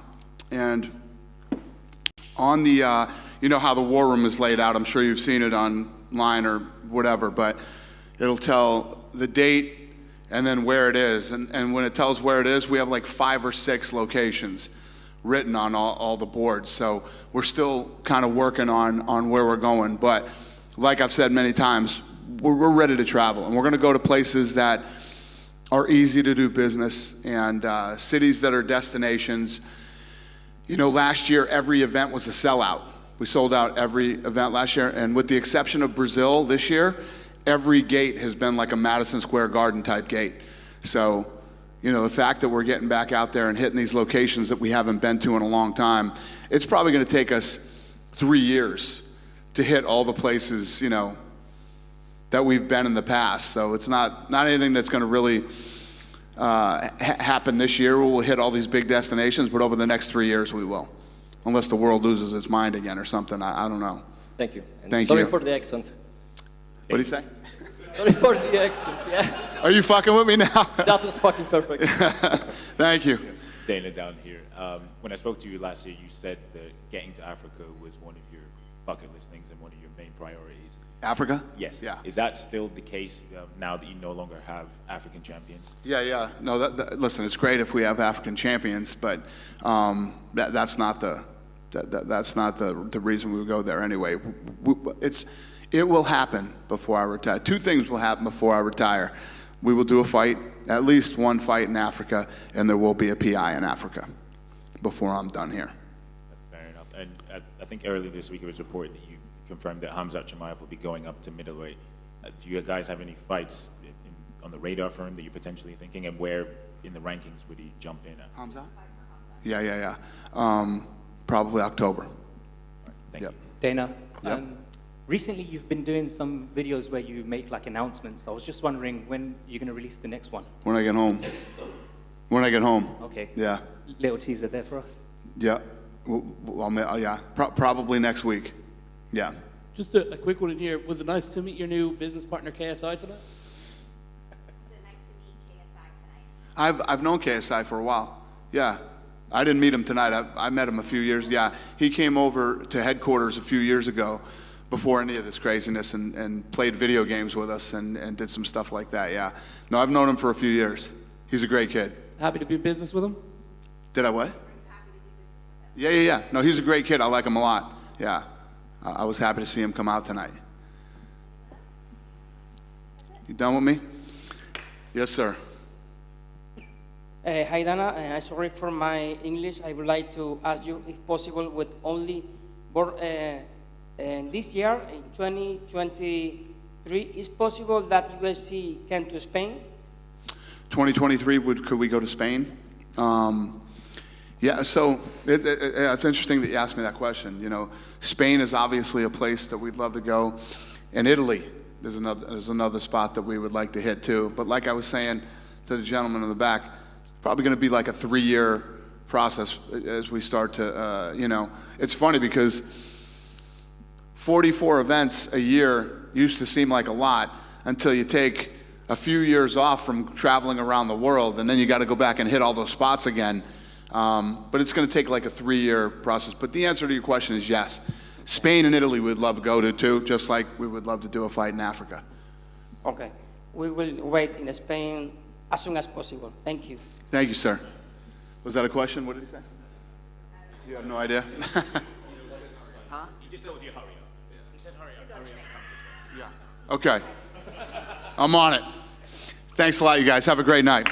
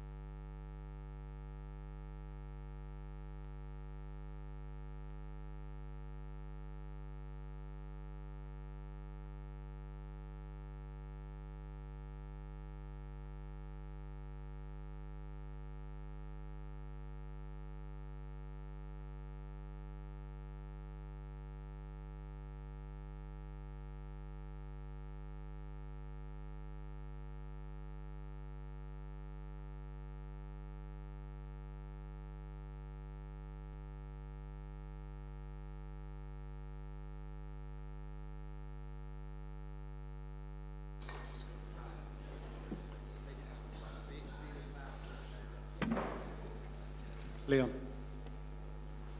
How you doing? Congratulations. Winning the title is obviously an incredible special thing. What does it feel like to retain it, and especially to do it here on home soil? It's amazing. You know, it's like every kid's dream to be able to live this moment out. And I said it all week. I truly believe that this is my era. You know, it's been a long time. I haven't lost a fight. 7, 8 years. You know, so be able to come back to my hometown, defend my world title, have the crowd going as crazy as they've been going all week. Press conference, the weigh-ins, screaming out headshot, like it was madness, you know, and it's like I said, a dream come true. First one ended in a knockout, and I know Kamaru in the lead up to the fight was talking about dominating rounds leading up to that. How satisfying is it to actually win it on the scorecards this time and actually be winning that amount of rounds against him in the fight rather than it being just a one-shot deal? I think just prove that how much I've improved, right, over the years. I wasn't able to show my performance in Utah because altitude. I think that showed now that altitude played a big part in my performance, you know. And yeah, but like I said, Kamaru's a tough opponent. He got a great team behind him. Well, it's true. Like I said, believe it's my time. And how does it feel? It was just a few years ago you walked out at the O2 to face Gunnar Nelson, and it felt like the crowd were more with Gunny than they were with you. And you've seen other fighters from the UK promoted above you in your weight class in the past. This was your night, main event, world champion, in front of all those fans. How much did this occasion and this whole week mean to you? Meant the world, you know, meant the world to me, and to be able to overcome so much in my career, you know. I took the hardest road to get here, you know, and I feel like you all know that I took the longest road to get here, and so to be able to now finally earned my respect the hard way, no one gave me nothing. It's even more satisfying for me, for my team, to believe in my team, believe in the UK mixed martial arts and what we're doing, you know, so it's definitely more satisfying for sure. The last one from me. Dana was just up here and he said it's definitely going to be Colby for you next. Give us your thoughts on that. I don't know how that makes sense, you know. He hasn't fought for over a year and a half, sat out, not injured. I just don't get how he just slides in for the world title shot when there's other guys in the division that's been active, been fighting, didn't sit out. So yeah, like I said, I'm the king now. I've earned my way, you know. So I feel like I should decide who's next, you know. So yeah. In front of you, right here. In terms of your game plan, obviously in the second fight, you said the altitude played a big factor, but it seemed like you were on your back against the fence quite a bit. You found yourself in that situation here, but you successfully defended the takedown. So how much of this camp was just working on getting off the fence and keeping him off you against the fence? I got a great, like I said, team behind me, great wrestling coach, Camby, and that we drilled. We know that once you get his arms locked, he's effective with his takedowns, you know. So the game plan was just not letting him lock his hands together to secure the single leg or double leg. And I know once he did that, then the fight would be mine, you know. Colby, after the fight, said that after he watched the first round, he said it seems like Usman coming out southpaw frustrated you, or you couldn't figure it out. How true is that? Not true at all. You know, I think I came orthodox.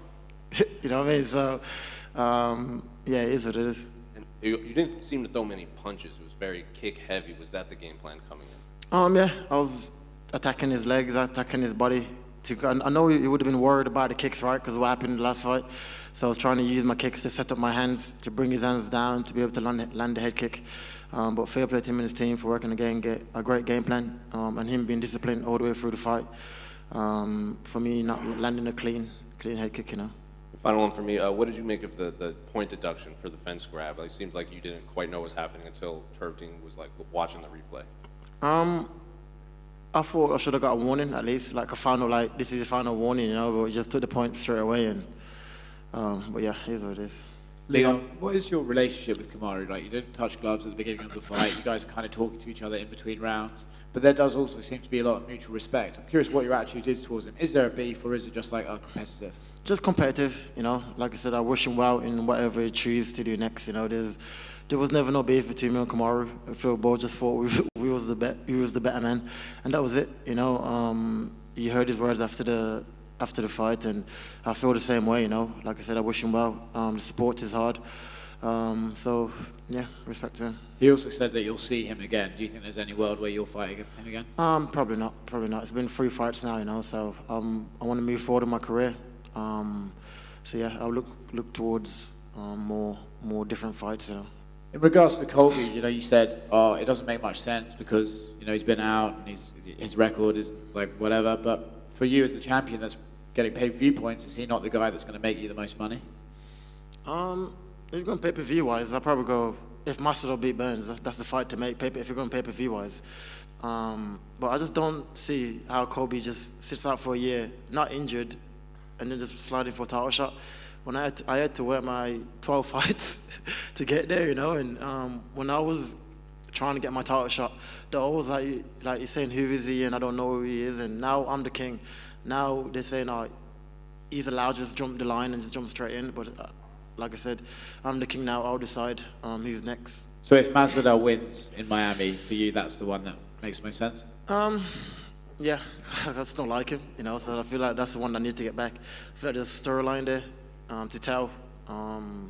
So yeah, if he gets the job done, like I said, I'll have a look, I'll consider it, and if he begs me, then I might let him slide in, you know. Someone who you've never really considered is Bilal Muhammad. Dana White was just up here saying they're going to do him versus Shavkat next. Curious if your thoughts on that fight. It's a good fight. It's a good fight, you know. But like I said, for example, Bilal Muhammad, he's been like fighting, you know. Colby hasn't been fighting, and he's still competing, you know. So yeah, like I don't care who wins out them two, and that's it. Leon, just over here. Here, you're right. You briefly spoke about it just now. You spoke about your coach, Camby. I think he's at the back somewhere. Big story of this fight was that even when Kamaru took you down, you were able to quickly get back up, and a lot of that is down to your wrestling coach, Camby. He actually posted something earlier this week on Instagram, which I thought was quite nice. He said, Fearless literally started in a hut, on the smallest amateur shows, now to main events with UFC world champions. Follow your dreams, praise to God. How important has Camby been in the last 7 to 8 years as your evolution as a fighter? It's been important, you know. I think mixed martial arts, my whole team, not just Camby, you know. I got a massive team behind me that support me. That even when I was going through my rough patches, they kept me in the gym. They called me up, make sure I'm training. Though I'm not feeling sorry for myself, you know. So I gotta give congrats to my team, my conditioning coach, my boxing coach, my jiu-jitsu coach, Dave, Henry, everyone, you know, and Brad, everybody, you know, and like I said, mixed martial arts is only getting bigger and bigger in the UK. You know, look at tonight, like the crowd was crazy, you know, so yeah, I feel like the next 5 years for the UK mixed martial arts is going to be crazy. When you won the title in August, there was a beautiful moment where we saw you speaking to your mum and your son after. Yeah. Was there another beautiful moment? Yeah, I called her straight away again. I'm like a mommy's boy, you know. Yeah, I was excited. There was no crying this time. But yeah, she was just excited, and they're all at the gym at Renegade, actually. My mom, my little brothers, everyone, they're all there, you know, so yeah, it was good. You said you wanted to try and see if you can get someone to walk you out for your entrance. I don't think it was meant to be Dexter Daps, but I know you came out to Dexter Daps. Yeah. But he was on tour this week. Was there any thought in your mind maybe you can try and get him? Yeah, I tried to get it done, but I think it was too late, you know, when I knew he was in the UK, it was too late to clear it with the UFC, but it would have been amazing to represent the country I was born in, Jamaica, you know, and have him walk me out, but either way, the music was banging, and it was a good night. And just final one from me. Is there going to be a party at Sweet Kitchen Takeaway tomorrow? 100%. Get that jerk chicken in you know, get fat again. So that's my next plan for tomorrow. Congratulations. This was your first fight week going in as the defending champ. All the media, all the spotlight on you. And you look like you absolutely embraced it and loved it at the press conference. You loved it on fight night. This has been what you've been working towards your whole career. How has it been now, upon reflection? You've still got the belt, and Dana's talking about you defending the belt 3 times in the UK this year as well. That'll be sick. It just proved to my belief, you know, and like I said, it was a hard road to get here, you know, so now to be able to enjoy these moments with the UK fans, with my team, defending my world title at home, it means the world to me, you know. I feel like this is every kid's dream. If you could say to a kid, what would be a dream scenario, it would be this, you know. So to be able to have it happening right now at 31 years old, after going through such a rough patch in my career, it only make a bit more icing on the cake, you know, for me, and yeah, it's good. Are you just seeing dollar signs now? Because obviously Covington's been mentioned, Masvidal's been mentioned, but probably above them, obviously if McGregor gets through Michael Chandler, he's said that he wants a shot at the welterweight champ. Yeah. That's the most dollar signs you'll probably see in the fight game, a McGregor fight night with the title on the line. Is that something that you're eyeing up? Like I said, anyone can get it, you know, like, prove your case in the division and I'll give you a title shot, you know. I want to be an active champion. I'm only young, you know, so I want to be fighting, and if you prove the case, then I'll fight you, you know, and that's it. Congratulations. Leon of it. First of all, Team Renegade are taking over, man. I mean, you've got yourself as the champion. Look at Jake Hadley tonight. Yeah. Jai, he won that fight. Yeah, I thought he won the fight, You know what I mean? Tom Breeze killing it, your brother killing it. Yeah. You know, what's the water you're drinking in that gym, man? Because it's something special. And I've seen a lot of your amateurs compete at Golden Ticket and stuff like that. What's coming out of that gym? I feel like just confidence breeds confidence, right? Like me achieving this goal, it always ricochet down into the people like Tom Breeze, my brother, and everyone, that they can also achieve it. You know, when I was coming up, there was hardly anyone to look to be like, oh, he's done it, so I can do it, you know. So I think confidence breeds confidence, and that's what you're getting in Birmingham, in the Renegade, you know, and amateurs are feeding it, everyone's feeling it, you know, so we're only growing and getting better and better. And I'm sure they all treat you the same at Renegade, but you are the champ when you walk in there with the belt. I saw them all celebrating. I've spoken to a lot of them as well since, man. And I know you're not tend to be a big heavy man. You've got to think I'm the man now. Yeah, 100%, 100%. Like I said, I've earned it, you know, so I'm going to enjoy it. You know, no one gave me nothing. I had to fight tooth and nail to get here, you know, and so I'm going to enjoy every moment of it, financially and just the praises of it, you know. So, but long as I stay focused, I truly believe I can go down as one of the best welterweights of all time, you know, and that is my aim. So yeah, I'll keep focused, keep working on my team. Stay believing in my team, and we're going to achieve it, you know. Yeah, last one from me, and as you said, you're only 31 years old, mate. You know, 31 years old, you're still technically in your prime, you know, and you've got more and more to grow. And everyone back here was talking about the Covington fight. Colby come back here and was probably, you know, motivating everyone thinking, yeah, that's the fight. But now you've said the Masvidal fight. If he wins that, there is history there, isn't there? And that is the fight to make.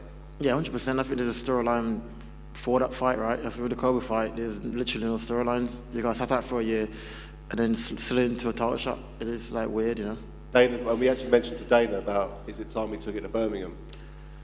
That's the one, isn't it? Yeah, that would be good. I just mentioned it to him as well. As I was walking out, he says we'll sit down and we'll figure out what's next, you know. But like I said, I just want to represent the UK in a positive light, represent mixed martial arts in the UK and just grow the sport, you know. And it's growing. Like I said, look at the fans tonight, look at the people celebrating us. And so yeah, if we come back 3 times this year, I'll definitely be a headline again. Congratulations, man. Thank you. Leon down to your left. There's an old saying in combat sports that you're not really the champion until you defend the belt. Do you feel more of a champion now that you've defended the belt, especially in front of loved ones and UK family? No, I feel like I'm a champion anyway, you know. Just somewhat I've overcome, you know, in life. I said all the time that the belt belongs to nobody, you know. It doesn't make or break me, you know. I've went through the thick and thin and feel that is what made me be able to seize these moments. You know, when I was walking out, I was calm. I felt like I belonged there, you know, and I feel like my life, my journey that I took helped me to prepare for these moments, you know, and I truly believe this is my time now. And you touched on your time there in like your reign in the era of the welterweight division.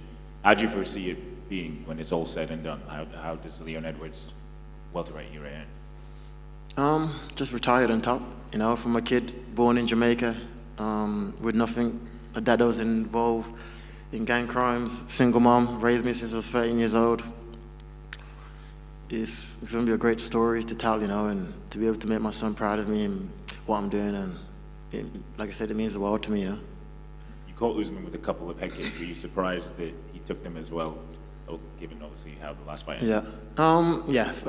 Because I know him and his team would be working the defense to it, you know, because I kind of like told him the reason why I caught him with head kicks. I knew they'd be working the defense to it. This is why I was attacking the legs, attacking the body, trying to get his arm to drop a bit lower. But yeah, fair play to him for taking the shot. He's a tough champion. You know, he had a good run in the division, and I wish him well in whatever he wants to do next. You know. And I know you said that anybody can get it. Islam Makhachev said that he wants to see you in Abu Dhabi in October. Anybody can get it, like I said. Leon, far right. Hey. Congratulations. You had said in the lead up to the fight that Kamaru would be affected mentally by the head kick knockout. Did you feel he was tentative at all when you were in there with him? Yeah, for sure. Like, he was pressuring well, but it wasn't throwing much. He didn't want to open himself up much, you know, to be countered. And but like I said, fair play to him for being able to come back and do as well as he did in the fight, you know. And I got no ill will towards Kamaru.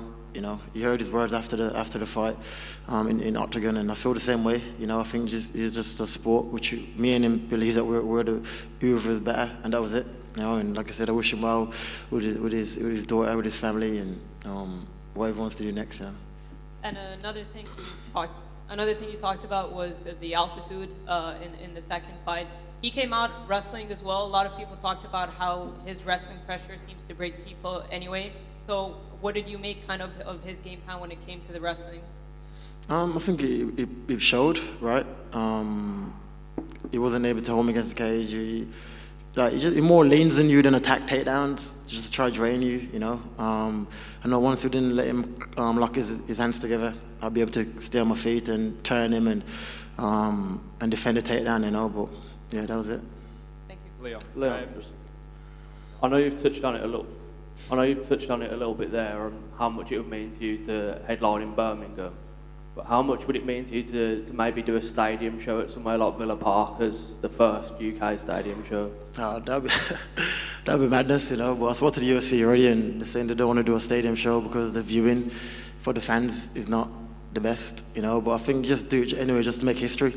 You know, I feel like you'll be able to sold out easy. Like, look how quick this sell out, you know. So hopefully we can get that in the UK, because like I said, mixed martial arts is growing. The fans are excited for it.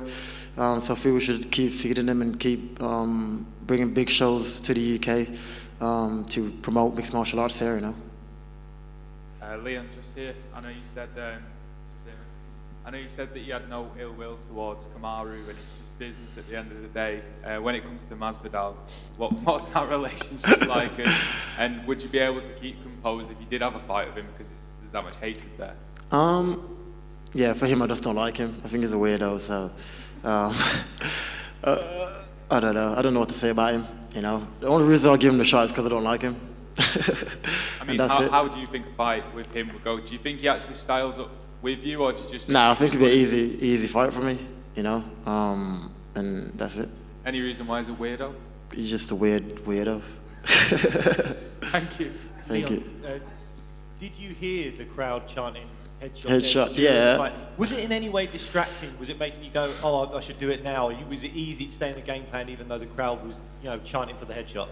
Yeah, 100%, because me and my team, we just talked, not letting the moment get over me, you know, don't let the crowd influence you too much. But after, when I grabbed the mic and they was screaming it, like I said, it's gave me goosebumps to be able to have that reaction from the crowd, from the hometown show. And yeah, it was a mad night, and I look forward to watching the video back, just to be able to see, like, I can't remember walking out, you know, so I want to be able to see the walkout and just enjoy it, you know.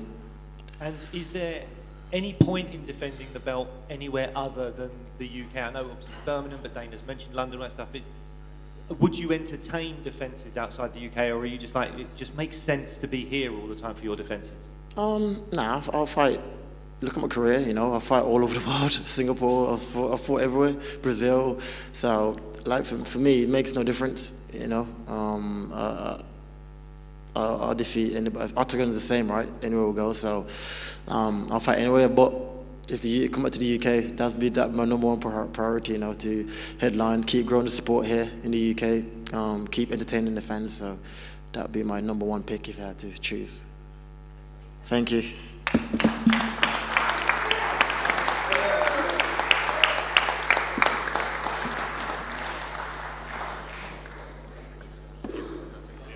Hey, he's not gonna take